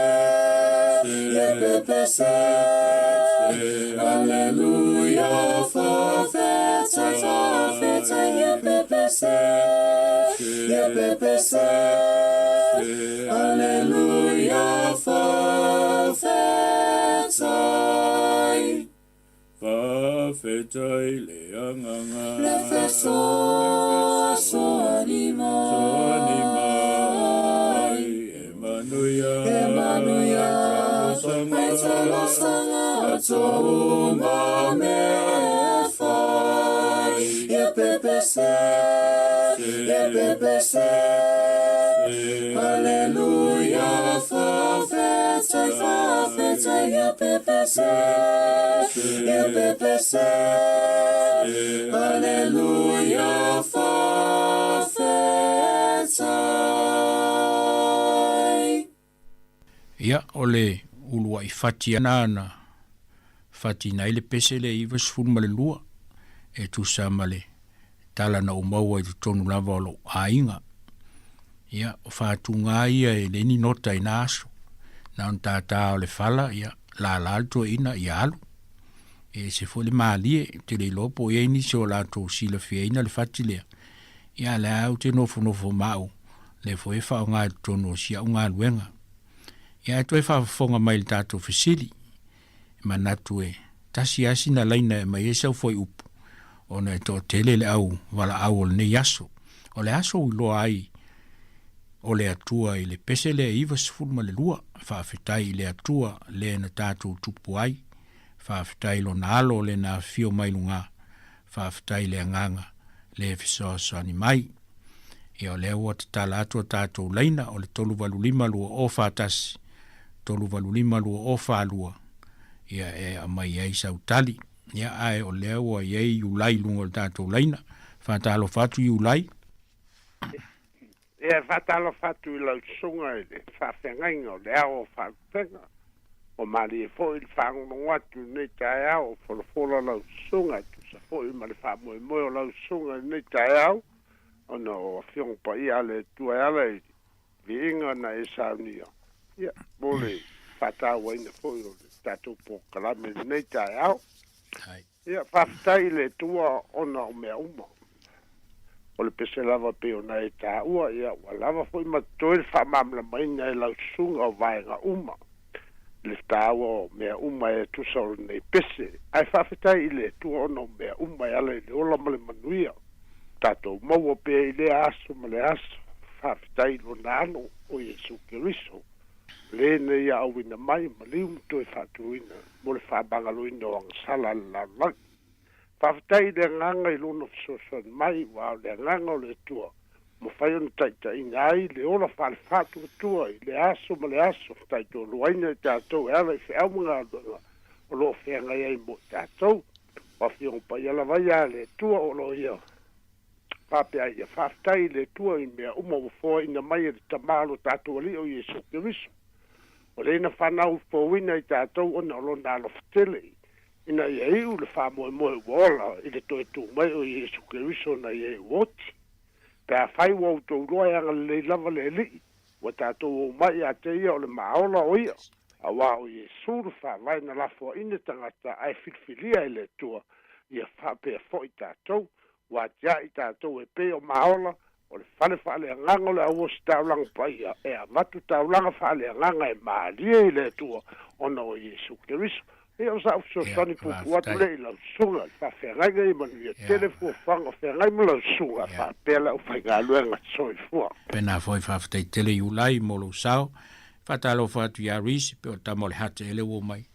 Talo wha risi. E pō lava. Ia, sau noa. O le foi tato po klame a o lai titi. E tu atu lai le lai titi foi le I ponga se fulu o tau sanga tulonga. Ele taimi le o toi wa I se pese. Ua mata ua nei pese po le are taimi e usuai po fea ia I ele I se pese. Ua mata umawhai upuye tolu. E loa ai. Ua atoa ia ta ilo I la tu mai le talawa Sāmoa. O le pese ne ua atoa tu peo le whala, peo le silu. Ua atoa ia suafa o le atua e ta sila vai leisi le atua I ova o au e leisi amatanga leisi ngatanga ia sau ilo nalo pele wafu o le tonu vo le lalolangi ia whawhetai fo I alo pele le na sau maliu ona o ta tou tangata sala ia rua e loa le sosoani tato sosoani sili o le anganga pa ia leo le atua lava o le anganga pa ia lava leo le atua le whawhea ngai nei la tatou ma le whaaloalo lava o le tātou sosoani le atoe paule o le amanoa a o atoa ia le whaafetai I le atua le pesel nei ma ele o toe a tonu e whapea umatangata o le toe e titilo se pese o mātau uma upo le nei pese ma le whaaloalo lava ia whaafetai tei te lava ris o le pai vaiga lea ele toe mea ia se maa salo ia I le pese lea o a toa tu pe o fala mea malo whaftai ia la tua whaftai mo la manoa to pāse fua whatalo whatu ia peti ia whatalo whatu la sunga whawhengainga malo ia malo soi fua o la utali e pupu ua o la utali e tasile tua e tolu ia ona persona o tama le tua le tama le alo ma le ngang pa ia o le tama le o tatu talia ia na fai le ma pese ma le fo le a me lo vi inga le aso ma le aso fai ngo fia tanga sta na avela na fastai ia la utal pu le fastai mo lo avano ia fastai te lava peti mo vi fo le aso fa talo fa tu ia vai ne welunga leina talo fa Talo vai, ma lo le stoi fuori la sunga ia le va tu se manatu fa sei tele a o mau tai tai a fo ile nei tai ao o le PCI ia malo ia ai se va tu so vai ia sa no o le peste ila sunga e toru foi o le peste ia o le aso wi lo ai o le atua ile nei peste pa wale nganga le wata umai e te au I foi o toru O mala malama le yai. E vi ia ele tangata ele tua. Ona ole pa mua e au. Le tolu o me taua o whaia le tua o sau nia mōra na au auna. Po le tangata. O lo tau mai whai upo peste. Ta penga le tua na whaia le tua au. Pei tai. Wo upa mai ang tala. Toi ta pena le tua na alo sau to e mai le tangata na o whai. Nā o pale li o ngarmenga. Nona lua. Toi tu mai male nganga pa ia. Toi fiso soani le tangata. Tire te ungar peste. Ia maua le tangata. Le ola e whaambau. E whai ma whaapaolo. I le pōpō ngā e munmuni. Ia ona paule se vai. E tā ua ia te aur peste. Ona lo tau mai ei. Vaenga te tele tau nia le tua. Ina ia toi maua lana tangata. Na ia au maia. Whaftai au panga mo lua manoa. Whamanuia le tua le tunga. Pena vitu tina. Ia. Ia soifua. Whatalo whatu ia Elaine. Ia talo whalava lau sunga al whawhiangainga. Na asina manatu la ititi lava e fia whaopopo atu ai manatu noa watu ai. O peo le whai upu mua. Whaafitai le atua. Le na tātou tupu. Ia nā e tao mai ai le whai upu. O ia o le atua. Ia ia sesi na whai al tangata mea uma o le neila langi. O le atua lava na ia whai mea uma. A le aila le atua e le tupu. E le tupu se mea. E le tupu i tātou e le tupu mea uma o neila langi lo na winga. O mea uma nā afua. Nā afua mai a mea uma i le atua. O ia na ia whai mea uma. O mai lele whai upu o whaafetai lo nā alo. Tusa o le whaafetai nā le o le loto tangata. Whaafetai i le alo o le atua. Wa liu tino tangata mai. Lea na ma liu mo i tātou. O le whaafetai nā ele ai seisi whaafetai, seisi mea, seisi taulanga na whaia e seisi po seisi lava. E na te mawhaia o na la asia le taulanga na whaia e le alo. Liu tino tangata mai le alo o le atua. E ma liu mo tangata uma. O le whaafetai la nā e mawalunga le nganga whaafetai nā i le alo o le atua. Na ma liu mo i tātou. I le muli, whaafetai le nganga. O le loto whaafetai nā o tangata. E whaafetai ai le nganga o le atua. Ona ua maliu mato e tū mai ia le tātou whaola. Na whapea le ola na tala. E alu e maliu e le langi. Ai awi na mailo nā nganga. Lo nā nganga la lea, na te whaamanatu, na te ia i tātou. Mea umalava na finangalo ia i le atua. Finangalo ia ia le ali o Yesu. Ia se soani atu le ava mal whaalo lava whaafetai. Ia malo, whaafetai te lava i lein mo le finangalo. Whaatalo whaatu ia ala. Talofa, o tala. Tala, o ia. Sela amani. Ia, tala, saunoa tala. Ia, whaafetai lava mo le avanoa. O le nei mata upu se... O le mata upu... whamata upu sili pe ona e fesilingia. E si au tamai loa pu ua iai lea. E le pese lea pe ona... Fola sia fo i lau sunga le whawhenga inga le neitaea. O le i lau lava ia tali ai o le atua na whaia le langi ma le lalolang. Ma mea uma o iai. A toa ai ma le pale ali i o ana ngā luenga. O le tangata lea. O le alava la e so e le atua la na whea ngai ngā ma le tangata ola. Ia e pei lava fo i o na sila fia o sila mai o ia ua anga sala le lalolang. Ia o na whaatupu lea ia o le lolo ia wala wina fo i noa e na ia faule wa. O le so onga lava lea o lea lava wa sila mai lea tua i le lalolang. Ia anga sala tele. O lea lava na liu tino o tangata lava lea tua e ala ilo na alo pelo Yesu Keriso. Lea na ma liu o na tongiola mo i tātou whana wanga sala. Pe o laula ia tama iloa ia le pese o le anganga whaaftai ia mai se lava foi o le anganga pa ia. Ia o le tātou fesoa ni sili lea iso o se taimi.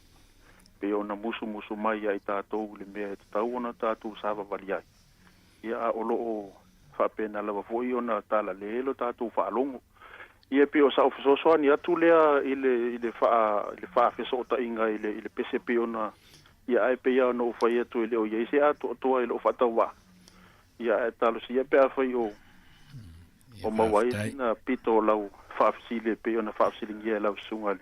fa te ngai ngali nei tae au malo uava malo fa alo ia fa ftai te ai manuia por kalame ia fa pena ma no fa lia so mon fa au so fo fa talo fa tu ya sina le wo lunga lein ia fa talo fa tu lau sunga fa fe ngainga ma na ia le ko kalame nei tae au ia e pu ala utali ia o la utali ile fasili e fa pea o le atua o le fa vai o le ola ia pauna o la utali ile fasili e winga le pesenda i vasu malua ia manuia lava le pokalame i la sunga fa sia ngainga ia fa te lava sina le titi ia e fa talo fa tu ya le moa talo fo le moa ia fa talo fa foi malenga fa lolo la sunga i fa ngainga ma lole langi mama le soi fo nui el ni ta fo ia tau fa malo la te tom foi el foi se vai tu sai mal fa sili o alpo kalama ni ta ya per mercy o le aso wi lo ai o le tua nei pese ei ma na tue o le pese wala ulo umai peona e sa uno i el ta ya o le pese nei le so ulangona e faali ai le nganga faftai ma le nganga vi o tangata i le tua wa foi o le tua o le wailo ai il pese le o le tua atotoa o le tua wa atoa le tua o le tua o tama le alo ma le nganga pa ia le wa atotoa i le tua le ana fio mai le tua o tama ina wa ia fai el tangata i lona fatusa ina wa angsala tangata i pio na sauno e ni sui lamtang yo na wina mai le o lonalo le ana fai le lenga o tangata ma le tua peitai na wa afio Yesu le lang le ana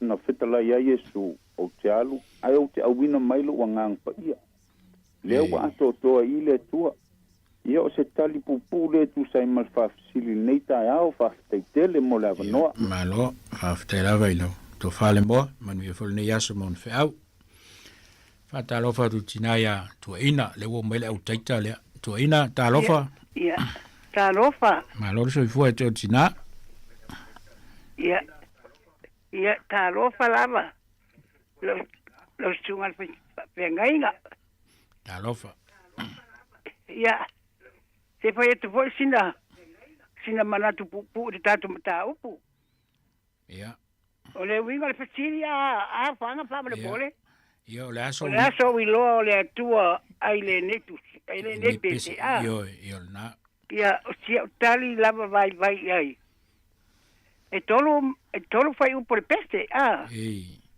tolo ia ole fai mua na ale winga la ole tolu ne fai upo le peste ole tolu foi na persona ole tua ole tolu tasi pa ia na ole tolu tasi pa ia awa na le se no le tua pe fai mua ana le tua le ai tato monila o ia le ana fai ai tato o lona lua fa mai fa peta ile alo o le awina mai a ia ana neste anore tua ele alo ele alo le ana tato motinoa o le nganga pa yo le tua na ilungo malia le na ina mau le tamale o Yesu a ia o lona tolu vaenga pa pitai le nganga a o le nganga la le o ia le nganga pa ia iluna fisoso ni mai so se mea tato te vai ai so se mea foi tato te le o mana mai o le nganga pa ia le o le atua o le wa awina mai o na wa awina ato ye ele atua lo na alo ile langi ai na tele tu fua ina le lalo langi na awina fa pitoa mai lava le alo le atua Yesu Kristo wa uma lana faile na misiona pe ona ye o ye le lalo langi i wa manu malo Yesu Kristo na misiona na pai o le boto e fo ye o ye le langi o le mele na lai ona isa no upa mapana pana ilo na uso ai pe taila wa umana fi atu Yesu a fina ngalo le tu elo tu fu ina le lo lan o le ala ba yele nganga pa ia O le la me fatasi tātou marona nganga pa ia. I so se mea. O le arif so soani e mana umia e oe. O le nganga pa ia tātou te tapa iai. O ia le arif so soani moro tātou vai i le ngate i le tino a o le nganga lava. O le ola le nganga. O le la natali pu atu iai i le tātou mta o pore nā o ilo ai. O le peste lea. O le te ilo ile atua. O no e tolu e fai upu. O te vai ina la fa pe tolu persona o le atua. Ia o le atua te ma o le alo le nganga pa ia. A tolu tasi pa ia. Ia se o tali fa vai ale fa bole. Ia va ftai. Manuia la vala sunga. Ia va ftai. Ia manuia foi o tina.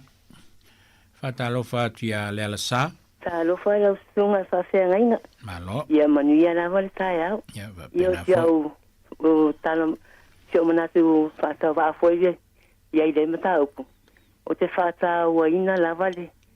Ele pese. A fa ye te pese ma fa fa do loto ia I winga mamata upu po fai upu le pese lo sa wai e te longa ina lava le fa ngai e tia o lo loto ma pe a fai e te pese malo mautino malo fa alo I upu ma fai upu le pese ia lo vai ina foi nei fai upu nei pese todo no fai upu fa pe foi e kale sie todo lo lato tau fai lava polo lato fa fai lava fa tala lenga mo ne fai upu ono fa peresio mna fa tawa na wa lava e todo lava ia e tasi lava le atua ai todo lava na ipotasi olera o te tua ele ni tu la ia tua tu pela sunga wa oil farm sin city ia na on ma mona fa tawa lava e tau fai tua ia tua tu lava no mo la ufenga elo io fa senga ngai te fa so ina foi na fa tawa le nei lo matua ai manuia lava fofanga le aso manuia foi le tato fa sala ngoni tai ia mano ia manuia lava le aso so foi e fa talo fa tu ia tu ia talo fa lava malo lava so foi la sunga fa sengai malo foi ia fa tai mo tato mta ma tango fiu ia le pesi la vea ato ele fiu ngale ia ole fa tai mo o tua ao ena luai tu sia nei pese ona ole tu langa pitsili ona matango fie ona ole mamao ole la tu sila fio le fionga le tua ile fai upu mo por pese le fai upu mo mua o lo ta uaile ta mana ta tu tupu mai ai wala vea atoa le fuafuanga ole tatu laulang ile mai le aso mo mua so lua se yo ole taimi ile aso fitu ai tato te tu fasili pea la I mea te tupu mai ngā tōle tu spa ia leo la vea. O ila le maua mai e se awa no piti sile o na matango fie fo lele. Le whaangolongo. Ona na pa ua ili tangata. Ona alu wale o li tangata walu ese male atua. Ai ua tato toi tilo le fai upu e lua. Ile whawhetai ile alu. Ona wa tato fai taum sue sue. Ona tato fasili fele vaenga o le atua sa ele hatali. E maua mai ele ava no pitisilo na matango fie, e sai le fata o le tama. Ai ua ia le tu uina matao fia ona o le fultua al tangata ina ia mawhai, ona toe fo I mal tangata. Ai tu ina atulo na atali e maliu, ina ia toe maua I tātou ma toe whafo I atu ili atua, o le ni tātou tupu mai ai. E le ngata e lea na fiu mai fo I ia wa maliu a toe tu, a mailman maa lo I tātou, o e whatua tua I ate ia. Ua toi foi, ai fora fola o le a wina mai le ngapa ia, e fai ma o tau fisoaswani. Ona nate silafia, e le ma fai al tangata, o se mea ona fai, pe a lea ile fau unga le po fa marsinga le ngapa ia, le entato fa longo I tala angola o so na halu so sola, e o ia pe telu, na fa fiti, na pepelo, ai ina ua toi Sāmoa to pe telu toi foi, o la so pentecost, o ina lan tato fa longo I ngaluenga le ngapa ia, na mata yon fatu lai male kalesia le tu ma fa pena tatu fango longo I ment tu puse mal tu se fa ale ngaluenga fa solo mai tu singa le apostolo Paulo wale ai se mele o ta o me ngaluenga le ngapa ya le ala o mal terminei o lo alala pea ma feafi wa ile nganga pa ia ma lala ma nofo tu mau i tu tono tatu te tas o le nganga pito sili leo na mawalunga o le pese e vi ia ile atua ona ua matua ta a toa le fionga le atua tono ta mai ma tatu wha amanyanga ma mea uma e au ina vi ia i e wha vavau i whaftai i whamania le atua lau sunga e whawhengai ia tatu atinu whaftai tele lava e te o le tamatu whaftai molo fina ngalo whatalo whatu ia lotu Malo, soi fue la sunga. malo foi Ya, ola utali ia i le fai upu mua mapia. O le atua, o le tatou tupuanga. O ia o le tatou tamapa ia. I le fai upu lona lua. E whapea, o Yesu Keriso. O le tatou ali ima lo tatou whaaola. O lona tolu. O le nganga pa ia. O le tatou sosoani sili lea e sili o na la talata mai ai tatou. Lea e iai le fai upu mai le tuspa ia o lo whapea. O lo whamatala talau ili mai ai le winga nei pesi. Whapea. A wā ua whapea lava o nā lo whamai o le atua laulangi. Wa ia awina mai ai lo nā lo pele to atas. Ina ia le whano se tasi e whatua tua ia te ia. A ia maua e ia le ola e whavau. Ia manu ia tele lava fofanga nei aso i lau stunga whapea fo ele mamalo le au whafonga. Whaftai molo o avanoa. whaftai tele lava e te tina lotu e whatalo whatu ia peato Ia, talo fatu lo sunga. O le tua. o le aso uloa i o le atua i le pese lea i vesulua O le tua. O le tama. Ai tolu na ipotas. O le tua sisilies. O le tua pamangalong. O le tua malamlam. Ia, a whaila tatot mawhawhau. Le tua tama. O ia o sisilies. E pungai mai ai lo na alofa. Ma anfa mangalong. Kapena foi lo na iloa lo na pot. A mese lo na malam lam. Fa malam lam mai nai tato. I mea tato taun fai. Ia, lau fam talanga ia mo nei taimi. Ai manuia le. ia whatai tele lava peato whatalo whatu ia ni marota Alau soi fua lau sunga whawhengainga. malo foi Pu wasia wa utali tato mtau. mati sau Ia, o le alofa tu noa o le atua. alofa tu O le alofa tu noa o le atua. Ia, o sia tali pupu le tato mtau. O lo whala o lava whaftai. ia malo whaftai alofa tu no le tua ia o lo talapea tato leina whatalo whatu ia tu la fwai talofa tu la fwai Ia whatalo whatu lau sunga whawhengainga. Ia e talwai no tutamo ea mai ale sisiri lea wala. O la ula tali no i la ufalongolongo mai le tavale. E pupu wala utali le wingo le pese le pe a o pese ia. O iyo te tali tonu ai le alofa o le tua ia te. O la ufa ai le tua i so se mea lava. Le wina mai o lona alo e la vea ia uli tangata sala. O le so soani le nganga ia te au. I so se mea o te mana o mea o le e pupu wala la utali o le alofa tu no o le tua ia te au. Pea o pese ma le nganga ma le whamaoni i upo le nei pese. E o la ulea tali pupu i lo sunga whawhenga e whaftai le lava mo le avanoa. ia malo whaftai te lava tu la fwai mo lo sau whatalo whatu ia veli Malo sai fua lau sunga whawhengainga. ia malo Ia, o tali pupu lava. Ia wa o tātou na tātou te whaftai le atua na re na whai ai tātou. Ia o tali pupu o le atua o le whaola. O le atua fo o le alofa tungu le alofa malonga le lei. Ia se o tali pupu le nai lau sunga. Whengainga ia manu e tere. ia whaftai te la veli mo lo finangalo e whatalo whatu ia whalau Ia patalo whatu opa. malo Malo lava le soi fua manuia. Ia, wha. O le ua watu foile tūlanga alfisile tu sa malmtapu nei tae au. O le aso sile fia o le atua le pese iwa sfulua ma talitonu o whanga o te le e whakasa o le pesele nei. Masalo le pese mua le tu pesele tele o na whati. E tau mai ai tātou. Le whata ua ina o le atua ile nei pese. E ui ala ina tolu o na pesno pena mai ile pese. Ai kasi lapa le atua.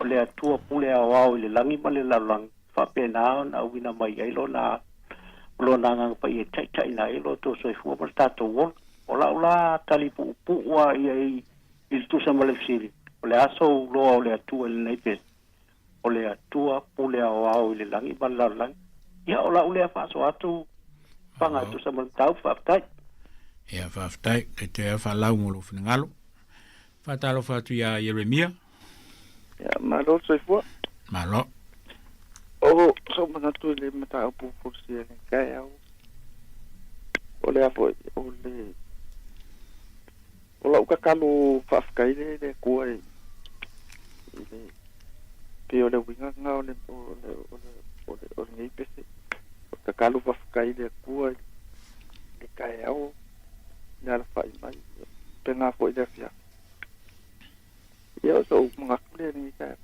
ya malo after til la Yeremia Manuelas fatalo fatu ya Ferrani alofa sunga ngainga talo puede saya mani tele malo licho ya o si umna tu ye ora lo fatu no le li o Yesu Kristo le lo fo le tua atua mal mafuta fatasi malanga pa ia pio o ta fa ye la tatu to mai langi ya lo nalo na fio mai ma fasata roina ono to se lanu to se ngana yang sala ia malanga pa ia lo pa ia ngal wenga le pusunga ya tato email le au na tato pa ia yo sia o popo tule tu se male ta up fa te tele lava mole no ya malo rani e manu foliaso ya manu se vo fatalo fatu ya lupe matsila ya soifua maua i lau sunga le whengainga au whanga ni ngika iau. Malo lawa soifua. Ya, malo lawa le soifua munguia i lau sunga le whengainga. Tai. Ua maari ese ia fingalo e peonga i aini ngika iau. Ia pika i o le aso i loa i o le atua i nei pese. Ya. Ia o le i la ua uia vava ai le pese peonga masang o le anganga o le whaftai. Whaftai le tua, ia o reisi vaenga, o lona alofa.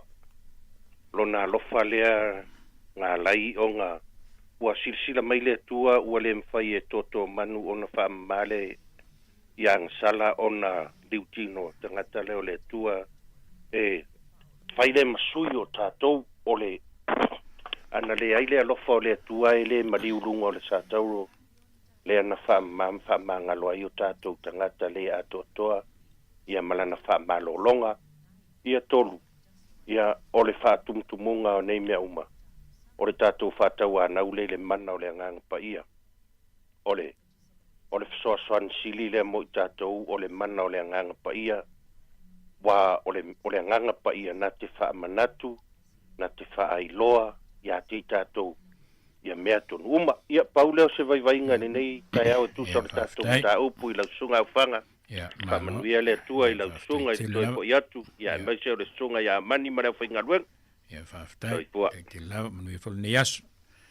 Whatalo whatu ia whaia mio, pele au kentala ele wome. Whatalo whatu i lau sunga le whapea ngainga le nei tai au. Halo. Ia o le a whaia tusina taripupu e tusai o le tatou whaafisili le nei tae au. O le tatou whaafisili o le aso i loa. So i loa ai o le atua i le nei pese. Ia o la ula taripupu i ai wa o loa le atua.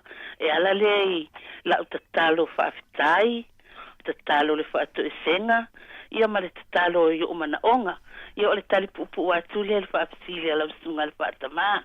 Ia manu ia lava le nei aso. Whaafitai tele mo le amanoa. Manuia nei aso mio. Whatalo whatu ia le teu. Tai malo se fua la sunga le whengai. Malo. Ya se fua muia. Malo. Kau kari aku isi kamai kari kusai mar silo nei aso. Ola kari aku fa le aunga sa, ole tua te rei. Matau tia, mau walunga ele mau winga. Oi, ele pa yese si lunga mau laro pa. Ole tua le rofa la ia, ole tua fo I e tūre noa alo nā rofa, muti vale le aso, mare aso. Ole tua le rofa la ia. Ia ola ole kari aku la sunga whengainga.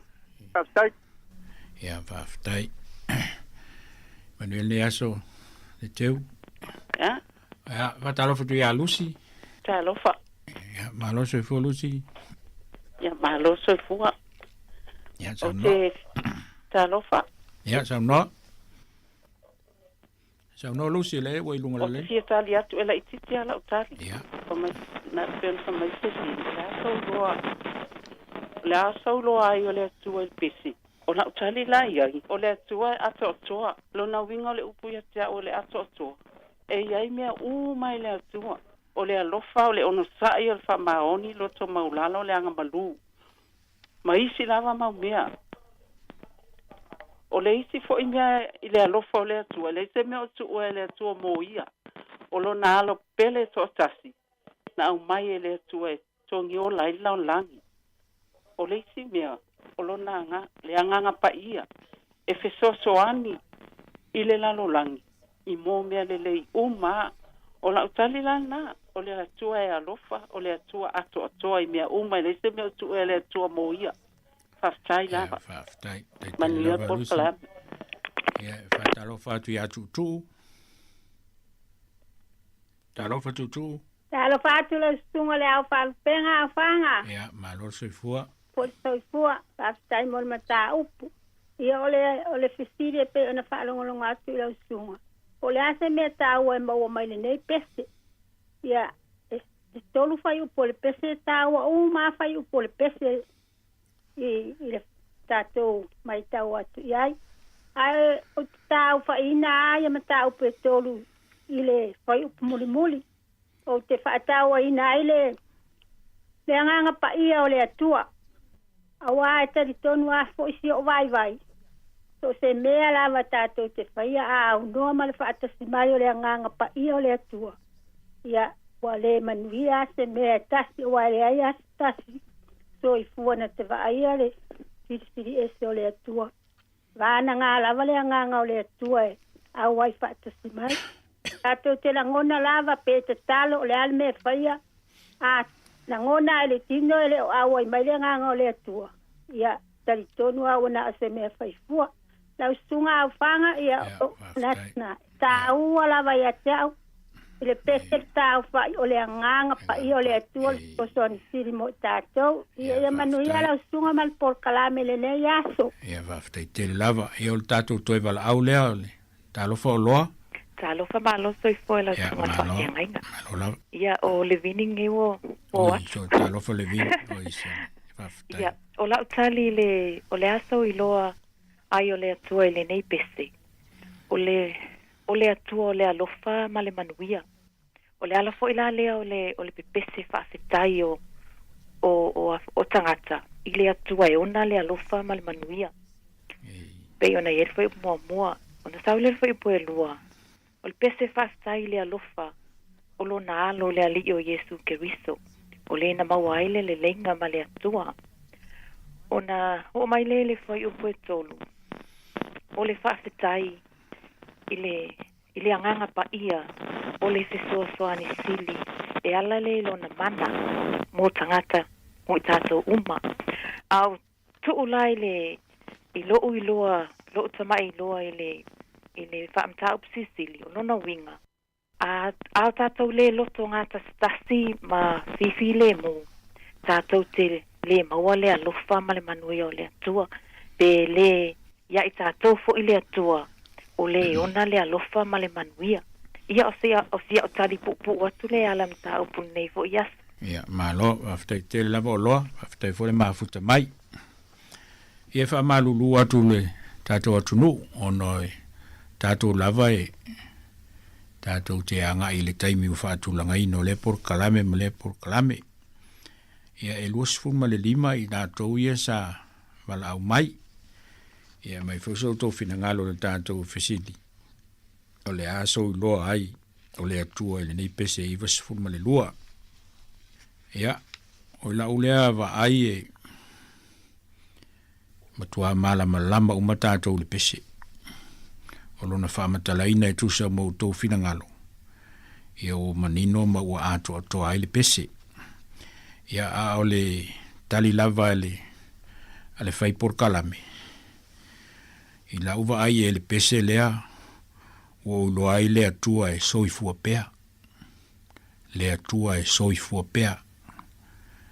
O le atua mai le vavau e o le whaavavau.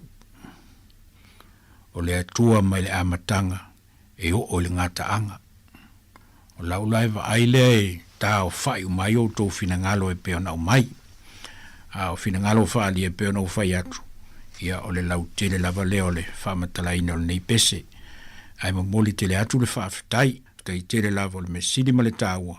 O leo tātou malama lama le lele mata upusi sili. O lo amai le nei pese e iwa suma le lua. O le atua soifua pea. O le atua mai le vavau e o le whaavavau. I o le atua mai le amatanga e o le ngataanga. Ai whaafitai tele lava mo tō finangalo whaalia.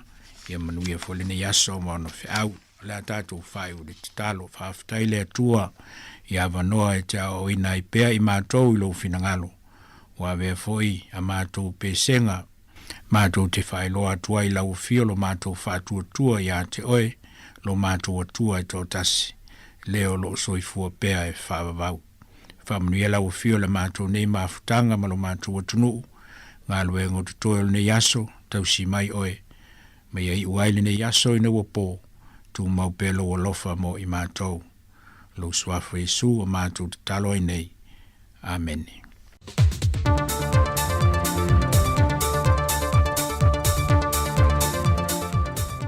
Vivi lava te whatala whātu telefou le nei fo I aso fou ana mai e sona whaopoponga le nei.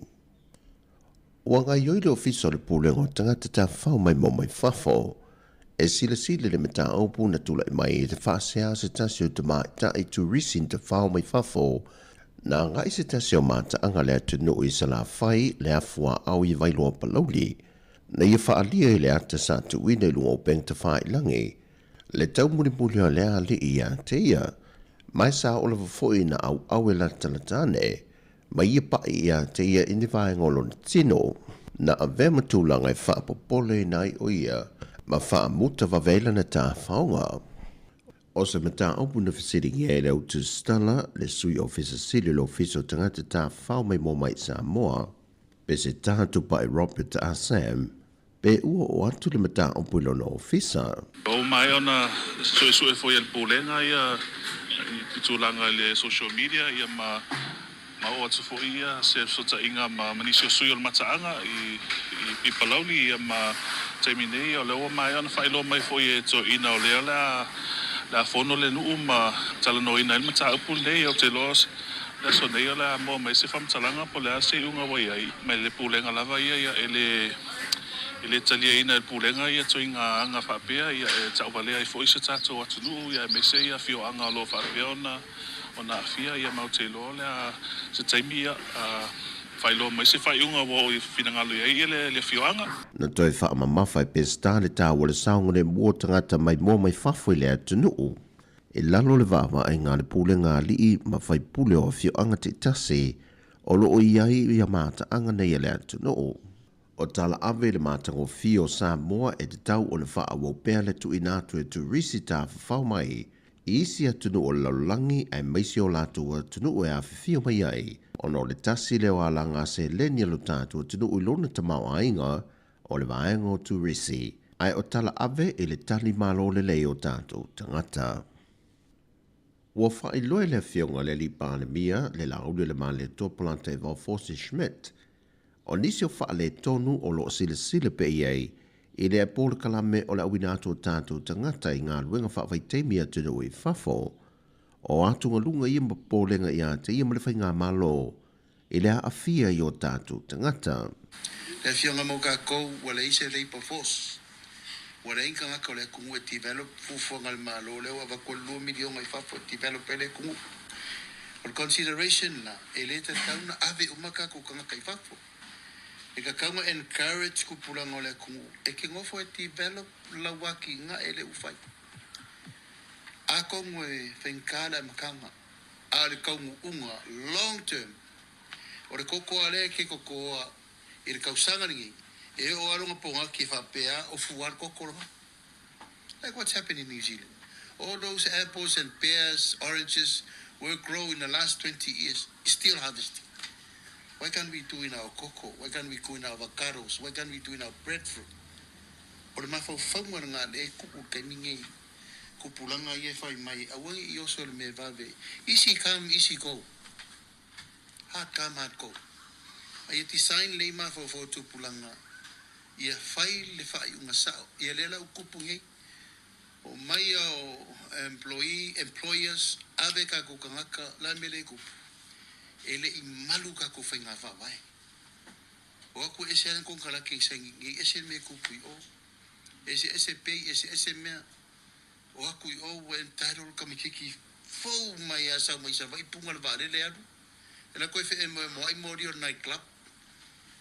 O lole le kulanga nga ukau mawhaava, whanau whasainga. Whaalia whai le whionga le paalemia, o nisi o ia vaenga e tungalu iai, o le toi whaau popo atua nisi o tino maa le liu nisi a awhia, mai I le lua se fulu le ua wha mawina, peita e le o iei sana fuawhanga, e tā awhia mo tuai le nei wha moe moe. But we didn't say we're going to stop it. We are negotiating a policy with the employers. Au mai, e rau kako kakangi polonga. E ka kaunga wa ai le leile agreement. Saingi le lei mau ki ngua mau. E almere sa kupu. Whako apiki merka kai whongo I runga I le official maru. And these are people from all over. E apiki merka kai whongo I kokongo rungu. E leise si ula vale o le whakari pule mamaru ari whai pule. That's why walang koe wha fo in ka upu I whono wha vai. Piki me I whono wha vai kanga kai api. Awa fo e ke ula vale lo I hoki sa ule whakari e kuro wafu rungu. O le ingoa ka uleia ma discipline tel whamakai.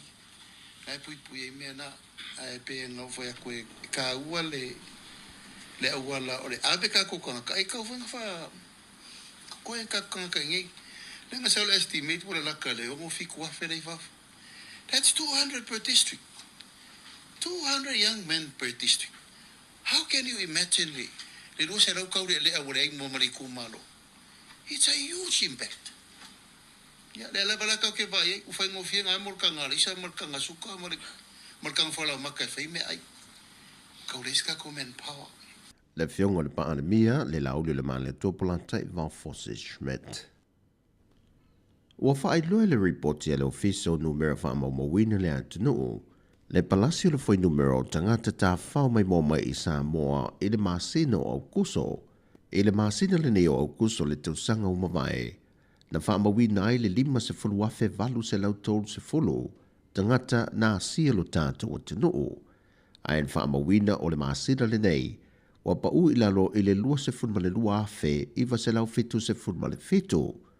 O le ono afe valu se lau iwa se funma le faa, o le au whai o turisi po tangata na se simai, mai no o antu le te tolu se fulu aso ono fui o le tātou o te nuu. Ai o le valu afe 5 se lau valu se funma le tonu, o le au whai o tātou tau ainga, sa malanga mai mala no fulava I o lātou ainga, mai o lo whaamawina ai, o ni usila le atu nuu le pito I sidi o na maawalunga le au whai o tangata e malanga mai ai. Le na o atu le valu afe iwa se lau fitu se funma le faa, so o atu yaima o se tālia, I le faa afe ma le 5, o Amerika e afe faa se lau valu se funma le valu, ma Amerika Sāmoa e ono se lau 5 se funma le ono, ma isi atu nuu, e le awha inga e fitu a fe valu se lau 5 se funma le faa. O telefowia, manuele nei aso si o tātou o tino, whasoi foia.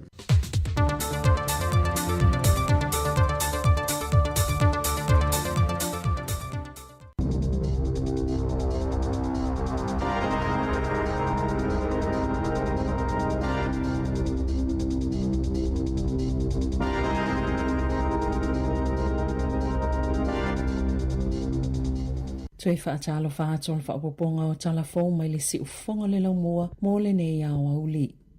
Na whaalia wa samana ia Winston Peters, le minister le vai whafo New Zealand, sa whaafonga le finangalo ma le tūlanga le United States e whaatatau ia Palestina, peitai e sili le tau fi ia te ia lavolona manatu e winga i le tūlanga o Amerika i le amata upu. Sa whaitoina Donald Trump i lana saunoanga i lumo malo o whaatasi, le whaatuptupla ia peo le numero malo i tutono le sao ingo malo o whaatasi. Ua lātou tau ia le Hamas e alai lo lātou langolango ino le State o Palestina na sauno Trump, na ia whaamutaina ni taua se fitu, ua leva le maua lava ni unga ai le ma se telefoni ato malo o whaatasi e te lele malo si angai malo o whaatasi peitai e le o whaongaina e na o upo ai le o mawhai o na tino mai le mawhai e upo e le ini ngā luenga o na fufoa ini taua pe o na sauno ai Trump i luma o le fono sa fsilingi e le autostala Vava Samanaya i se taimi mulmuliane pe tala whianga ia whaitionga Trump pe ta ina sauno Vava Samanaya e le mawhai a te o na whaini saunoanga le tala whianga i whaapea.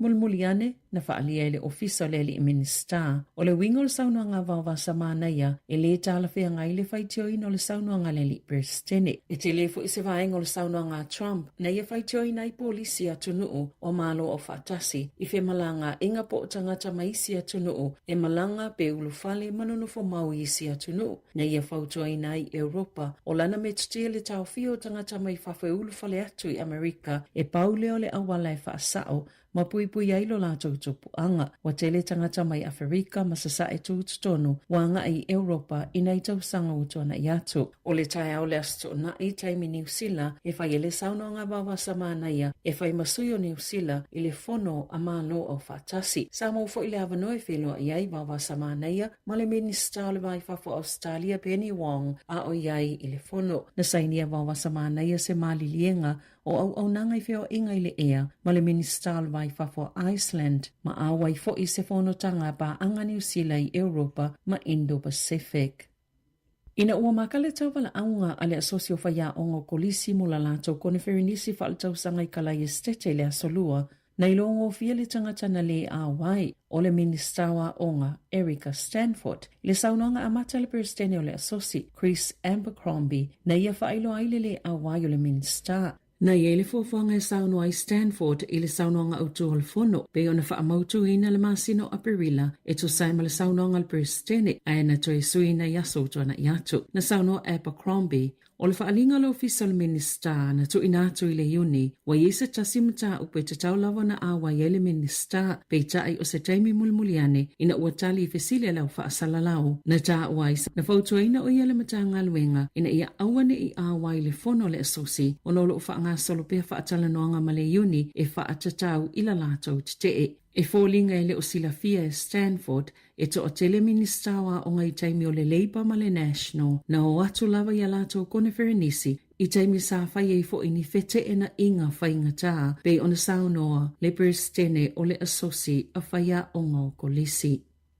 Ua whaalia le vaenga e pule ina le whewa ingo waalele le ea i le taunu o male tu wa ese mamalai waalele po le air traffic controller. Sa se sele saunoanga lo lātou pule sili pe tai ele ita ina se sele atu noo ina ua saunoa e whaasino lima i se isi company se taimina te lea i le whaale tonu ina ua motosia whesota inga o masini whaate konolosi. O se whaale tonu i au nanga le masina talwai na mafuena whele le i whaata amilo ni waalele lunga ane Wellingtone o ni whainga malanga i le vao New Zealand ma Australia whaata se manisi malanga e wha ele i mawhaio na tu uvaa e se atu o le whaamatalanga le airways i lea taimi na mafua ono whaamatalanga o whainga malanga sa le mawhaio na whaasoa pe pasi atu e le isi polo kalame po le system anga i ile isi polo kalame na sauno le pole sili James Young i le leitio New Zealand sa tala noa le airways ma se kampani e ngausi na polo kalame o kompiuta e winga le whaale tonu ai o lea ua whaalia le airways na whaatau mau lava le whaala potonga le polo kalame ma o lātou e pa u ato i le whaale tonu le na tula i mai e le o au le vahenga na ngausia le polo kalame talo mai le silia malilua se fulu tau sanga ua toa nai sa ta pena maati na e lava le airways le polo kalame po le software talo mai le taimina o lātou amata whao ngai nai.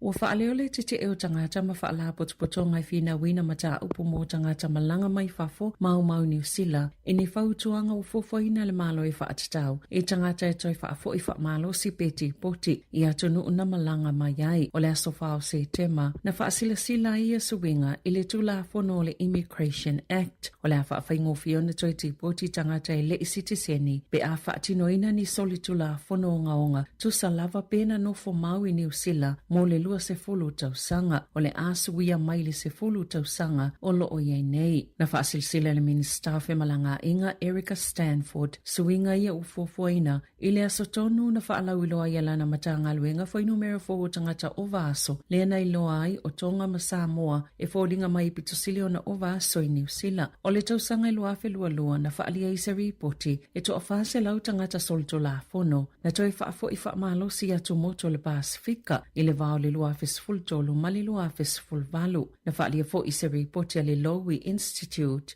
e te lele si itia o solto la fono le Pasifika ona o tangata solto la fono I e tipoti atu mai New Zealand, whapea Australia, ma le United States o Amerika. Na whaalia I whai numera e pito te lele whai numera o tonga na o vaso I New Zealand, pito I saina o le United States ma Sāmoa. Ui lea, o tangata anu o tonga ma Sāmoa e maua lalo ifo na ilo le lua pasene na o vaso I le lua tausanga watua nai. Na saunoa anahila kano ngataa. O le whaalapatupotonga le Aotearoa Tonga Response Group. E lei loa po le ale fuafanga le malo le ua whai. Pe aisea ua whai loi le whaamatalanga o tangata ua o vaso. Ma o se polisi fo I ua whaasala I Pasifika. E mai se Sāmoa ma Tonga. O te tala ina atu le whale maliu o le Morrison's Funerals I Aukilani, le awanoa muli I ainga ina ia piki peo o atu e aveni lefu o lātou tangata o loo iei pia le whale maliu. A o lei o lātou te wina pe lango mau ina whaatasi lefu o tangata I to fitu se lau e le I avea lava na tā ua le whale maliu. E iei se potu whaapito o loo te wina umai ia lefu. Watu o atu le awanoa I ainga ina ia o atu le whai ungo Novema ua piki lefu a o lei o lātou lango mawina whaatasi.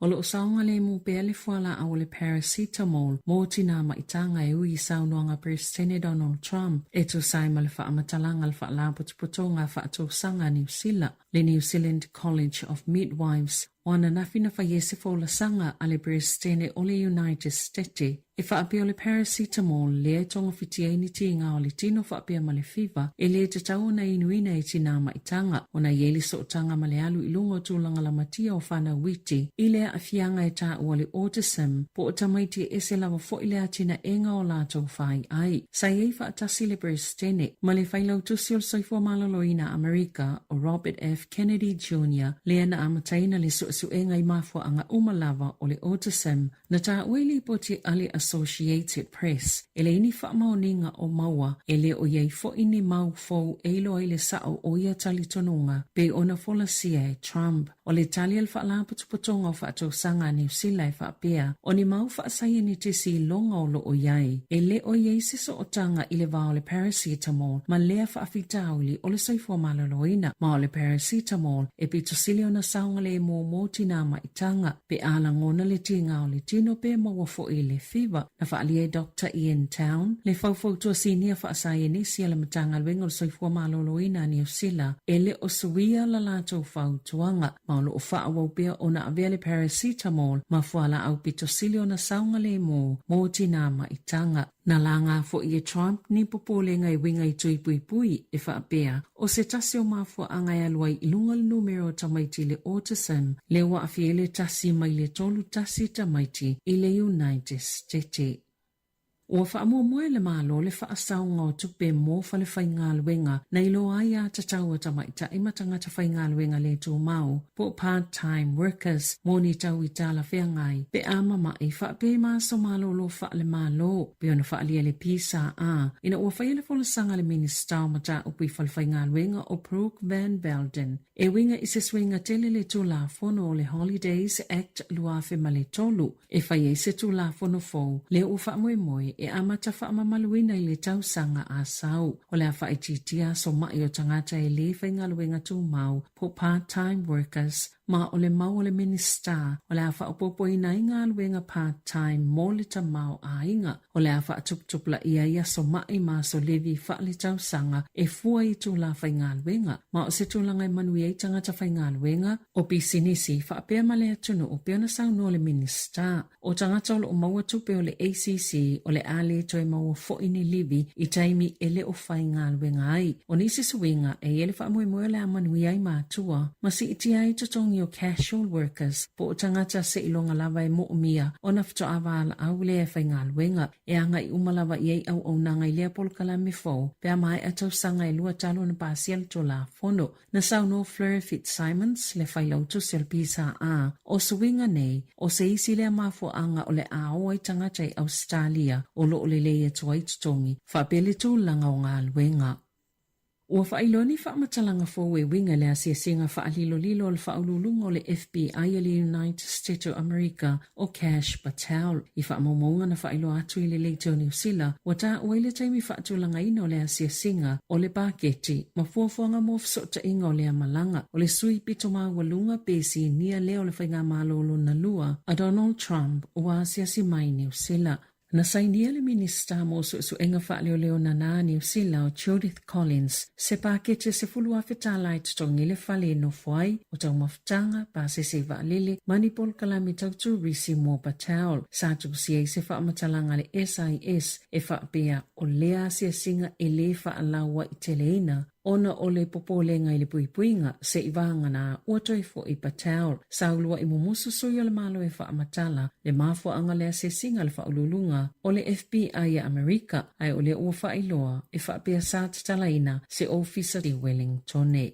Betu sama le valu 5% le numero tamaiti na awa ia onga ia so uma e le kuata taluai. Tali tutusa ma le foi numero e le kuata i tu atu. Na whaalia i whaamomonga le matanga luenga wa onga e whaalua na silia ma le valu pasene. Le numero tamaiti na o i le a onga ia so taitasi. I le amatanga o le kuata lo na tolu le masino i ulai. Aina pa u le fitu 5% i le aso wharaile o le vai aso taluai. Le aso mule o le kuata. E 5 se lau valus fruta siafe ma le tasi tamaiti. Na o onga mai lea whainga e fit se lau fitus fultolu afe iwa se lau 5 ono. Sa tataona iai i le aso mule lea onga. Mana si itia fo i le 12% le numero tamaiti e lea o onga ai leilo le mafua anga. Na lipotia ia onga le mawalunga le numero tamaiti na mamai i le tau malulu i le kuata taluai. E ti tau ona o i le iwa whapasene tamaiti e awai i aso ta itasi lea onga ina ia ausia le matati a le malo o le 20% o tamaiti e awai le silia ma le iwa 10% o ala tau vasenga. Tala fawia ma le si ufonga le laumua mo le ne ia o auli.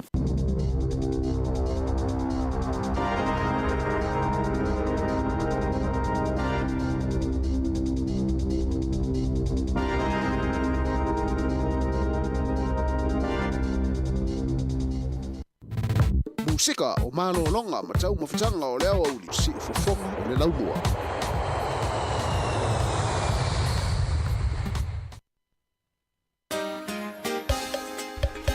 Ia, Sāmoa la tunu pele le loto ma le nganga se fulma 5 minuti le bute na li tulai se fulma le lua le ia woli o le so lulu lua suma fa ia so le tatu folongo le lima sino si tema luathi lua se fulma le lima na wa fa fonga le tatu tunu e le fa poponga o tatu telefon tatu televisa Sāmoa ia mo le ia so lulu to fa fonga i li tula e tasi le uri nei ia ma li tulai fitu ta tulai valu la ta i lungo le tatu por clame tu tu masani si fonga o le lau mua i Wellingtone.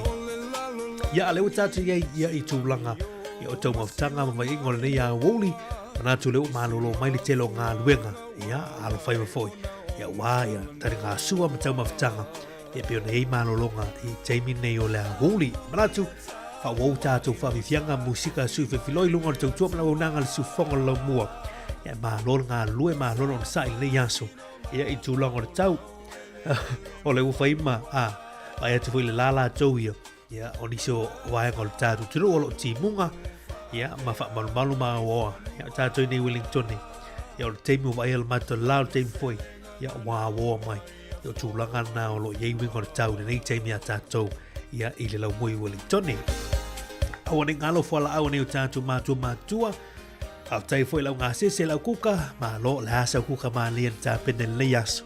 Ma lo fai faiva fa tai le fatua inga tausi. Ma lo le fai faiva ya ma lui tele le yaso ma le ya woli i le malo le tatu. Tunu tatu fa nga solo i fa vifianga musika sui floi. Ole nei team tutu ma si fonga la mua i Wellington.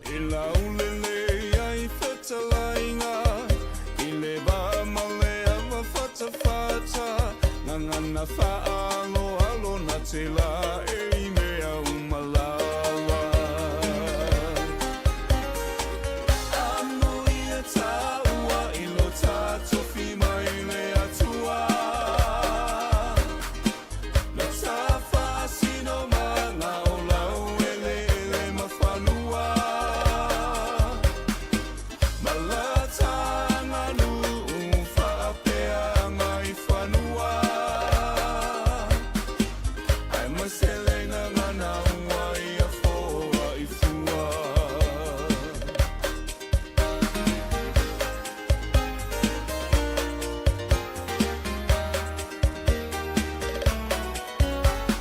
Alitai o nenu Pe a taunu mai se malanga Tua o le maro pe fai fo ini suafa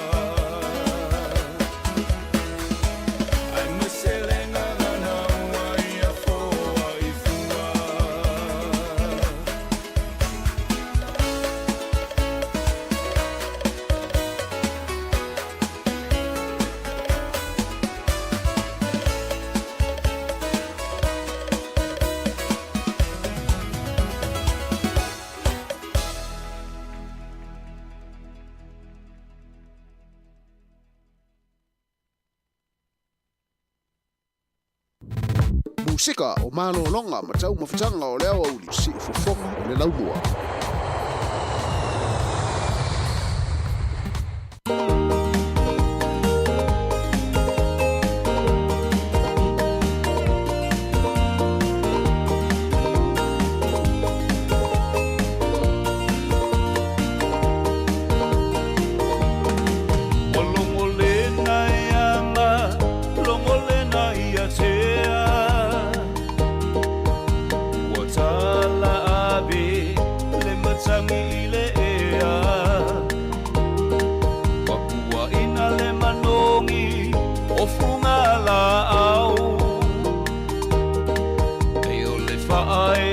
Sāmoa utama whanau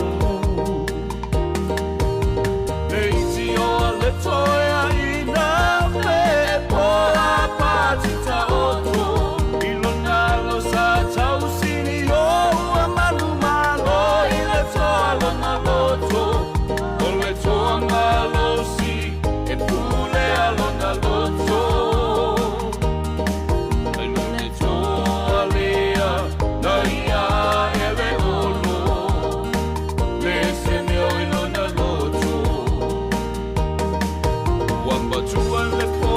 Sāmoa wana o e lama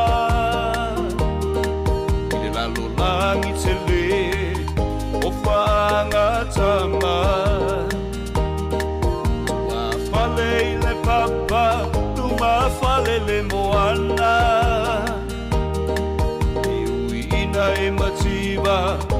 tau mawhai lava. O kua le tātu o si mea mamu tangu e maua while mu. Tauina ia hui masao le pambo e moe maua siri au tu. Au walo alo whaiva ki whaangatanga. Tauina ia manuia umaona asanga. Maua lau malawa.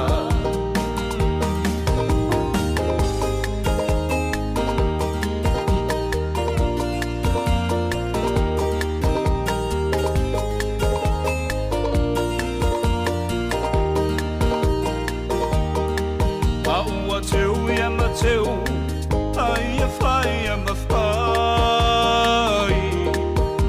Umamana, awa e te whaavai vai. Ai a panga Sāmoa, lau tāpua inga.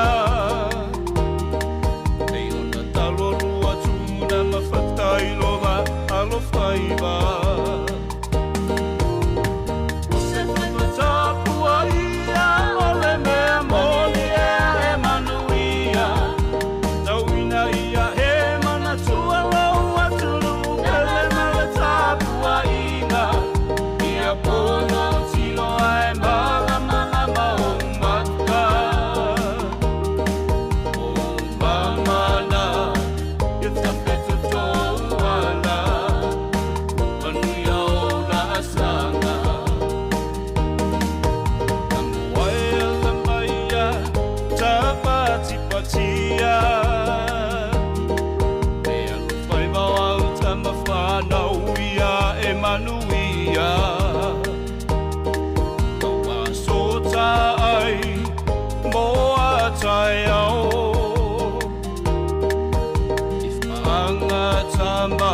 If I'm out sao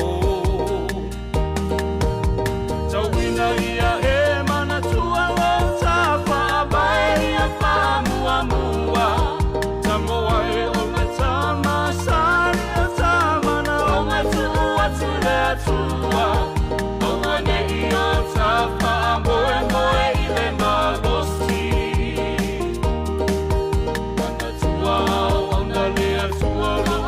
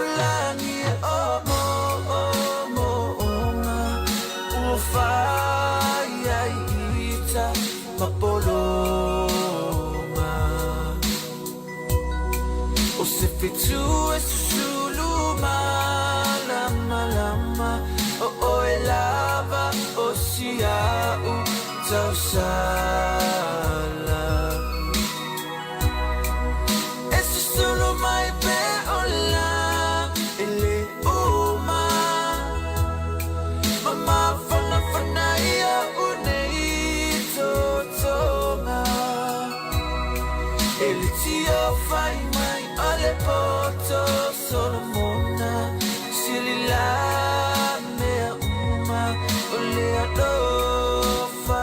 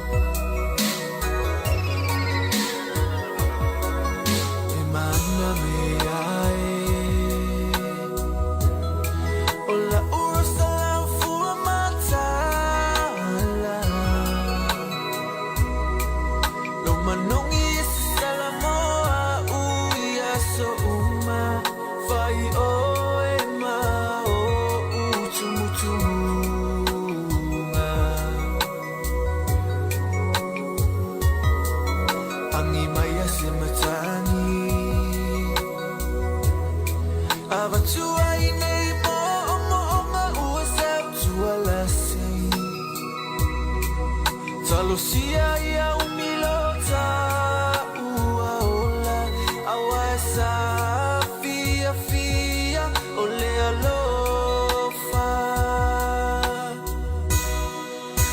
la la ni omo ona ufa ia ita papoloma o se fitu lama o elava o siau tausala It's solo my beola ele uma mama fana ia unito toma ele tia fai mai ole poto Solomona silila mea uma ole adofa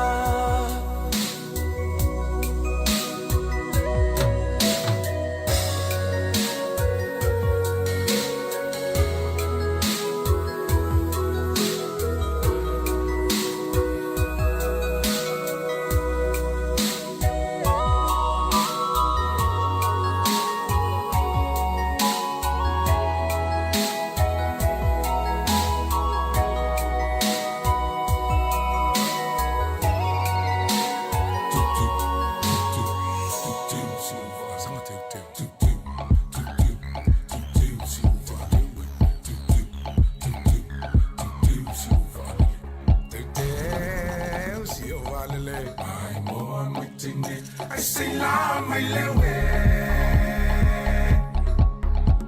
Today si ovalele ai mo matine I say la my lewe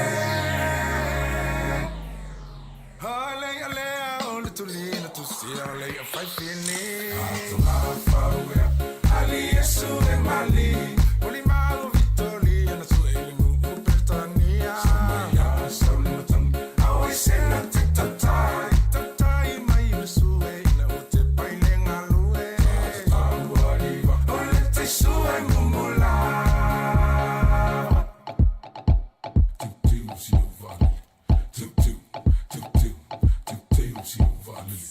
la me fayanga hawe la me fayanga hawe la me fayanga fasu sia tama oye moinga afa amai se la tila le la vale la me apa la me oye la me phone where la mai se man me Sal to me, lumine, awena, alaina, asola de mata ina. Tunele, hoe la me, la me.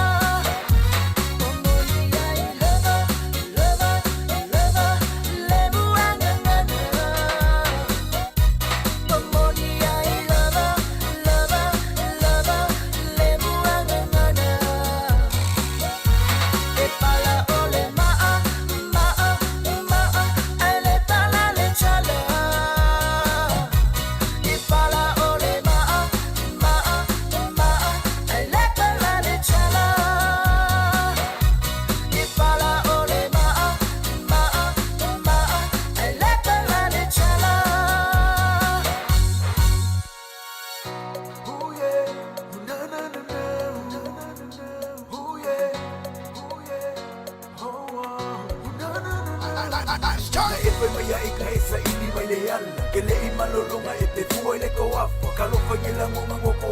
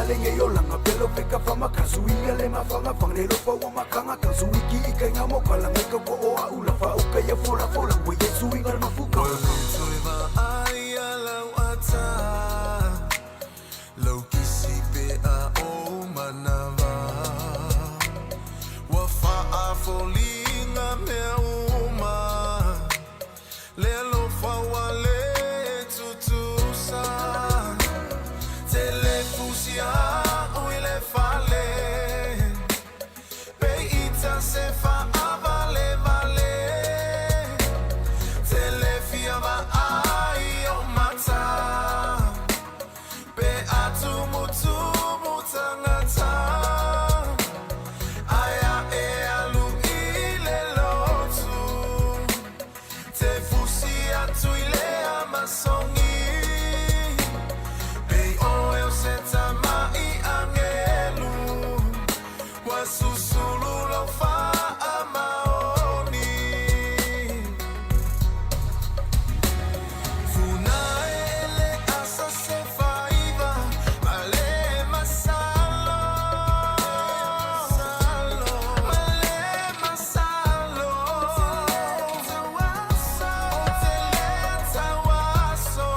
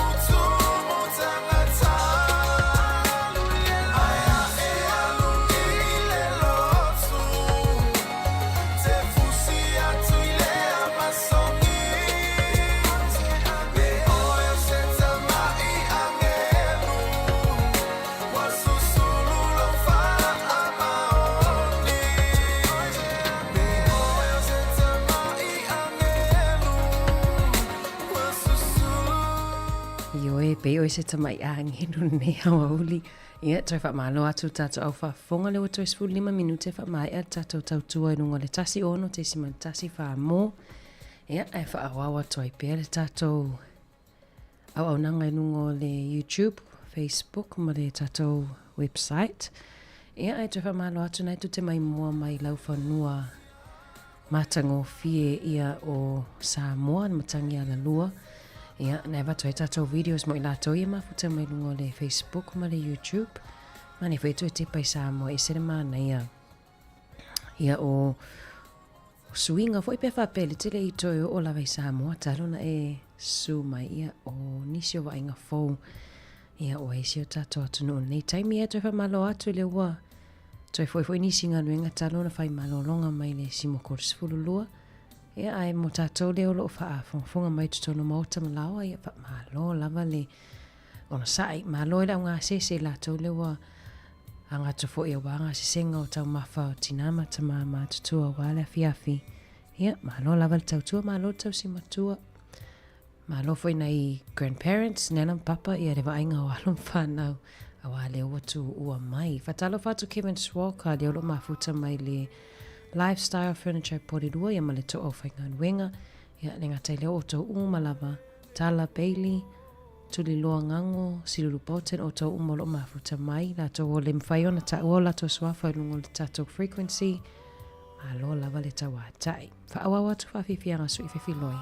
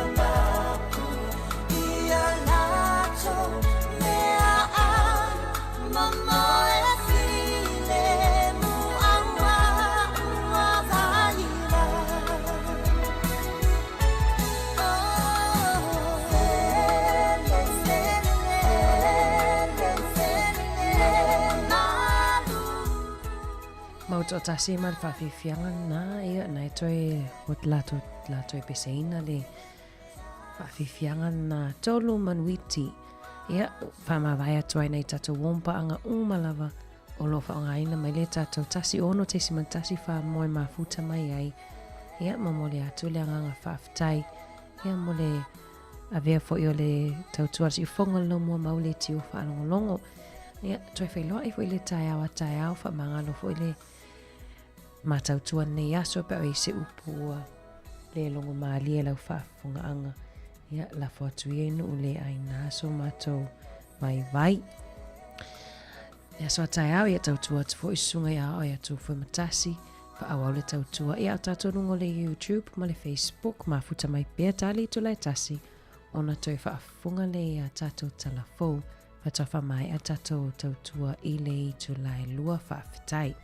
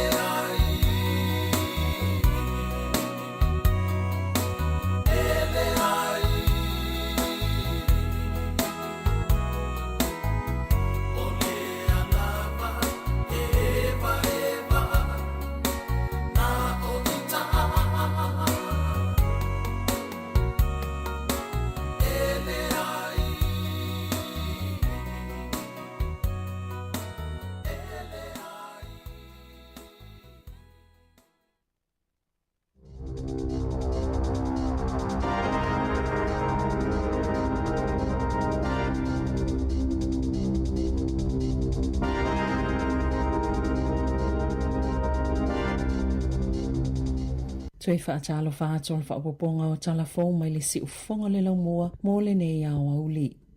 Na whaalia e vāwasa mana ia Winston Peters, le minister vai whafo New Zealand, sa whaafonga le finangalo ma le tūlanga le United States e whaatatau ia Palestina, peitai e sili le tau fi ia te ia lava olona manatu e winga i le tūlanga o Amerika i le amata upu. Sa whaitoina Donald Trump i lana saunoanga i lumo malo au whaatasi, le whaatuptupla ia peo le numero o malo i tutonu le sau whaingo malo au whaatasi. Wo lato tau wia le Hamas e ala ilo lato langolango ino le stete o Palestina na sauno Trump, na ia whaamutaina ni tau o se fitu, ua leva le maua lava ni unga, ai le ima se telefoni ato malo o whaatasi, e te lele malo si angai malo o whaatasi peitai, e le o whaongaina, e na o upu, ai le o mawhai o na tino mai, mai le mawhai e upu e le ini ngā luenga, o na fufoa ini taua, pe o na sauno ai Trump, ilo mau le fono, sa fsilingi e le autostala, vāwasa mānaia, i se taimi mulimuliane, pe tāla whianga ia whai tionga Trump, pe ta ina sauno vāwasa mānaia, e le mawhai a te o na whaini saunoanga le tāla whianga i whapea.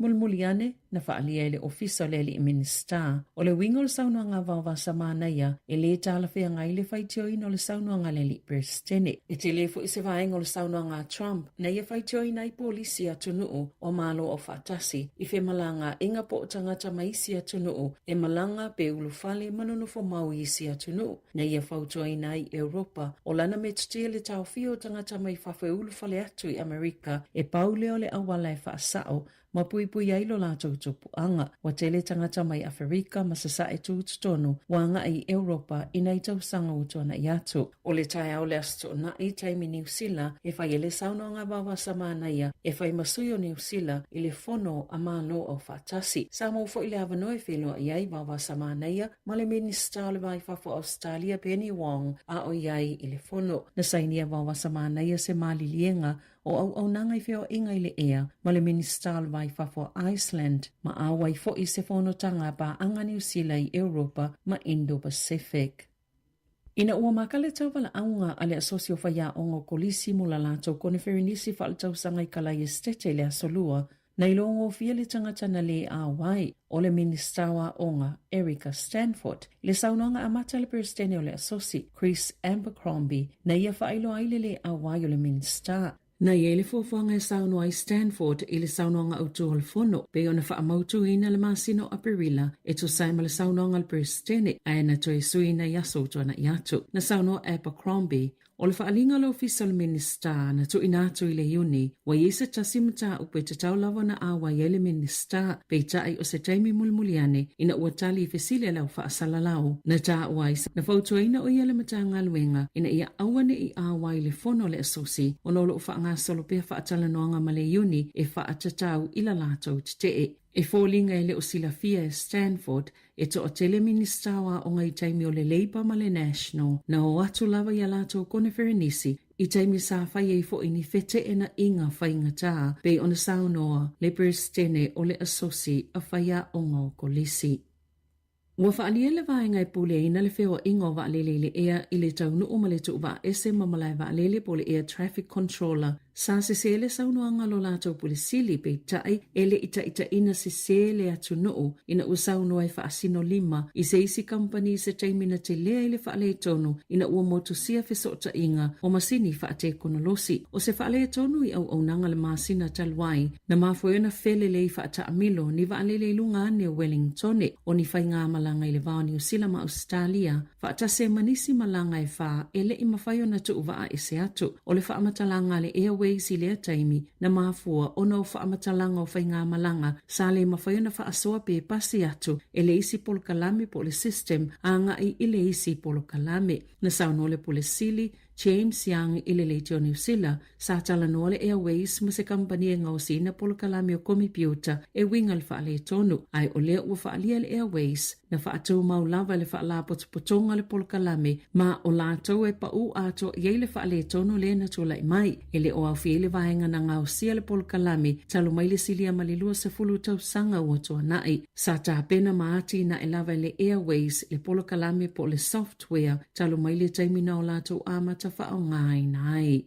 Ua whaaleole titi eo tangata ma whaala potopotonga I whina wina mata upo mo tangata malanga mai whafo mau New Zealand e ne whautuanga ufofoina le malo I whaatatau e tangata e toi whaafo I whaamalo SEPT poti I atunu una malanga mai ai o le aso whao se tema na whaasila ia suwinga I le tula fono le Immigration Act o le a whaafaingo fiona toi ti poti tangata I le isitiseni pe a whaatinoina ni soli tula fono ngaonga tu salava pena no fo mau I New Zealand mo le lua se fulu tausanga o le asuia mai le se fulu tausanga o lo o iei nei. Na whaasilsila le minister fe malanga inga Erica Stanford suinga ia ufofoina I le asotonu na whaalau iloa ia lana matanga luenga foi numero fo tangata o vaso lena iloa ai o tonga ma Sāmoa e fōlinga mai pitusili ona o vaso I New Zealand. O le tausanga iloa fe lua na whaalia I se ripoti e to a whaase lau tangata solto la fono na toi whaafo I whaamalo si atu moto le Pasifika I le vao le lua fesful tolu ma le lua fesful valu. Na whaalia fo I se ripoti a le Lowy Institute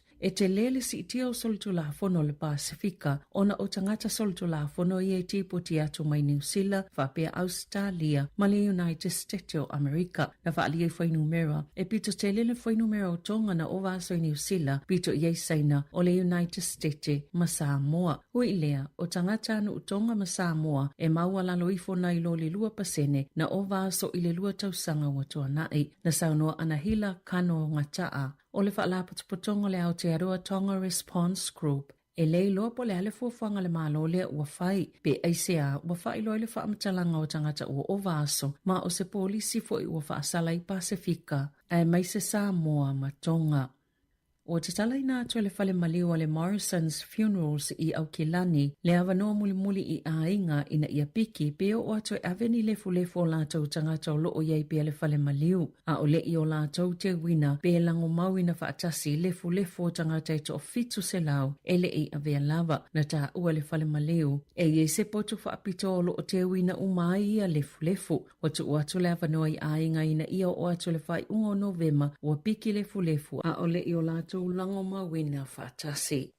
O lo saunga le mu pea le fuala au le paracetamol mo tina maitanga e ui saunoanga President Donald Trump e tu saima le whaamatalanga le whaalapotopotonga whaatosanga New Zealand. Le New Zealand College of Midwives wana nafina whaiese fōla sanga a le President o le United States e whaapea o le paracetamol le e tonga whitia ini tinga o le tino whaapea ma le fiva e le te tau na inuina e tina maitanga o na ieli so tanga ma le alu ilungo tūlanga la matia o whana witi i le a fianga e tā ua le autism po o tamaiti e se lawa fo i le atina enga o lātou whai ai. Sa iei whaatasi le President ma le whailau tusi o soifua malaloina Amerika o Robert F. Kennedy Jr. le ana amataina le suenga I mafua anga umalava o le autism na tā ueli poti ali Associated Press e le ini whaamaoninga o maua e le o iei fo ini mau fau eilo ai le sao o ia talitonunga pe ona fola sia e Trump o le tali al whaalapotopotonga o whaatosanga New Zealand whaapea o ni mau whaasaya ni te si longa o lo o iei e le o iei siso o tanga I le vao le paracetamol ma lea whaafitauli o le soifua malaloina ma o le paracetamol e pito silio na saunga le mo tina maitanga pe ala ngona le tinga o le tino pe maua fo I le fiva na whaalia Dr. Ian Town le whaufautua sinia whaasaya ni sia le matanga luenga o soifua maloloina New Zealand e le o suia la lātou whautuanga ma o lo o whaawau ona avea le paracetamol ma fuala au pito silio na saunga le mo tina maitanga.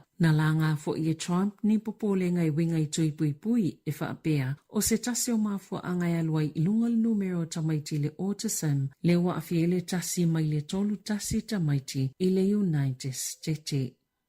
Ua whaamuamoe le malo le whaasaunga o tupe mo whale whaingaluenga na ilo aia tataua tamaita I matangata whaingaluenga le tō mau po part-time workers mo ni tau I tala whengai pe amama I whaape maso malo lo whaale malo pe ona whaalia le pisa ina ua whaiele folasanga le minister mata upi whale whaingaluenga o Brooke Van Belden e winga I se swinga tele le tō la fono le Holidays Act luafe ma le tolu e whaie se tō la fono fo le ua whaamoemoe e amata whaamamaluina I le tausanga a sau. O le a whaititia so mai o tangata e le whaingaluenga tū mau po part-time workers ma o le mau o le minista o le afa opopo ina inga luenga part-time mo le tamau a inga o le afa tuptupla ia so mai ma so levi fa le tausanga e fua i tu la whainga luenga ma o se tūlanga i manui e tangata whainga luenga o pisinisi fa apea ma le atunu o peona sau no le minista o tangata o maua tupe o le ACC o le ale to e maua fo ini livi i taimi ele o whainga luenga ai o nisi suinga e ele wha moe moe le amanui ai mātua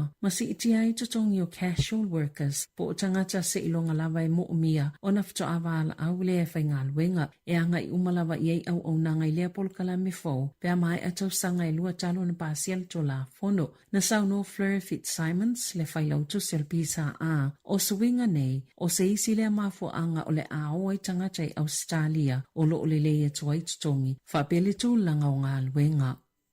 Ua whailoni whaamatalanga fōwe winga lea se singa whaalilo-lilo o le whaululunga o le FBI o le United States of America o Cash Patel. I whaamamonga na whailo atu i le leite o New Zealand, wa tā uaile taimi whaatulanga ina o lea se singa o le paketi, ma fuafuanga mo fsota inga o lea malanga, o le sui pito mawalunga pesi nia lea o le whainga malolo na lua, a Donald Trump o a siasi mai New Zealand.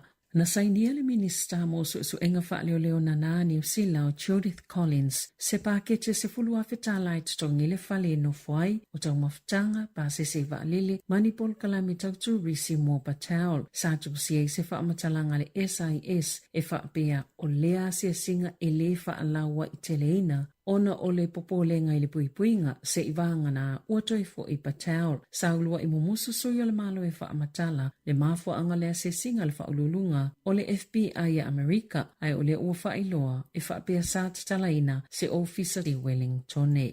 Betu sama le valu 5% le numero tamaiti na awaia o ngai aso uma e le kuata taluai. Tali tutusa ma le foi numero i le kuata i tuatu. Na whaalia i whaamomonga le matanga luenga wa onga e whaalua na silia ma le valu pasene. Le numero tamaiti na o i le o ngai aso taitasi i le amatanga le kuata lo na tolu le masino i ulai. Aina pa u le fitu 5% i le aso whareile o le vai aso taluai le aso mule le kuata. E 5 se lau valus fruta siafe ma le tasi tamaiti. Na o onga mai lea wha inga e fit se lau fitus fultolu afe iwa se lau 5 ono. Sa tatau ona iai i le aso mule lea onga. Mana si itia fo i le se fululua pasene. Le numero tamaiti e lea o onga a e leilo le mafua anga. Na lipotia ia onga le mawalunga le numero tamaiti. Na mamai i le tau malulu i le kuata taluai. E titau ona o i le iwa whapasene tamaiti e awai i aso ta itasi lea onga. Ina ia au sia le matati a le malo o le valu se fulu pasene o tamaiti e awai le silia ma le iwa se fulu pasene o ala tau vasenga. Tala fawia ma le si ufonga le laumua mo le nei au auli.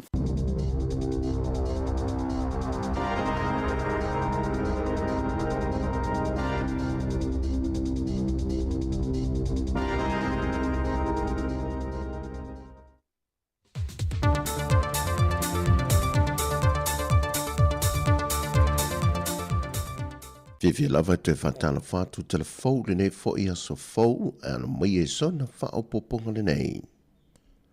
Ua ngai oi le ofisa le pūlengo tangata ta whao mai mo mai whafo e sile le meta aupu na tula i mai e te whaasea se tasi o te mai ta i tu risin te whao mai whafo na ngai se tasi o mata anga lea te no i sa la whai le afua au i vailoa palauli na i whaalia i le ata sa tu wina i lunga o peng te whai langi.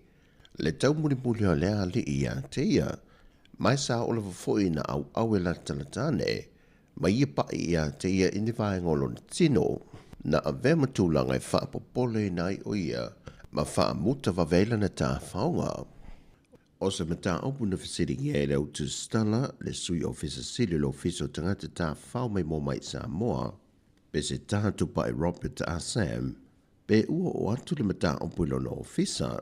O mai ona sue foi el pulenga ia i tūlanga le social media ia ma o atu foi ia se sota inga ma manisio sui o mataanga i palauli ia ma taimine o leo mai ona whailo mai foi e to ina o leo la fono le nuu ma talano ina il mata upu nei o te los la so nei la mo mai se fam talanga po le ase unga wai ai mai le pulenga lava ia ele Ile talia ina e pulenga ia toi ngā anga whapea ia e tau walea i fo isa tātou atunu ia e mese ia fio anga lo whapea ona afia ia mau te lo lea se taimi ia whailo mai se whaiunga wo i whinangalo ia le fio anga.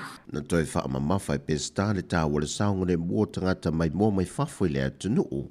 E lalo le vāma e ngā le pulenga li i ma whai pule o fio anga te tase o lo o iai i a māta anga nei le atunu.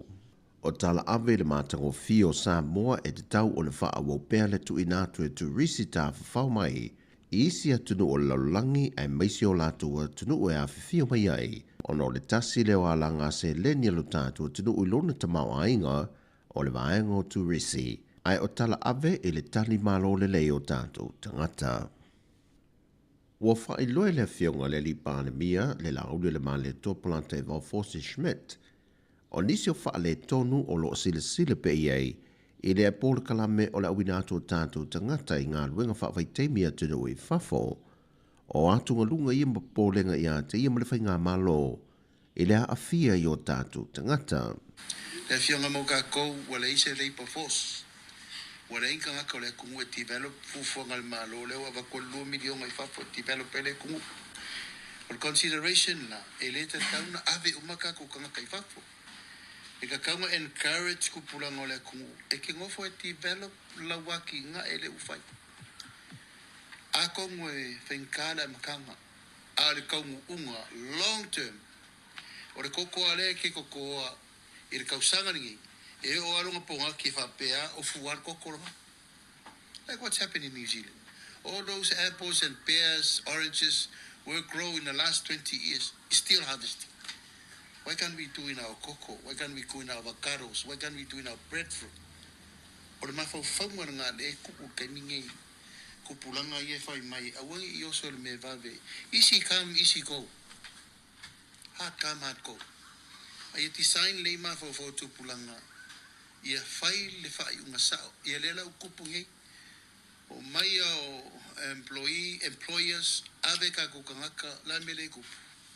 Ele i malu ka ko whainga whawai. O aku e se kong kala ki sangi ngi e se me kupu i o. E se pei, e se mea.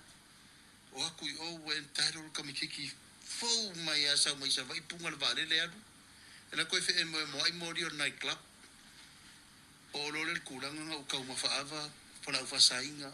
Whaalia whai le fionga le pālemia o nisi o ia vaenga e atu ngalu i ai o le toe wha au popo atu nisi o tino maa le liu nisi a fia mai i le lua se fulu le ua wha mawina peita e le o ieisa na fuafuanga e tau fia motuai le nei wha moe moe. But we didn't say we're going to stop it. We are negotiating a policy with the employers. Au mai, e rau kako kakangi polonga. E ka kaunga wa ai le leile agreement. Saingi le lei mau ki ngoa mau. E almere sa kupu. Whako apiki merka kai whongo i runga i leo visal maru. And these are people from all over. E apiki merka kai whongo i ko kongo lungu. E leise si ula vale o le whakari pule mamaru wari mwhai pule. That's why wala koe whaafo in ka upu i whono whaavai. Piki me i whono whaavai kanga kai api. A wafo e ke ula vale lo i oki sa ule whaakari e kuro wafu lungu. O le ngoa ka ule leia ma discipline tal whaamakai. Ai pui e mea na ai pe ngau foi a koe ka ua le awala o le ave ka kokanga ka e ka uwanga wha koe ka kanga ngei. Le nga sa ule estimate wala laka le o mo fiku wafe rei wafu. That's 200 per district. 200 young men per district. How can you imagine le lo se rau kauri le awale mo mariku malo? It's a huge impact. Ya le la bala ka ke vai u fai ngo fia nga mor kanga lisa mor kanga suka mor kanga fala maka fai me ai. Kaureska komen power. Le fionga le paanemia le laule le male topolanta i Valforce Schmidt. Ua whaailoa le reporti le officio numero whaamawawina le atunu, le palasio le foi numero tangata tā whao mai mō mai i Sāmoa i le māsina o Aukuso, i le māsina le neo Aukuso le tausanga umawai, na whaamawina ai le 5 wafe valu se lautolu se fulu, tangata nā sia lo tātou atunu. Ai en whaamawina o le māsina le nei, ua pau i lalo i le 2 ma le 2 afe, iwa se lau fitu se 5 ma le fitu, O le ono afe valu se lau iwa se fulu ma le wha, o le au whai o turisi po tangata na se simai, mai no o atu le taitolu se fulu aso o no fui o lutatu o tunu. Ai o le valu afe 5 se lau valu se fulu ma le tonu, o le au whai o tatu tau ainga, sa malanga mai mala no fulava o latu ainga, mai o lo whamawina ai, o ni usila le atunu u le pito e sidi o na maawalunga le au whai o tangata e malanga mai ai.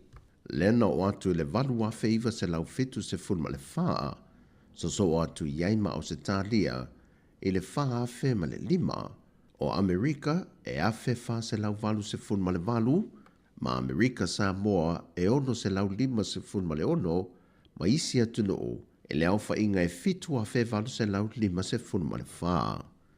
O telefowia, manuele nei aso si o tātu o tino o, whasoi foia.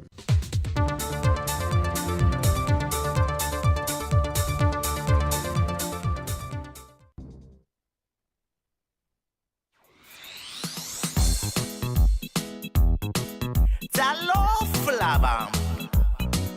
Le hace sui le pito kako pese wosi. La ulima le manga sawia. Dale o tele mai le piano. Wa uma ole siva fa malo. A ole dese e mamoni ai lo fa anga. Si siva i malau ba anga. E mila mali e le foloa. Le siva mai Europa. Ba alele ai o mafutanga waleva o na vala Ita leo tele mai le piano wa uma ole siva fa malo a ole dese e mamoli ai alo fa anga si siva i malau ba anga e milo mali e le fuloa le siva mai Europa ba alele ai o mafutanga waleva ona vala Wosi wosi wosi wosi wosi wosi wosi wosi wosi wosi wosi wosi ele au ngale siba ile au mosi efe aina ai fo wosi wosi wosi wosi wosi wosi wosi wosi wosi wosi wosi wosi ifa anoile lei ai awale fosi amai lau kege so wosi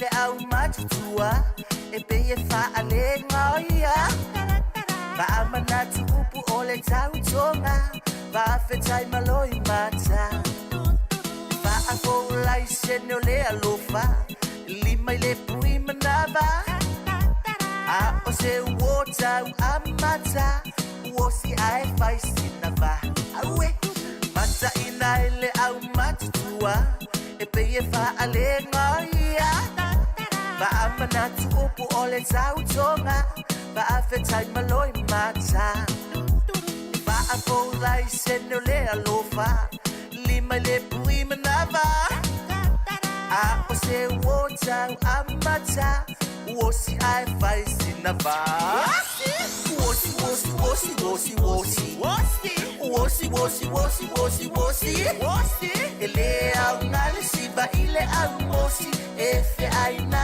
ai fo wosi wosi wosi wosi wosi wosi wosi wosi wosi wosi wosi wosi ifa anoile lei ai awale fosi amai lau kenge so wosi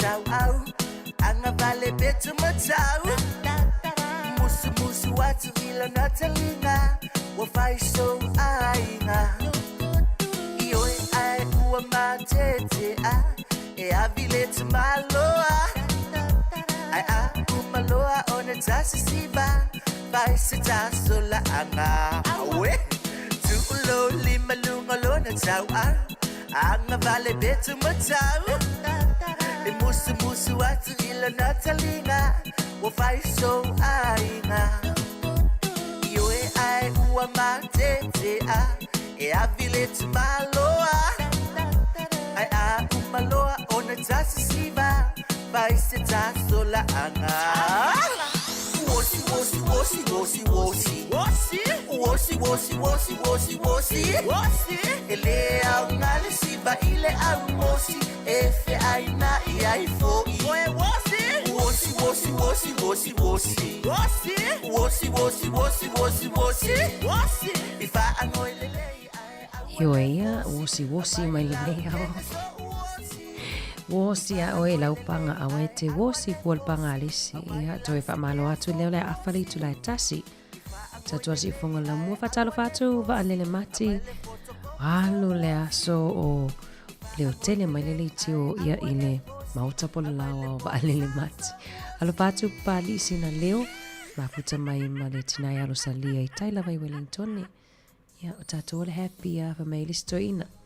Fa mai ia sa ai pete lo lunga neina ole a ta ma le fia. Fa nga solo tato fa vivianga ai ni se tala le na mai le tio New Zealand. Tolu tangata New Zealand. Tolu tangata New Zealand e develop pe mawa ile ngase on mafau le ta o le dementia. Every hour. Tolu tangata New Zealand e a mataona maua le dementia i le itu la i tutonu lava i o New Zealand pe i le so enga le na whai le University o Aukilani ia e whaapea mai e pe ama le 5 se lau ia tangata a fia pe diagnose i le dementia i le vai aso. Se tasi leo ngase e se le to telefone na i tātou tangata e mawai le tele na whapea mai ia wa whamai silo matua wa ngalo mea ia e nei e tātou tangata e whapea wa le ia so ia le whapea wa le hanga le ulu mei wa alua atala noa na o ia tulou a me se la whapea whai na i tātou mātutua ia le la wa mai fo i nei atunu ia le wa maua tele le suenga tele fo i le to mai wa mawhai ona maua nei tātou tangata ia le mafuta mai lātou le tele ni tau sia nei tātou tamamati nā mātutua o loo whea ngai ma le dementia wabai atu i li potia le tio New Zealand awala mai lea i le research po le suenga fo lea e whapea e vave le whainu mera pe si itia le whainu mera o tangata Maori, tangata Pasifika, tangata Asia e pe e sawa pe si itia le mawalunga e vave ona mawal dementia ia o le vai atu le lavea mai matatou ia te matua i langolango ina lea le sao lea suenga i le vave ona maona i o tātou tangata i le dementia. Ia le vai atu ata ula tolu tangata New Zealand e develop le dementia every hour i itu la. Ia tu sale ma le 5 se lau new cases i le vai aso tutono New Zealand.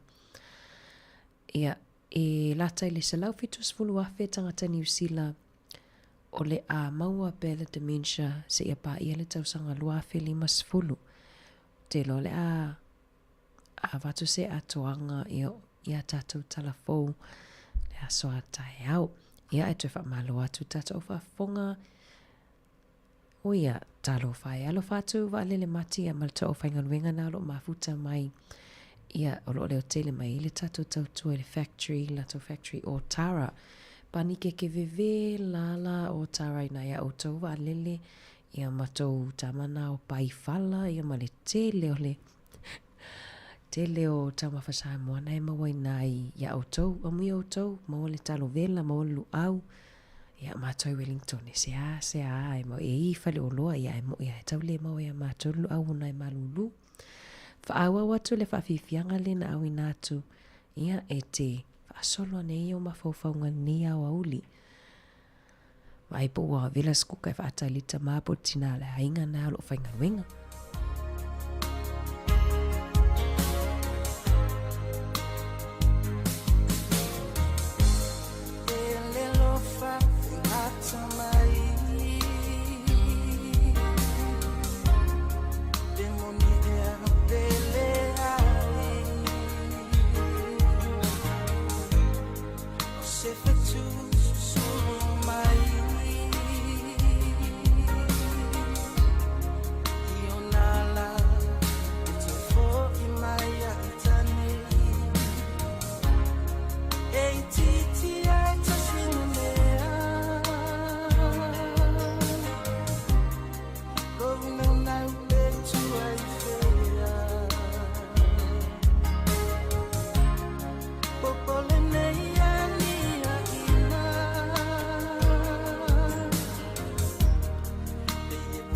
mata ai fusia o ana nafi na etia ya itsa ilo walofa eleto fa aloina o ana po la eu wala ulima akunei ua ene lea pisa o ana nafi na etia ya itsa ilo walofa eleto fa aloina o ana po la eu wala ulima akunei ua ene lea pisa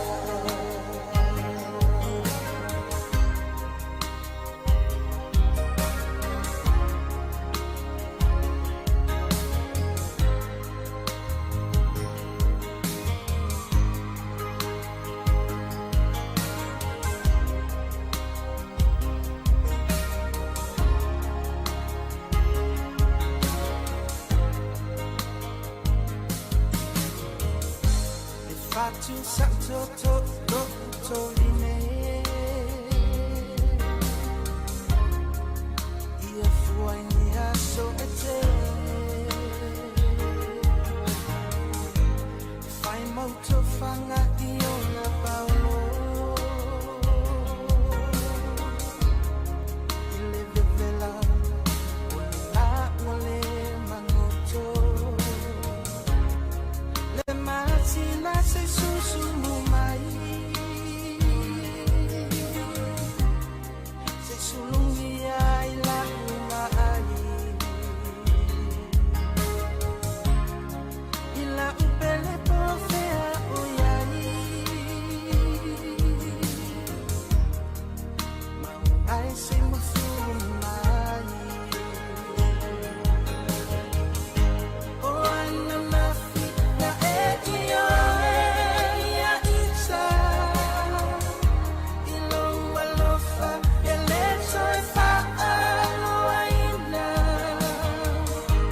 o ana po la eu wala ulima akunei ua ene lea pisa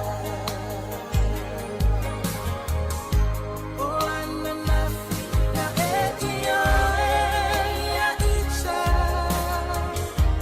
ilo walofa eleto fa aloina o ana po la eu wala ulima akunei ua ene lea pisa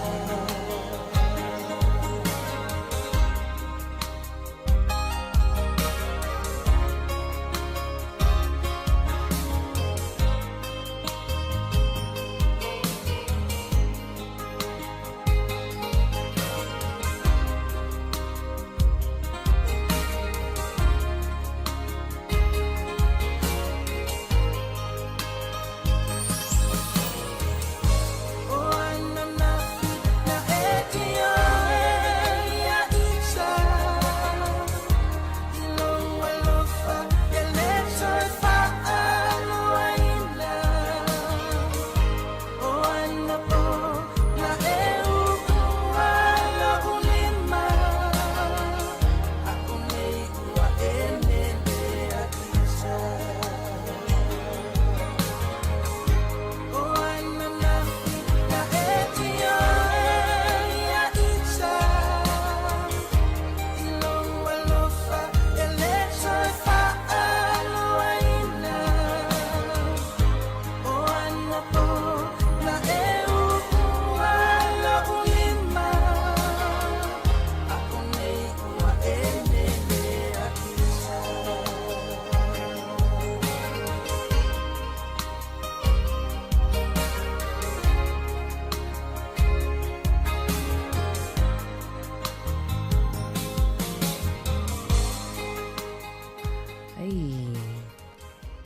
ai so solo to lo malta avale la wa vatu ai le pailo KFC Fatalo fatu ni ka tupai ia olo o mafuta mai foi I Otara manukau au kilani.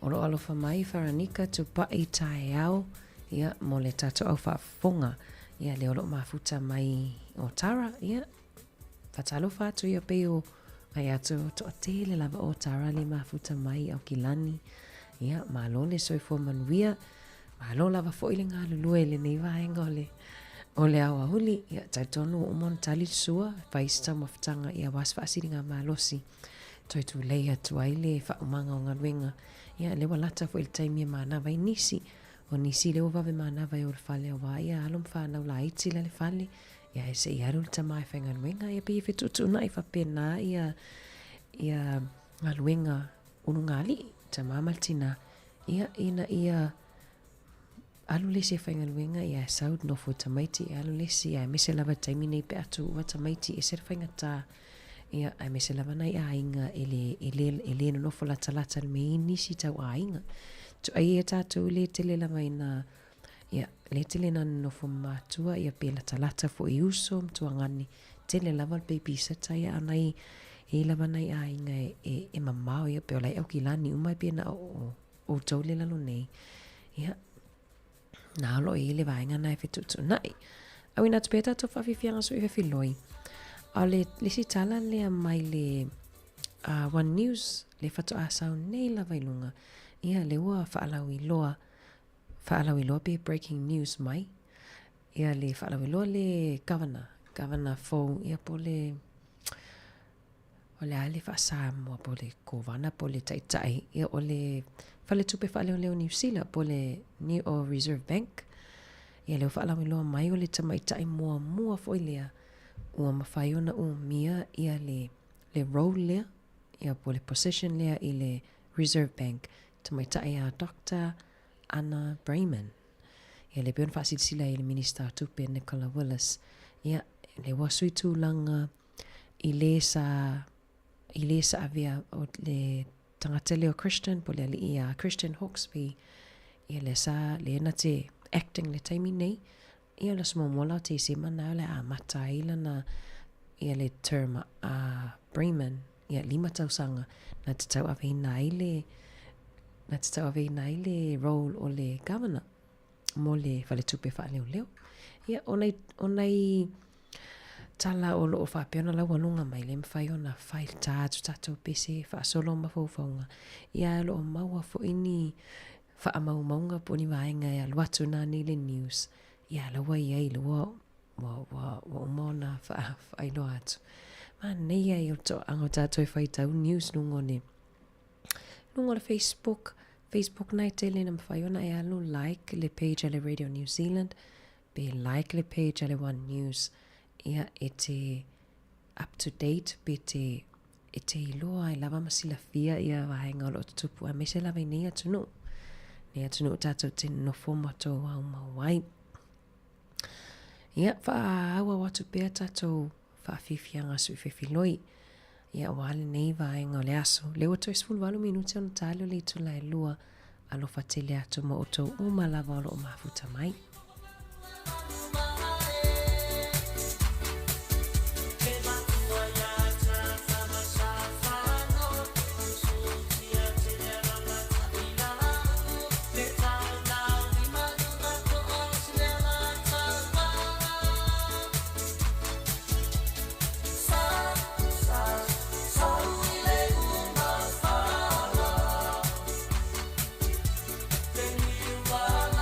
Susu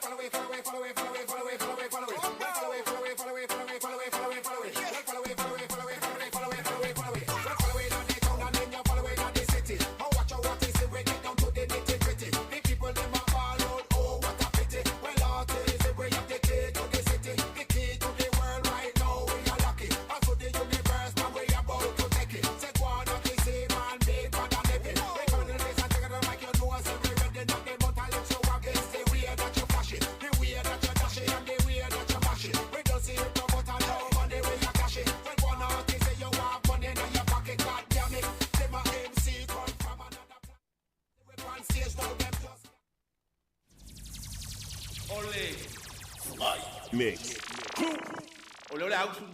That's right. It's my hometown, baby. Representing.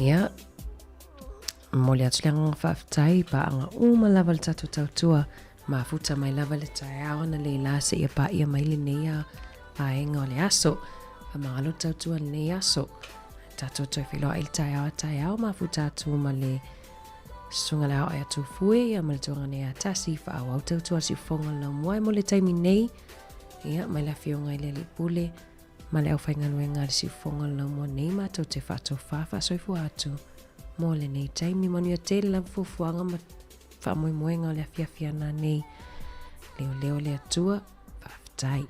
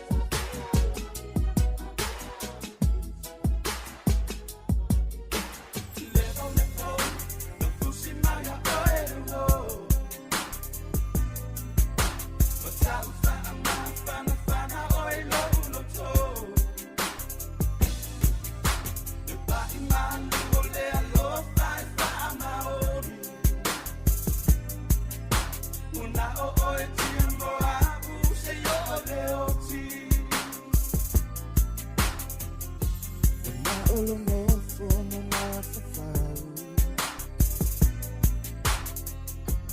Nei langa o tina nau Ai tuma beta uelelo o fa Itisimo moe oele uanganga Lelo me po na fusimaya oele wo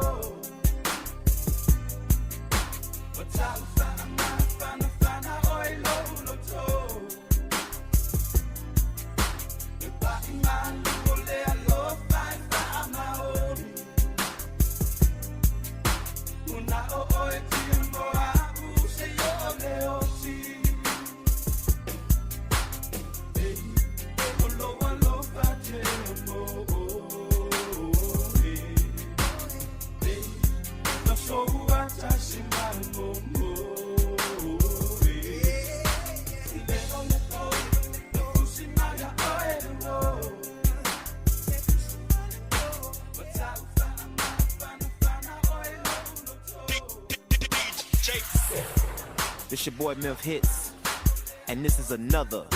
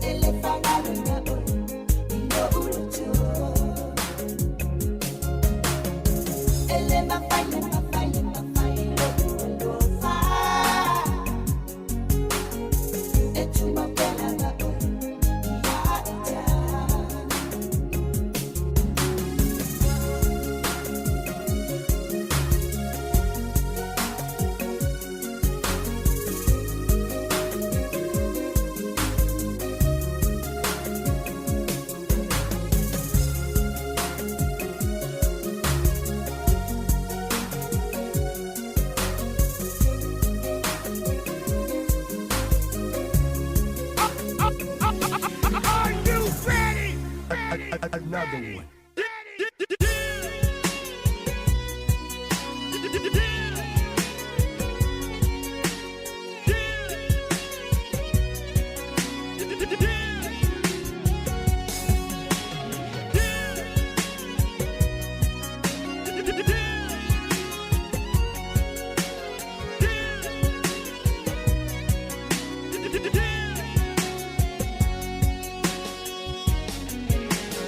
Sea